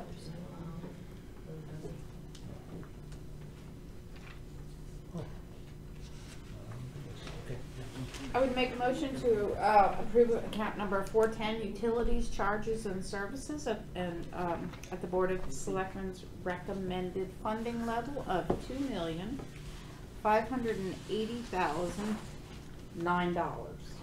Second. Discussion. I got a I have a question. I only know from going to the gas pump, but it seems like gas prices have come down some.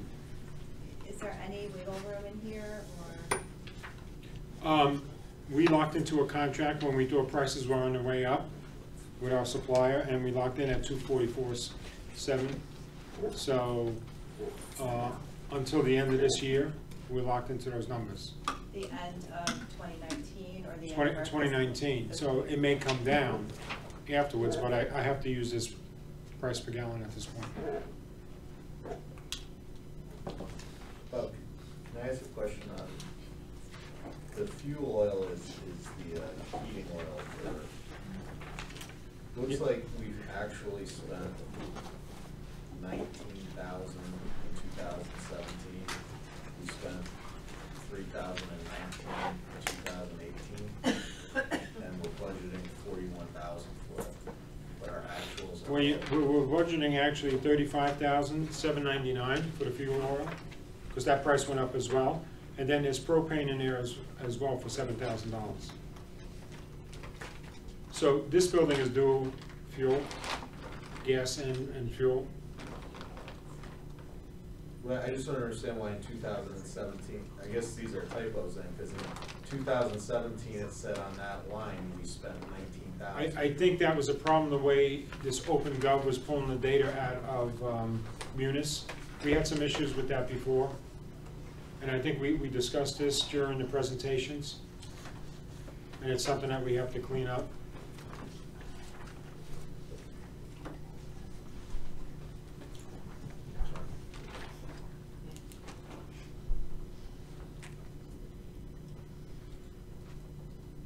So Bob, are you comfortable with these? Do you see any? No, there's no wiggle room in There's here. no, okay. You got $500 before. There's no $500 here. Alrighty, just throwing it out there. Okay. Any more discussion?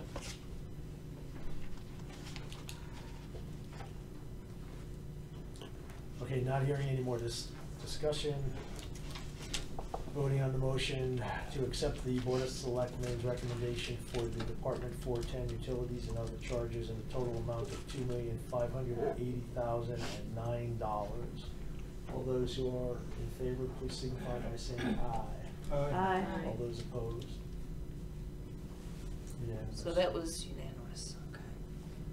Alright, I would make a motion to fund account number 420 miscellaneous charges and transfers at the Board of Selectmen's recommended funding level of $1,030,071. Second. 420. Different. No. 3,000,006. Wait a minute. 3,610,000. Said You 1 know what, million? on that summary sheet, and it's probably because of the way Oh, you Open were Gov right. opened it up. It combined 071? It combines Yeah. 410 and 420. 1,000,030. I noticed that too. 071? So I'm Yeah. making notes, That's I'm gonna right. adjust that later, so this is. Okay, I'm sorry, can you repeat that number again then? 1,030,071. 1,030,071.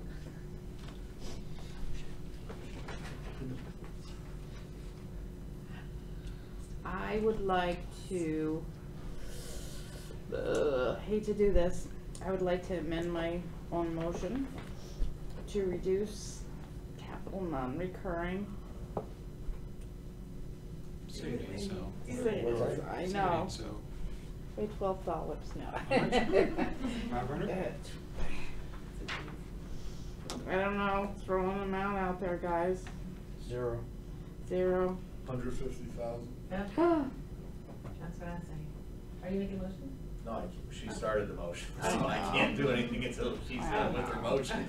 Well, then I'm gonna leave my motion open so that you can't do anything, how's that? What does Robert Rule say about that? 25,000? I think we could just stay here all night. Should we do, I don't wanna do anything, but I feel like we gotta come up with something. Why? Yeah, you're right, why? Right, this is the one Are you that keeps us rescinding? from digging our hole deeper. I'm taking my motion back, I can't do it, it's just not right. All right, I'll make a motion that we cut capital non-recurring by 150,000. Second. Discussion. My reason for it is, we've discussed about the possibility moving forward in setting up a minimum fund balance depending on, where the agencies tell us it needs to be. I think it's safe to anticipate, that we normally have money left over in the general fund. I understand our desire to pay down short-term debt, I do. But based on the reality of the budgets, we have to, make some cuts and say, all right, this is what we can afford this year based on our desire to pay down short-term debt. And, if we have a good year where Bob says, hey, guys, it's looking like we're gonna have 700,000, the fund balance is where we are, do you wanna, we have some money to spend and pay down short-term debt, it's there. But, I'm not gonna say we set a benchmark. The benchmark has been set of 4.9 is where you wanted it to be. We're not gonna get there unless we cut this account. The accounts we have left, unless the Board of Ed is gonna carry the whole thing, and I see Dr. Carver's face saying that's not gonna happen. Melanie's You know, making the cuts. I mean, it's just not realistic. I understand why we wanna do capital non-recurring. Just because we reduced 150,000 doesn't mean it's not gonna be there at the end of the cycle. To Brian's point, we're limping along to get to 4.9%. So could Bob tell us, if we put this through, what would that make the total of cuts and the percent? It would make it $228,500, and your increase would be at 5.04%. Okay. I mean, we're getting there, but we're kind of limping along. Right, like that 150 is a 0.2% decrease. It's a 0.2% decrease. Of the overall, let's get that one. No, the whole budget, a 0.2% decrease. Okay, well. So based on this logic, if we again postpone paying off our debt, deferring it to another year. That's not what I said at all. Well, you said there's, What- it what would be I- reasonable in What I the said- future that we have better times. Can I finish? Yeah, but you're misquoting what I said. Okay. So you could can say- finish, just say I didn't say it. You said there's in a more reasonable time, we would be able to address the CNR. What I said is that we need to get down to a benchmark of 4. If we have a good year, we could either pay short-term debt off, pay some of it off into short-term debt, split it, okay, it's up to us what we do. Or we control spending and live within our means and say we can only spend 500,000 this year. That's my point. I'm not forcing us saying push off paying short-term debt, but the reality is this isn't a great year for Bethel. I mean, it's not. You know, I mean, debt service went up. It is what it is. And you're right, we voted for projects that were necessary. But remember, next year debt service is going up another 1.1 million. So at what point do we tighten the belts and say, listen, you know, 500 is a lot better than where we used to be, right? We had that argument, you know, last year. So all I'm saying is rather than lock ourselves into this, drop it by 150 and see where we're at the end of the year. And you can make an educated decision on it. You want to do it all towards short-term debt, pay off short-term debt. You know, the world's going to go on if, you know, we miss, you know, one piece of equipment 1 year or whatever. I mean, we've all committed to, you know, doing the right thing over the years, no matter who the Board of Finance was. I mean, we can go back historically where things that were cut that shouldn't have been cut, but I haven't seen that since I've been on the board. Brian, what was the game plan? I mean, you and Cynthia were on those boards that raised the short-term debt. What was the game plan for getting rid of it? Well, the short-term debt was raised, and you were on the board too, so don't put it. From 2012 to 2017, yes, you're right. I was on the Yeah. board that one. Right. We were elected in that one time. 2015. So what was the plan Right. for paying off short-term debt? We Just did- curious, I haven't heard it. Right. It was discussed with, you know, Tim Draper had brought up the thoughts of sinking funds and things like that. The problem was at that time is we were in a hole, right? There was $8.5 million worth of road work that needed to be done. And we did it. And I've always said, I understand your thoughts, but part of in a municipality is we have to manage debt. It's just a reality, the reality of the beast. The departments are always gonna ask more, and we're not like a company. Our revenue comes from taxpayers for the most part. So we have to, it's a balancing act, right? So was there a plan in place? You know, they had discussed the thought about sinking funds, but you were there, we were so far behind. It was like, and remember, we didn't have $1 million increases in the grand list.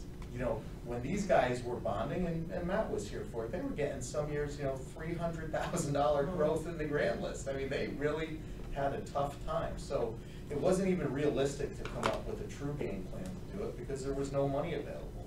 They didn't have the money. That's like saying, let's raise our credit card balance without a prospect for payment. But we're doing that, doing that now. No, we're not. We're putting it into our budget. The debt And we're service went paying- 1.1 million. And we're paying, that was for those projects. Right. But now we have $3.8 million of goods and services that we have purchased, we've used, and we have not paid for. What? So there's a couple things. If it was a corporation, you're right, we probably wouldn't pay it off because we could arbitrage our profits to get a higher return. You can't do that in the public space. You can't arbitrage, there are laws against it. So we have to pay off that debt, and it's just gonna continue to incur more and more interest. The fund balance is already accounted for, in a way. We don't, it's not unlimited. We have Bob is gonna yell at me, but maybe $3.5 million of fund balance that we can deploy without jeopardizing short-term, without jeopardizing the rate. In a one shot scenario, you're right. But every year, we're adding to that fund balance. And if we go historically back over the past 5 years, we have historically added to that fund balance because thank God the town of Bethel has people that pay their taxes. So we're at a point now where we're at the 18% that all the credit agencies want. What I'm saying is we don't need to say, hey, you know, this is here because we're not using our credit card. Maybe what we need to say is this is a bad year and 500,000 in purchases are enough. And if you decide that you want to put it all to short-term debt, let's do it. All I'm saying is this is a bad year. We're not going to get to 5%. We're not getting below 5% if we don't cut this. The fund balance went up because our short-term debt went up. What we should have done is use the fund balance earlier to pay off the short-term debt. but we can have that. But we're Just not for- looking, look, we already said, let's not look back. Right. We're in present day situation. Exactly, and it makes Maybe- it even more important to pay it off. So- Because these are, you know, look, these are by macro, state, and local areas, good economic times, right? Not everybody's sharing it the way we would all want them to, but all statistics suggest that things are going along pretty well. Unemployment is low, we see some increased wages. There will be a recession. There will be a recession within the next, you know, pick whoever your really smart person is, right? They're predicting recession in 18 months. Right, and All we're- that means is if we don't pay off the short-term debt now, we won't pay it off then, and we won't have that safety net to pay it off in hard times. Much like short-term debt was used initially in the recession. Right, but my point is who says we have to spend $650,000 this year on equipment? If we wanna get below, if we really wanna get this budget below 5%, we're not doing it unless we cut this. It's as simple as that. Unless you're prepared to tell the Board of Ed, hey, you're gonna take a $200,000 cut, it's just not gonna happen. Part of this too, Bob, if I may, is that we went through this last year, and it was a bone of contention, the capital non-recurring, and it wasn't very popular in the masses, and, you know, it's another thing where we're gonna have to justify that to the taxpayers. And there are just so many other things that are coming online, and then if what you're saying is true, 18 months down the line, we're gonna start, you know, the police station, the school renovations all coming, you know, where are we gonna be next budget season? Or the one after that? I believe the town supported the capital non-recurring. We had at the public hearing, town meeting, folks understand, I mean, just break it down to simple family economics. Having a credit card balance is just not. I it's a understand what you're weight saying around conceptually. $1. I pay cash for everything. I don't have, Yeah, like, you right. know, I never use my And I credit card. think that the townspeople understood that, that's why they approved the budget. Yeah, how many months? This is just, this to They me- didn't approve it initially with that amount. But, in no, the- but we know why, right? We think in the end it had a lot to do with the turf field. Bob, That came I- out. I've met you and I agree that we have a great, you know, account here. We have 500,000 in it. Great. I'm just saying, we're not gonna get to where we wanna do unless we just realistically look at ourselves and just say, this year, we can't increase it. It's no different than road, you know, we Yeah, made such, right. such improvements in the road account, you know, we used to fund that 300,000-400,000, it was pathetic. It took us 3 years And to it get took up us to a it. while to get it up there. Yeah. What was the increase in capital non-reoccurring last year? 275. 275, from an account of two, we doubled it.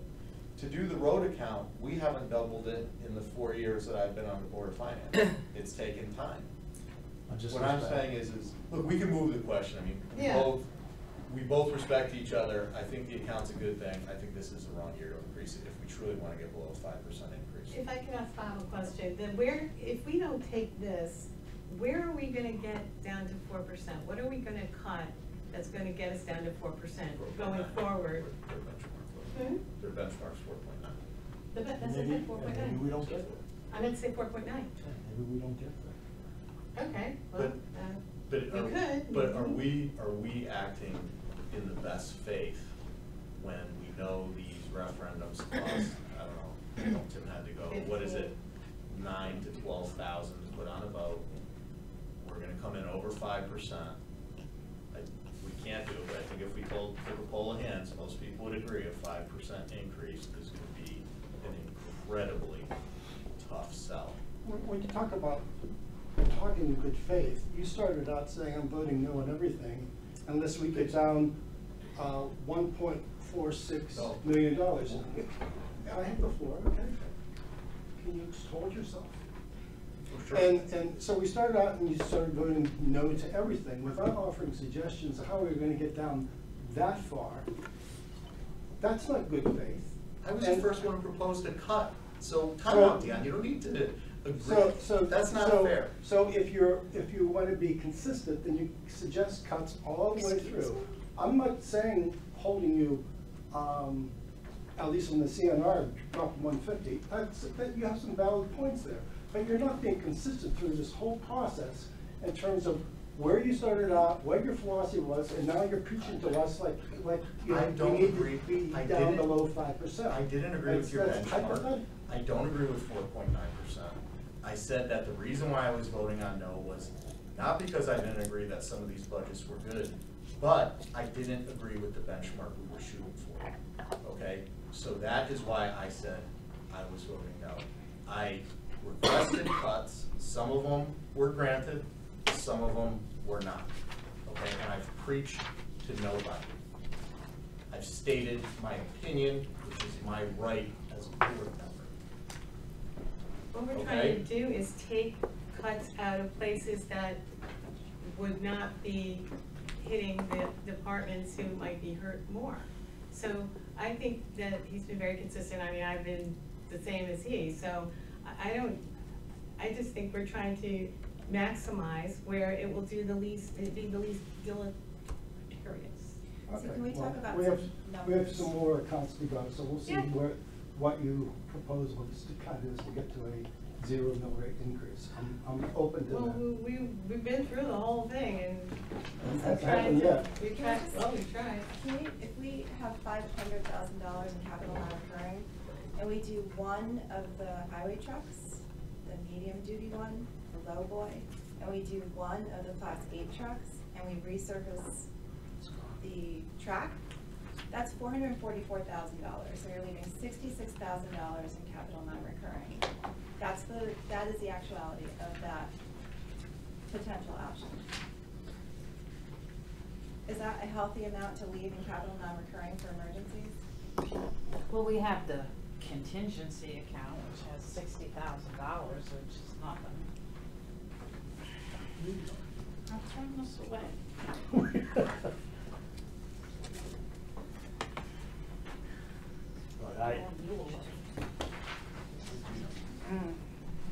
I think it's unwise to reduce the capital non-recurring. Right? We all know that stuff happens, and if that isn't provided for somewhere in the budget, it means more debt going. And again, I think what this board's trying to do is have an execute on the end game, in a very short-term debt. Stuff happens to taxpayers too, and I don't know, I just see the taxpayer as, you know, just trying to alleviate whatever burden can be alleviated. And I agree with your plan, I absolutely agree with it. I just don't necessarily agree on the speed of getting there, that's all. And I said that before.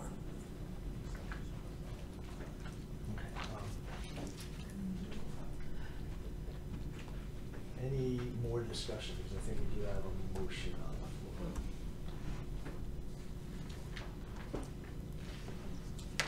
And the So, motion on the floor was to reduce by Department 150?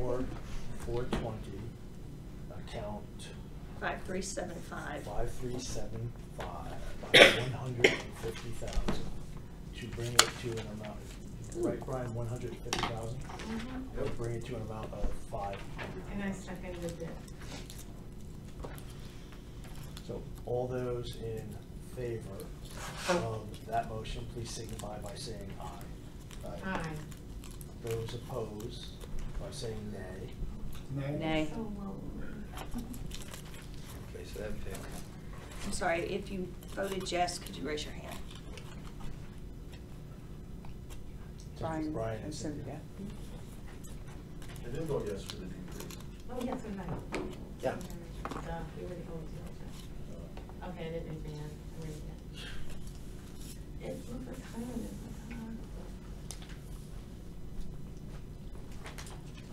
Okay, so we're done with that account?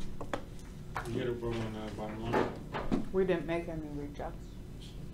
So we have to vote on Oh, I think passing as recommended. Yes. You still have to vote on the bottom line. Oh, right. Any There's more, no motion. any more discussion on Department 420? Okay, not hearing any then,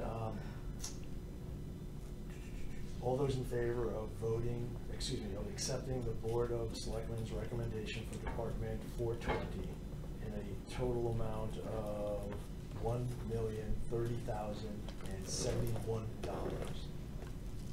Please signify by saying aye. Aye. Aye. Opposed? Nay.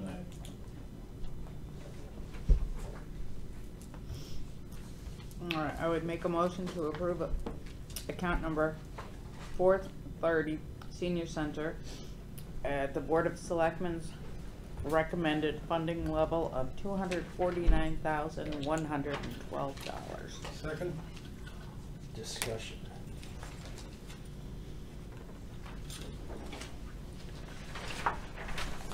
This is another situation where the programs and the revenue, I'm just concerned about what the offset is of the 33% increase. Of 5317. So, do you know what the revenue, what the offset was for the activity? You gotta remember that the program cost here is different than in Park and Rec. Right. There are activities that happen at the senior center where it comes out of this account. It's not programs that all of them generate No, revenue. I do know that. I do Okay, know all right. that. I just want to know what it is, just, out of curiosity, not that it's supposed to be a big moneymaker. Is it even recorded? Or said it doesn't break even. Yeah, but I mean, and Bob pretty much just said it doesn't necessarily.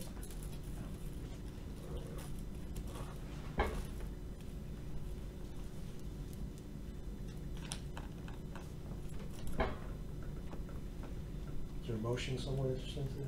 No, I'm just talking. I just want to know information, and I just wanted to hear, but I didn't hear. We don't have the Munis system going here today, so I can't get that information. Okey-doke. I'll jump into the fray and make a motion to reduce activities by 20,000. Again, under the concept that, the programs, activities that we're looking to support are ones that pay for themselves. So line 5317 by 20,000. Yep, that's the motion. I don't know if there's a second. Second. Discussion? What's the basis of reducing it by 20,000? I think what we heard in the presentation is that that's the amount by which the activities will go up, and that it will not necessarily bring a corresponding increase in revenue.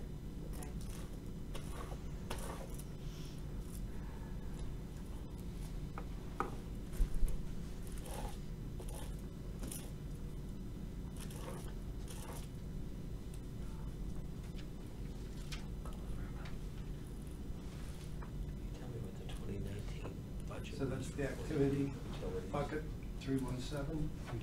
Yes. Going up to 80,000 from 60,000, and you're saying stay at 60,000? Yes. That would kind of what the proposal would be. And I have a note here, increase due to more activities, there is also a $20,000 increase to revenue. Bob, is this a revenue producer at the same? It is. It is. So it's an increase of 20,000 for the cost and an increase of 20,000 for the revenue?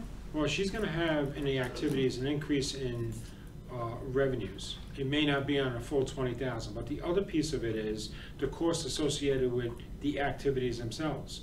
She may have to buy ceramic supplies. She may have to buy yarn down there. She may have to buy food for the kitchen because they have lunches there for $3 or $5 on a daily basis. That money goes to the general fund, and we budget about, last year 36, this year we're budgeting 56,000 for it. So if the 20,000 in additional funding. There's going to be a combination of activities that have a cost associated with it, like the yarn, the ceramics, and things like that. And then there are maybe another piece of the activities where they will make some money on it.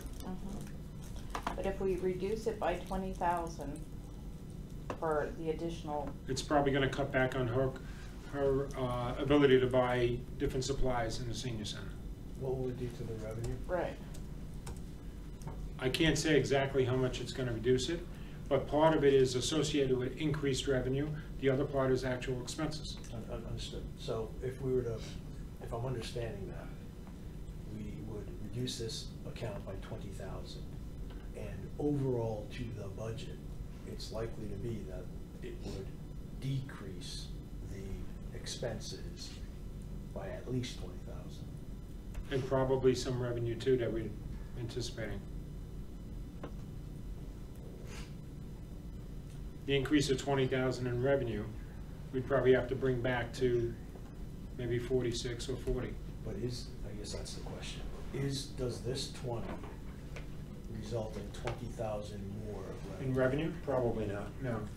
There's expenses in there, like I said, for the operation of the senior center. So in this account, it may be $80,000, which would include all those materials. But of the 20,000, there might only be 15,000 in revenue. Maybe, yeah. Right, because the 20,000 is not only the kind of cost of putting up the activities, but also all the supplies and stuff that Correct. goes along. So all the supplies are in this activity account also? That's right. Mhm. The food that she has to buy.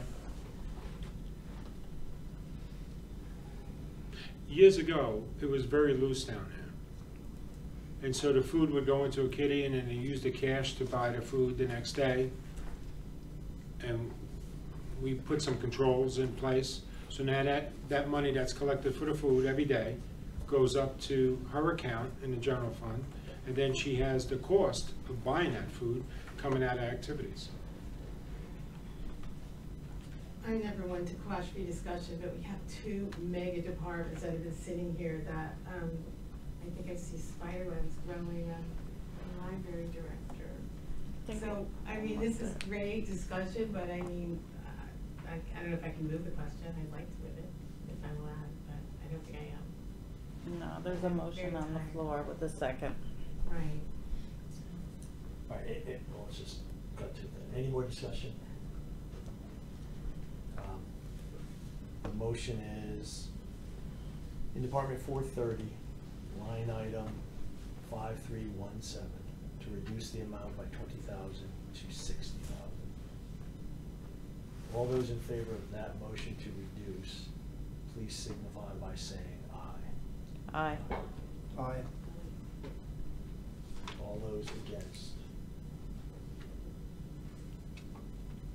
Did everybody Do vote? we have some abstainers? I know I'm staying, I'm voting. Are we abstaining? Yes. You voted? Good. Just So it's aye. unanimous? Yes. What was the amount? 20,000. So everybody voted yes. That was a VT. Was this approved? Doesn't happen. Was this approved? Yes. Yes, 430. All right, moving Well, along. we gotta do the total. Oh, sorry. All right, so again, a motion to accept Department 430 for a new total amount of $229,112, reflecting the change that we made to account 5317. All those in favor, please signify by saying aye. Aye. Opposed? Thank you. Go. Okay. Make a motion to approve account number 435, library. At the Board of Selectmen's recommended funding level of $897,492. Discussion.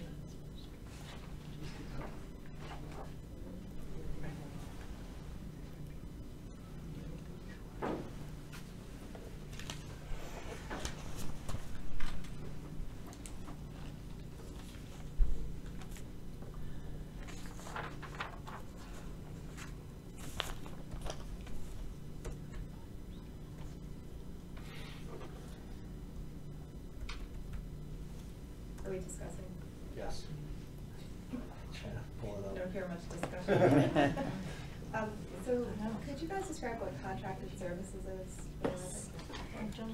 So contracted services, the majority of it, 42,600 change, is bibliomation fees. That's our entire network. That's our catalog system, our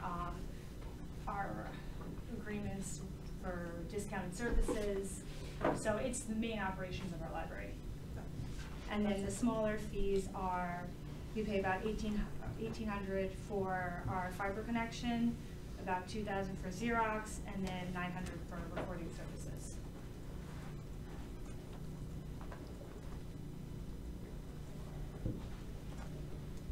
And if we were to reduce the books and materials amount, what kind of impact does that have to the library? What kinds of things don't get purchased from them? Well, then a decision has to be made as to whether we continue moving forward with our electronic resources. As we've seen in the last year, our print materials have grown because we put funding into those materials. So we have to go back and look and decide, do we continue to invest as we have in the last year, or do we taper that off and focus on e-content? So what it comes down to is physical versus digital. So if we reduced that $115,000, you're saying that would affect the physical books in the library or electronic access? Well, we'd have to go back and make a decision. It'd have to be a board decision. So you're saying it's one or the other? Remember, for us, we have only bottom line on the library. Yeah. The other side of it too is it's important to recognize the fact that, because a lot of the talk you're doing tonight is about, not increasing the overall budget, so that way it doesn't put a burden on our taxpayers. And it's important to recognize that the library, by providing these services, builds in ways for people to cut their expenses. So if you're cutting our materials budget and our services, you're also impacting the people who you're trying to help by reducing the tax burden. Because we, in essence, by doing early literacy programming, we're allowing parents who can't afford preschool to put off one more year of paying for it. By providing digital content, we're giving access to people who don't necessarily have access to our library, our homebound patrons. So it's important to recognize that for every cut you make, it's tied into a service we provide, and a service that people rely on, people who can't afford their internet service anymore, or to have a cable bill. We supplement that by having that service.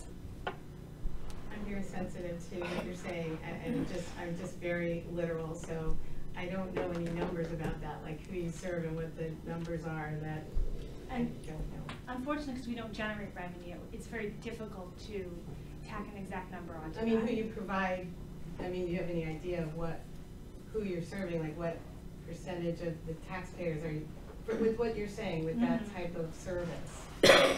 That's all I'm asking. Well, I can tell you 72% of the population of Bethel have a library card.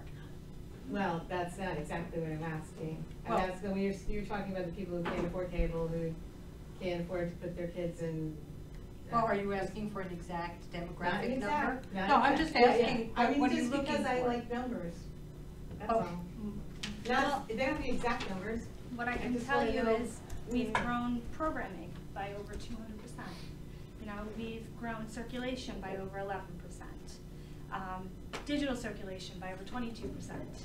So you can see that with the changes we've made in the last year, the public is responding to them. So more people are accessing online, is that what you're saying? They're accessing? I'm saying both. I'm saying that 22% increase in the last year in people accessing our electronic materials, 11% increase in our physical materials. We're seeing programming going up by overall 66% in the last year. Children's services has gone up in the last 2 years by over 150%. Okay. So we're seeing the That results helps, in the because work. that helps. Yeah, no, I'm quantify for just trying to understand what you're looking for Yeah. in terms of a number. I have a question. I know you're not a revenue generating department or account, but you do fundraising? Yes. What do you use fundraising for? The funds for? So the board does fundraising, Mhm. and that we often use for enhancements to the library, providing replacement furniture, updating technology that wouldn't necessarily fit into the day-to-day operations. So one of the things we're looking at is adding a STEM lab into the library. That would be funded by board fundraising. Because we believe that the taxpayers' money should be used for our day-to-day operations Mhm. and for things that we're sure are going to impact the community. we use fundraising to enhance those things. So for example, we bought our 3D printer, which was a very big program, both for adults, interestingly, as well as students. And that was a very big thing that our fundraiser did. We also put money into programming so that we looked at where were gaps in the programming that were things that people were asking us for that we couldn't afford. We wanted to provide it, but we didn't have the funds to provide it. So we looked at providing some different programs that were there. We had some physical plant things that really we needed to do to enhance the accessibility of the library to a broader range of patrons. So when you come into the library now, you notice that it's much more open than it had been in the past. And that was to really open it up and give patrons much more access and give us much more space for us to provide a variety of services. So that's whenever, this year, we're doing a fundraiser, we're doing a mini golf, so anybody who likes mini golf. Which sounds pretty cool. Yeah, it is. Friday night is for adults and Saturday is for families. Forgive me, I can't stop. But I am a marketer, what can I say? But that is really gonna go towards our STEAM program, which once again, it's gonna be both for students, for younger population, but it's also for adults, because what we're finding is that there's a lot of intergenerational programming that is really providing a lot of service, and it's something people are really looking for. They want to know, how do you do those things? Advice. How do I make these things work? So that's something that we're looking to use those. Another question about I don't know what the word is. You're open 7 days a week. Yes. Do you keep track of attendance or participation, visitors? Is there, like, if, you know, like, do you ever consider not opening up on Sundays because not that many people utilize the library that day, or? No, and then you'd save costs? Expanding our Sunday hours. We close in the summer on Sundays. We experimented in the past year by extending the number of Sundays we stayed open and found that we remained just as busy through that time. I have a question. Are you done, Wendy? I think so. Till something else pops into my head. I mean, I know you already did your presentation and everything, but do you collaborate with the schools in terms of your STEAM ICP? Yes, we do, very closely. Yes, and we've had great success. I do love collaboration. And we do too, and I found that it's benefited both of us because it's allowing the students to move between the school and the library. It's increased our programming, and also too is we now share a contract for Overdrive, so we're not both paying platform fees anymore. Correct. So that's the other thing is, this last summer was the first time we opened up our summer reading program to adults as well as students. And typically adult summer reading is 20 people, and we had over 200 participants this last summer. Yeah. And lots of questions. Are you going to do it again? And what else are you expanding? And can you get some nicer prizes? But it really generated a lot of interest, and it was one of those things, once again, intergenerational. One of the things that we kept hearing from families was, this was great because now we were all talking about what we were reading, and it wasn't just about the kids reading, it was about what the adults were engaged in as well. So we're looking to do more and more of that kind of reach out into the community to touch everybody. Thank you. And our motto is always, you know, we're trying to do as many things as we can, as cost effectively as we can, and that's, you know, we're always looking at that. I just like that you're more intersecting with the school system, really, because. And our hope is to continue that. We've made changes in our staffing to allow for more outreach. So we've taken the first step this last year of setting up a staff that will allow for us to go out and work with more organizations.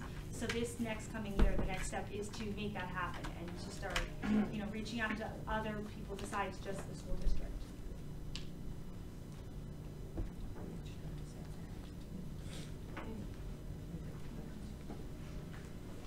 more discussion on 435?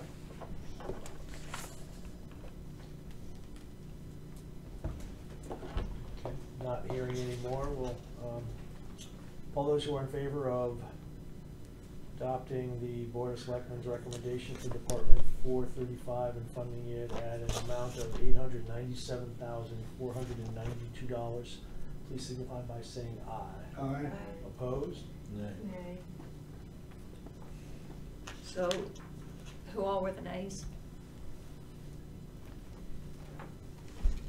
Now, you guys voted no on that, were there some particular, this is one of those accounts where we have only bottom line. Mm-hmm. Drive, do you want to make a motion to the bottom line? I'm actually gonna make a motion when we vote on the whole budget. When we vote on the whole budget, is when I was planning on making a motion. Yeah, I feel comfortable with So no, And when we get to the final vote, I'll make a motion. okay, Okay, I would make a motion to approve account number 440, debt service of the Board of Selectmen's recommended funding level of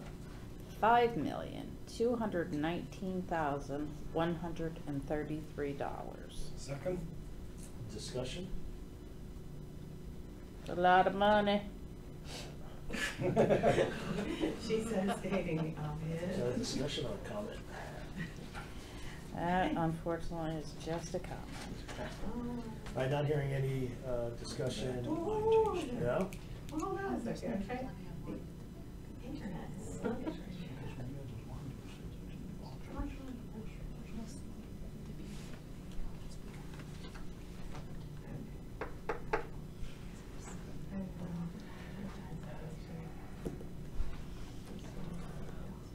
And we don't have choices here, we gotta pay this stuff, right?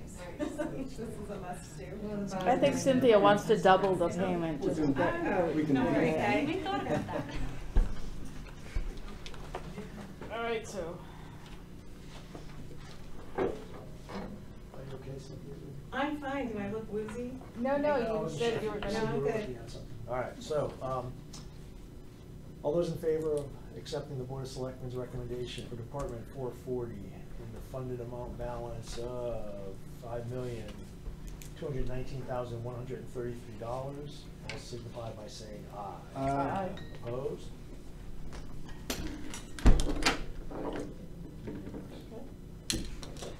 I would make a motion to approve funding of account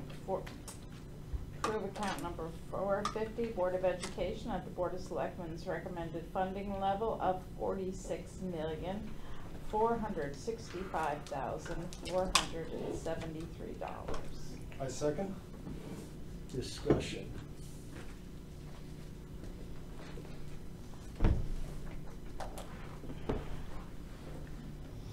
We don't have line items, so it's just gonna be total, right? From earlier on, we know that it can come down by 22,000 because of the, I would disagree with that, and Terry can explain. We had to find that money within our budget because of a safety reason. Every year we go over on our 460 account. And we're over. And we are over. So yes, it was something because some bad things were happening in the bushes that we had to take it down. It became a safety issue. It became a safety issue because kids could go into the bushes, hide. And so we had to make choices to be able to fund that so that we could do that. But it's not something that we do every year, but we had to for a safety reason. It also came from a police recommendation Correct. to open up our sight Correct. lines For around, safety. around the campus. So we had to take it from something else to do that.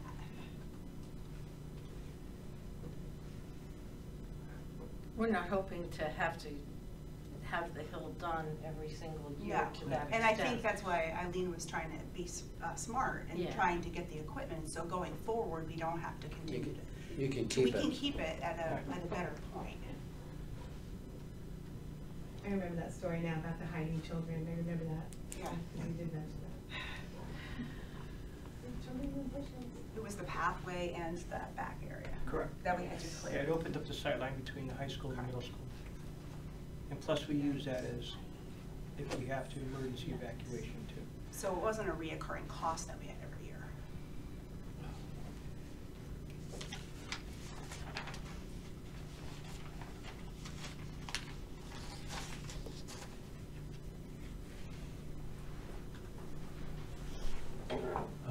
We don't expect that we're gonna go through a whole school year without having a few surprise issues. So we just make accommodations. Yeah. But I think what we're wrestling with is, we come up with 93,500. I don't know if that's gonna do it. The next time we go through this, if it goes down, the next time we go through it, it's gonna be a lot deeper, a lot harsher. So to the extent we can kind of come up with things now that's gonna help this initial referendum, I think we're helping ourselves in the long term, because it just, like, we know it goes down from here, the way it plays out. It fails too high, and we have to come back with a much heavier pencil. So I guess what you're saying at this point is, we're gonna take that chance and try to sell it. I mean, we have 184 more students that we're serving. We have big class sizes. We have, I don't want to repeat everything I said in my presentation because it's late. And you don't need to. Okay. But So, I think most of the members on this board Yeah. aren't afraid of a referendum that goes down. Yeah, and we kind of and learn I, what we the understand we town have to people are sell gonna tell it, you they'll accept. and our parents will have to be behind it. To And we make it work. understand we have to sit down and talk about the 200,000. We have to deal with the $200,000. And the 20 to the 460. And my 20. The 20 to the Yeah. 460, Yeah. which is the next one, but we understand that. You know, I said before, I think that we have a reputation, at least, of trying to be as fiscally efficient as possible, you know? And we're at a tipping point in what we're doing. We spend $1,000 per kid under the state average, and we have some of the highest achievement in the state of Connecticut. We've done great things in our school system that I'm so proud of. But we keep getting stretched, and my staff keeps getting stretched because we need the resources. Can I say one thing? We talk about departments generating revenue, right? And that's a positive thing. If you look at the grand list growth over the last couple of years, we can thank them for a significant portion of it. People are moving to Bethel because of the school system. So, I mean, we would be cutting off our noses to spite our faces if we, starve the schools this year or next year. I mean, They've been doing it that for a wouldn't while, make though. They sense. have been moving here because of the schools for a while. Well, when I moved here, the schools weren't so hot. When was that? It was Before not that Christine long Carver. ago. It was before Dr. Well, it's Christine before our Carver. tea. Well before that. But I'm just saying, we talk about revenue for other departments, but like, there's been $2 million worth of grand list growth in the last 2 years. Is that about right? 3, I think. I mean, it's hard not to say people are moving here for the schools because in large part, families are moving here for the schools. To be fair, just because I asked the library that, you're not a revenue generating, but you do fundraise. We have parent groups that fundraise. Right, We don't so fundraise as a like, board. for example, the band. Correct. What do you do with that funding, even though I know, because I was a band parent for. So each of the booster clubs that exist, and the PTOs, typically is to enhance core programs, much like the library. So the band boosters will help support different stipends for different things that, quite frankly, we should be paying for, to enhance their programs. Well, I think to use the phrase "good to great," I mean, Bethel's a small town, and they won a national championship at their level of size of schools, and I don't think they would get there just on what they have from the schools. It's the boosters that do that Lighting extra lighting for evening. The extra design practices. font guy that really makes them a sharp marching design, and some of those more specialty enhancement items. I think that's the same with the boosters And the PTOs. in the sports, because we do cover all the basics of playing all the sports, but they enhance. Correct. The Bethel Education Foundation donated to the district and a little bit to St. Mary's, $43,000. and it was all innovative grants for our teachers. So, and each teacher had to actually write a grant through the foundation. Daleen knows because she was on it, but some really cool things like introducing VR into our curriculum this year, and providing some technologies and different things that they wouldn't necessarily have access through to the general budget, but parents are behind it and supporting it. So each booster club kind of has a different thing. ROTC, all sports, they all have a different kind of flavor in terms of what they're raising money for, but it's all to enhance the core program that they support. And the PTOs do raise a lot of money They as do. well. They do. And we're still pay to play. Yes. Yes. So Correct. parents still Pay. pay. And not only, but the Winter Guard program, that has a fee associated with it, so. Right. It's just a lot. Programs are Yeah. paid. They're all supplemented by parents. And the flip side is Dr. Carver put in a lot, along with the board members, put in a lot of policies about when someone goes to one of our town stores, they can have a form to show that it really is a valid fundraiser, that, you know, so that we're not. Business community was Because the concerned. business community, you know, gets asked for a lot of support, and so we tried to temper that, and we tried to make sure that you now review all the I do. fundraisers before they're okayed, yeah.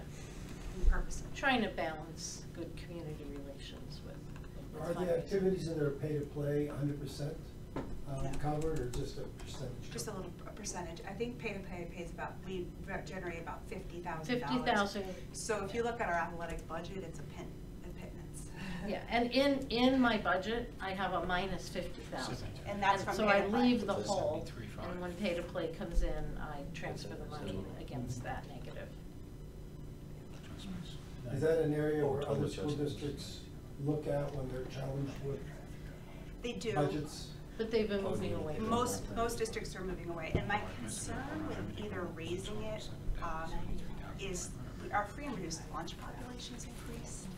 And so we want to make sure it's access to all. Most of the school districts are actually trying to get rid of it. We haven't done anything, we've stayed the same. How long have you had the? It was before me, Pay to Play. It was right, I believe, at the time of the recession. That was 2007. Yeah, put in the, it's $100 per student per sport, but there's a $300 family cap. I would just like to say that on behalf of the board, that we feel very strongly that we support this budget, and we have an incredible team of administrators and teachers who've worked very hard with not so much, and they stretch things, and they move teachers around, and they it's amazing the things that they do. They just know that that's what we do here at Bethel. This is the Bethel way, and they have an incredible group of teachers. And many of them stay in Bethel because they just love the culture. And I really am worried that we're going to start to lose them if we don't support this level of budget. Because we ask them to do a lot. We ask them to do a lot. And they do. And the performance is there. And I just am so afraid we're going to start to lose what we've built so hard to get. Just to whoever else to that. Another $5,000 reduction. Any other discussion? I think we have a motion on the floor to accept the 450 budget as recommended. Yep. Department 450, that's the amount recommended by the Board of Selectmen, and the total amount of $46,465,473. All those in favor, please signify by saying aye. Aye. Opposed? Nay. All right. 460. It's Bob, down to Bob. I'd make a motion to approve account number 460, Board of Education Maintenance at the Board of Selectmen's recommended funding level of $480,000. Discussion?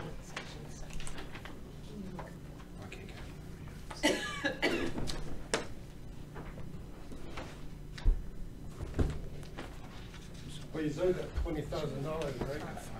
Yes, sir. Correct. Actually, it was 20,000.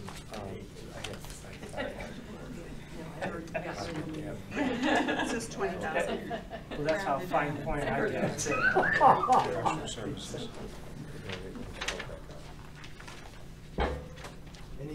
Any discussion? 500 out of 5,000 on professional services. Yeah. And a total of 38,000 on the highway. Okay, not hearing any? 33 and 5, okay. Yeah. Bob, on a normal year, when we don't have renovations going on, how much do you put into between the 5 schools? What's your total budget for repairs? Not contracts. I understand contracts are separate. Okay, How much so do you normally put in for we're- repairs when we're doing 5 schools?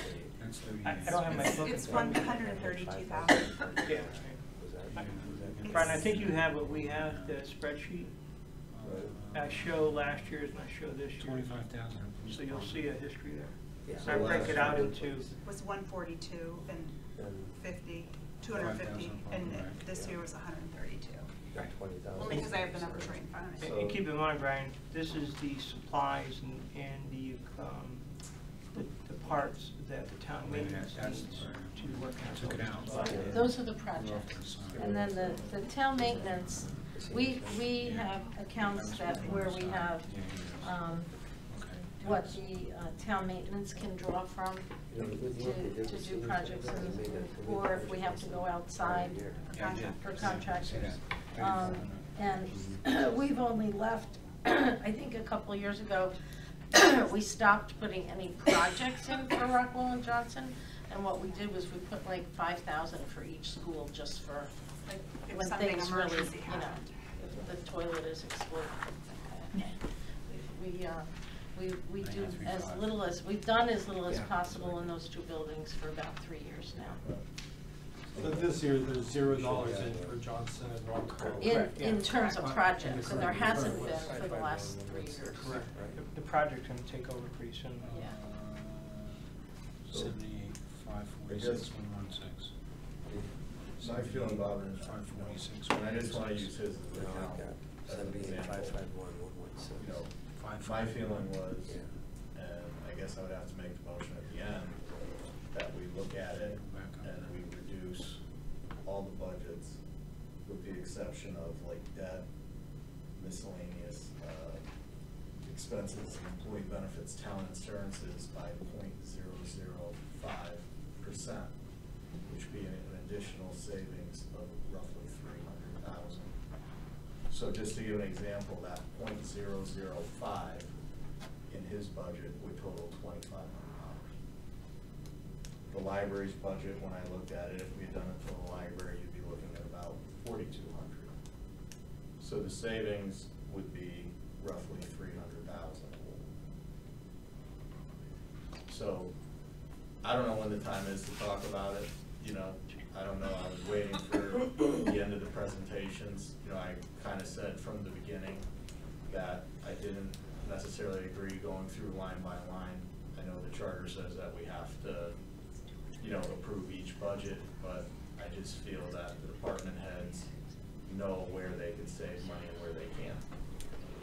And if I was a department head, I would want someone to say, well, we're taking 0.005% away from you and you figure it out, rather than saying we're taking it from this line where I feel this line's important to my budget.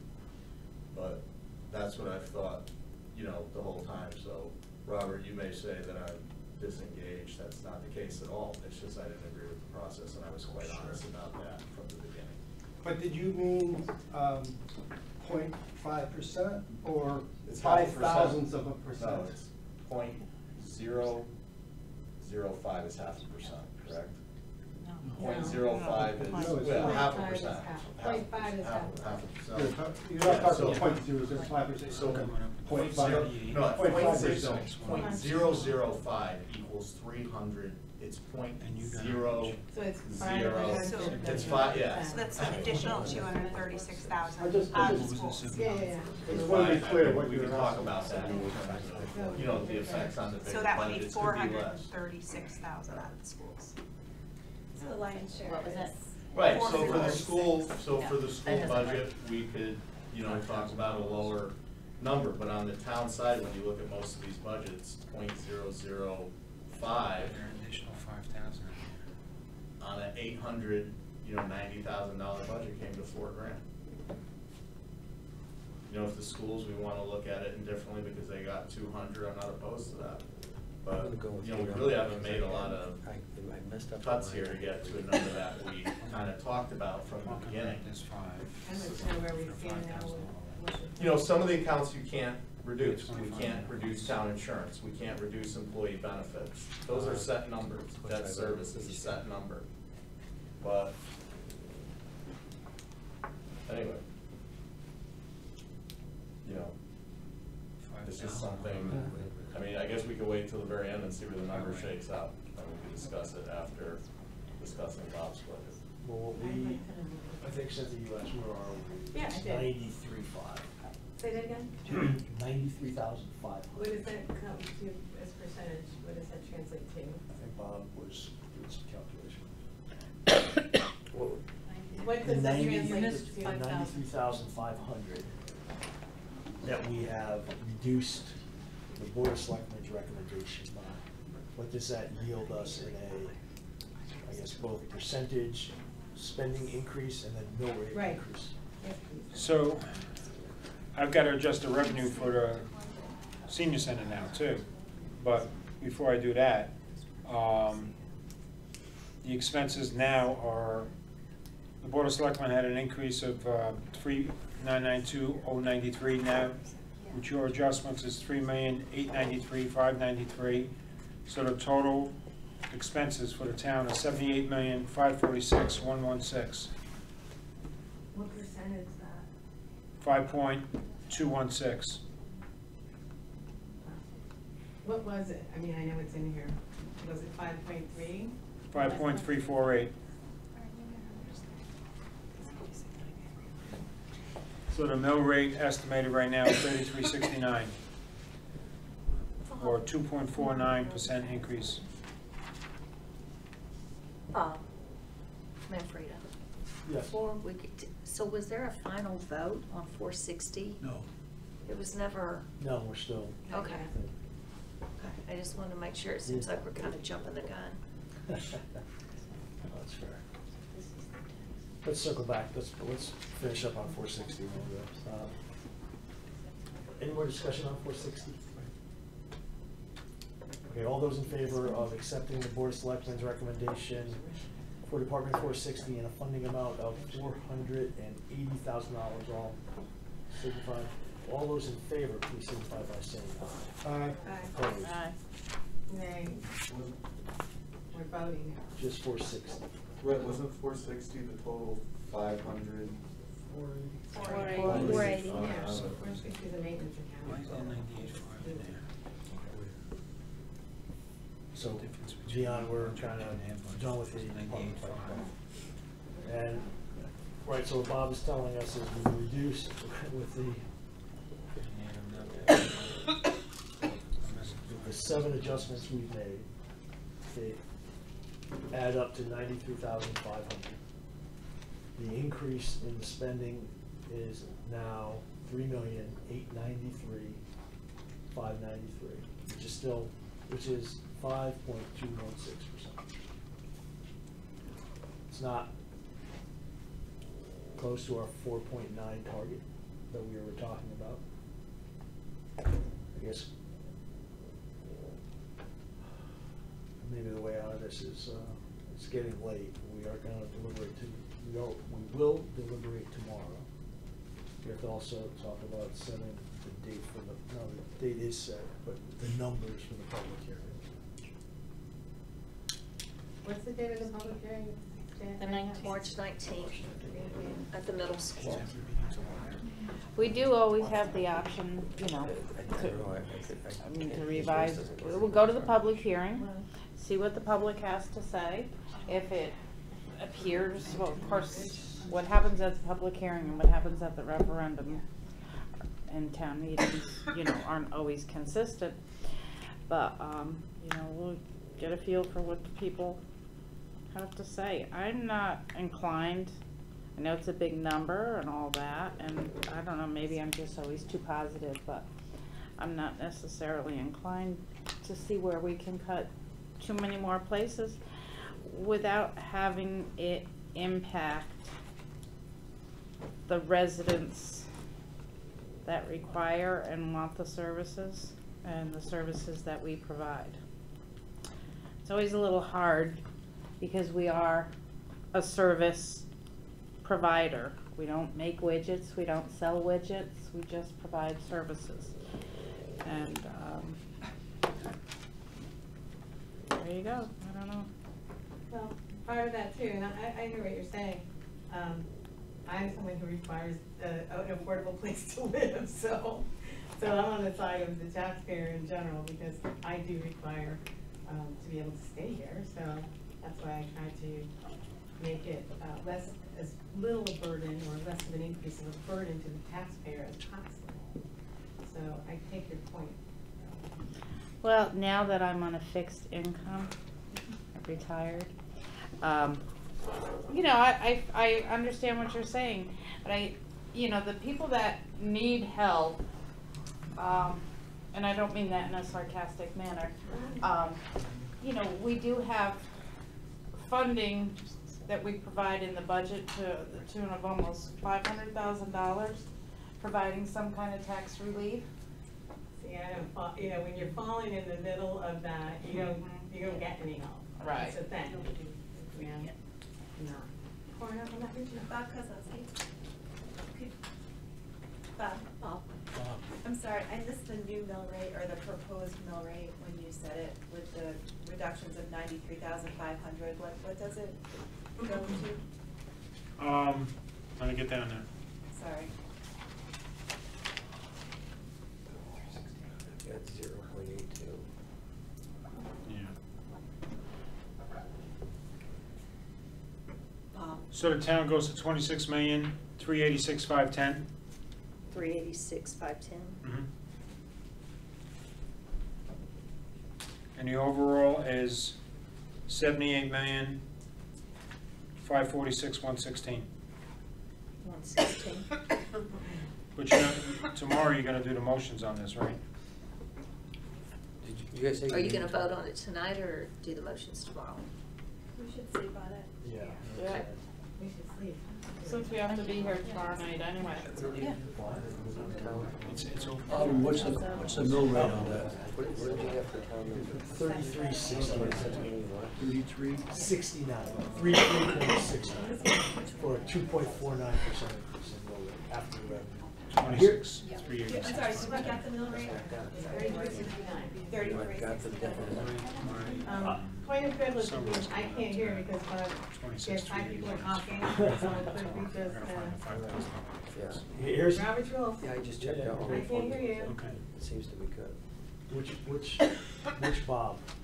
This is why Yeah, we have a lot of Bobs. This is why I go by Manfreda. There you go. I just call you Manfreda. Here's a recommendation. We take what we have tonight, sleep on it, come back tomorrow. Brian, I like your idea. I think though we have to, I believe, based on my reading of the charter and what our responsibility is, we would have to go into each account and assign a number, excuse me, each department, and assign a number to each account. Yeah, it might take a little bit of time, but that's what we have to do. Alternatively, go to another possibility, go to the public hearing.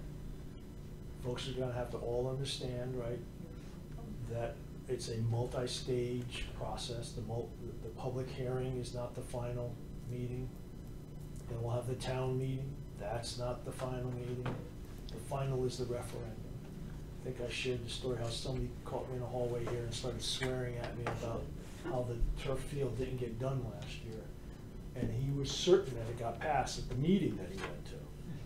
He was talking about the public hearings, not the referendum. So I think there are a lot of people who are confused about what the process is. But so it's going to be important. But for us, let's sleep on this. Think about whether we want to go to the public hearing. There's probably something buried in with a 5.216 increase, see what the feedback is. They may need to come. When's the public hearing? 19th? And we may have to do a kind of peanut butter spread across everything. Something that's south of 5. Because again, it's going to be important to get everybody out in that if the referendum goes down, the budget's going to go down from here and stuff. They have to go down significantly.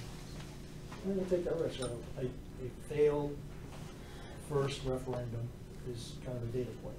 It's not really a overall failure, but there will be some. It's a little bit of a high stakes bet. That's $12,000 that could be reduced. More than 12,000 will come out of the budget. No, so I'm we'll saying be because at the, that. okay, so the referendum cost though.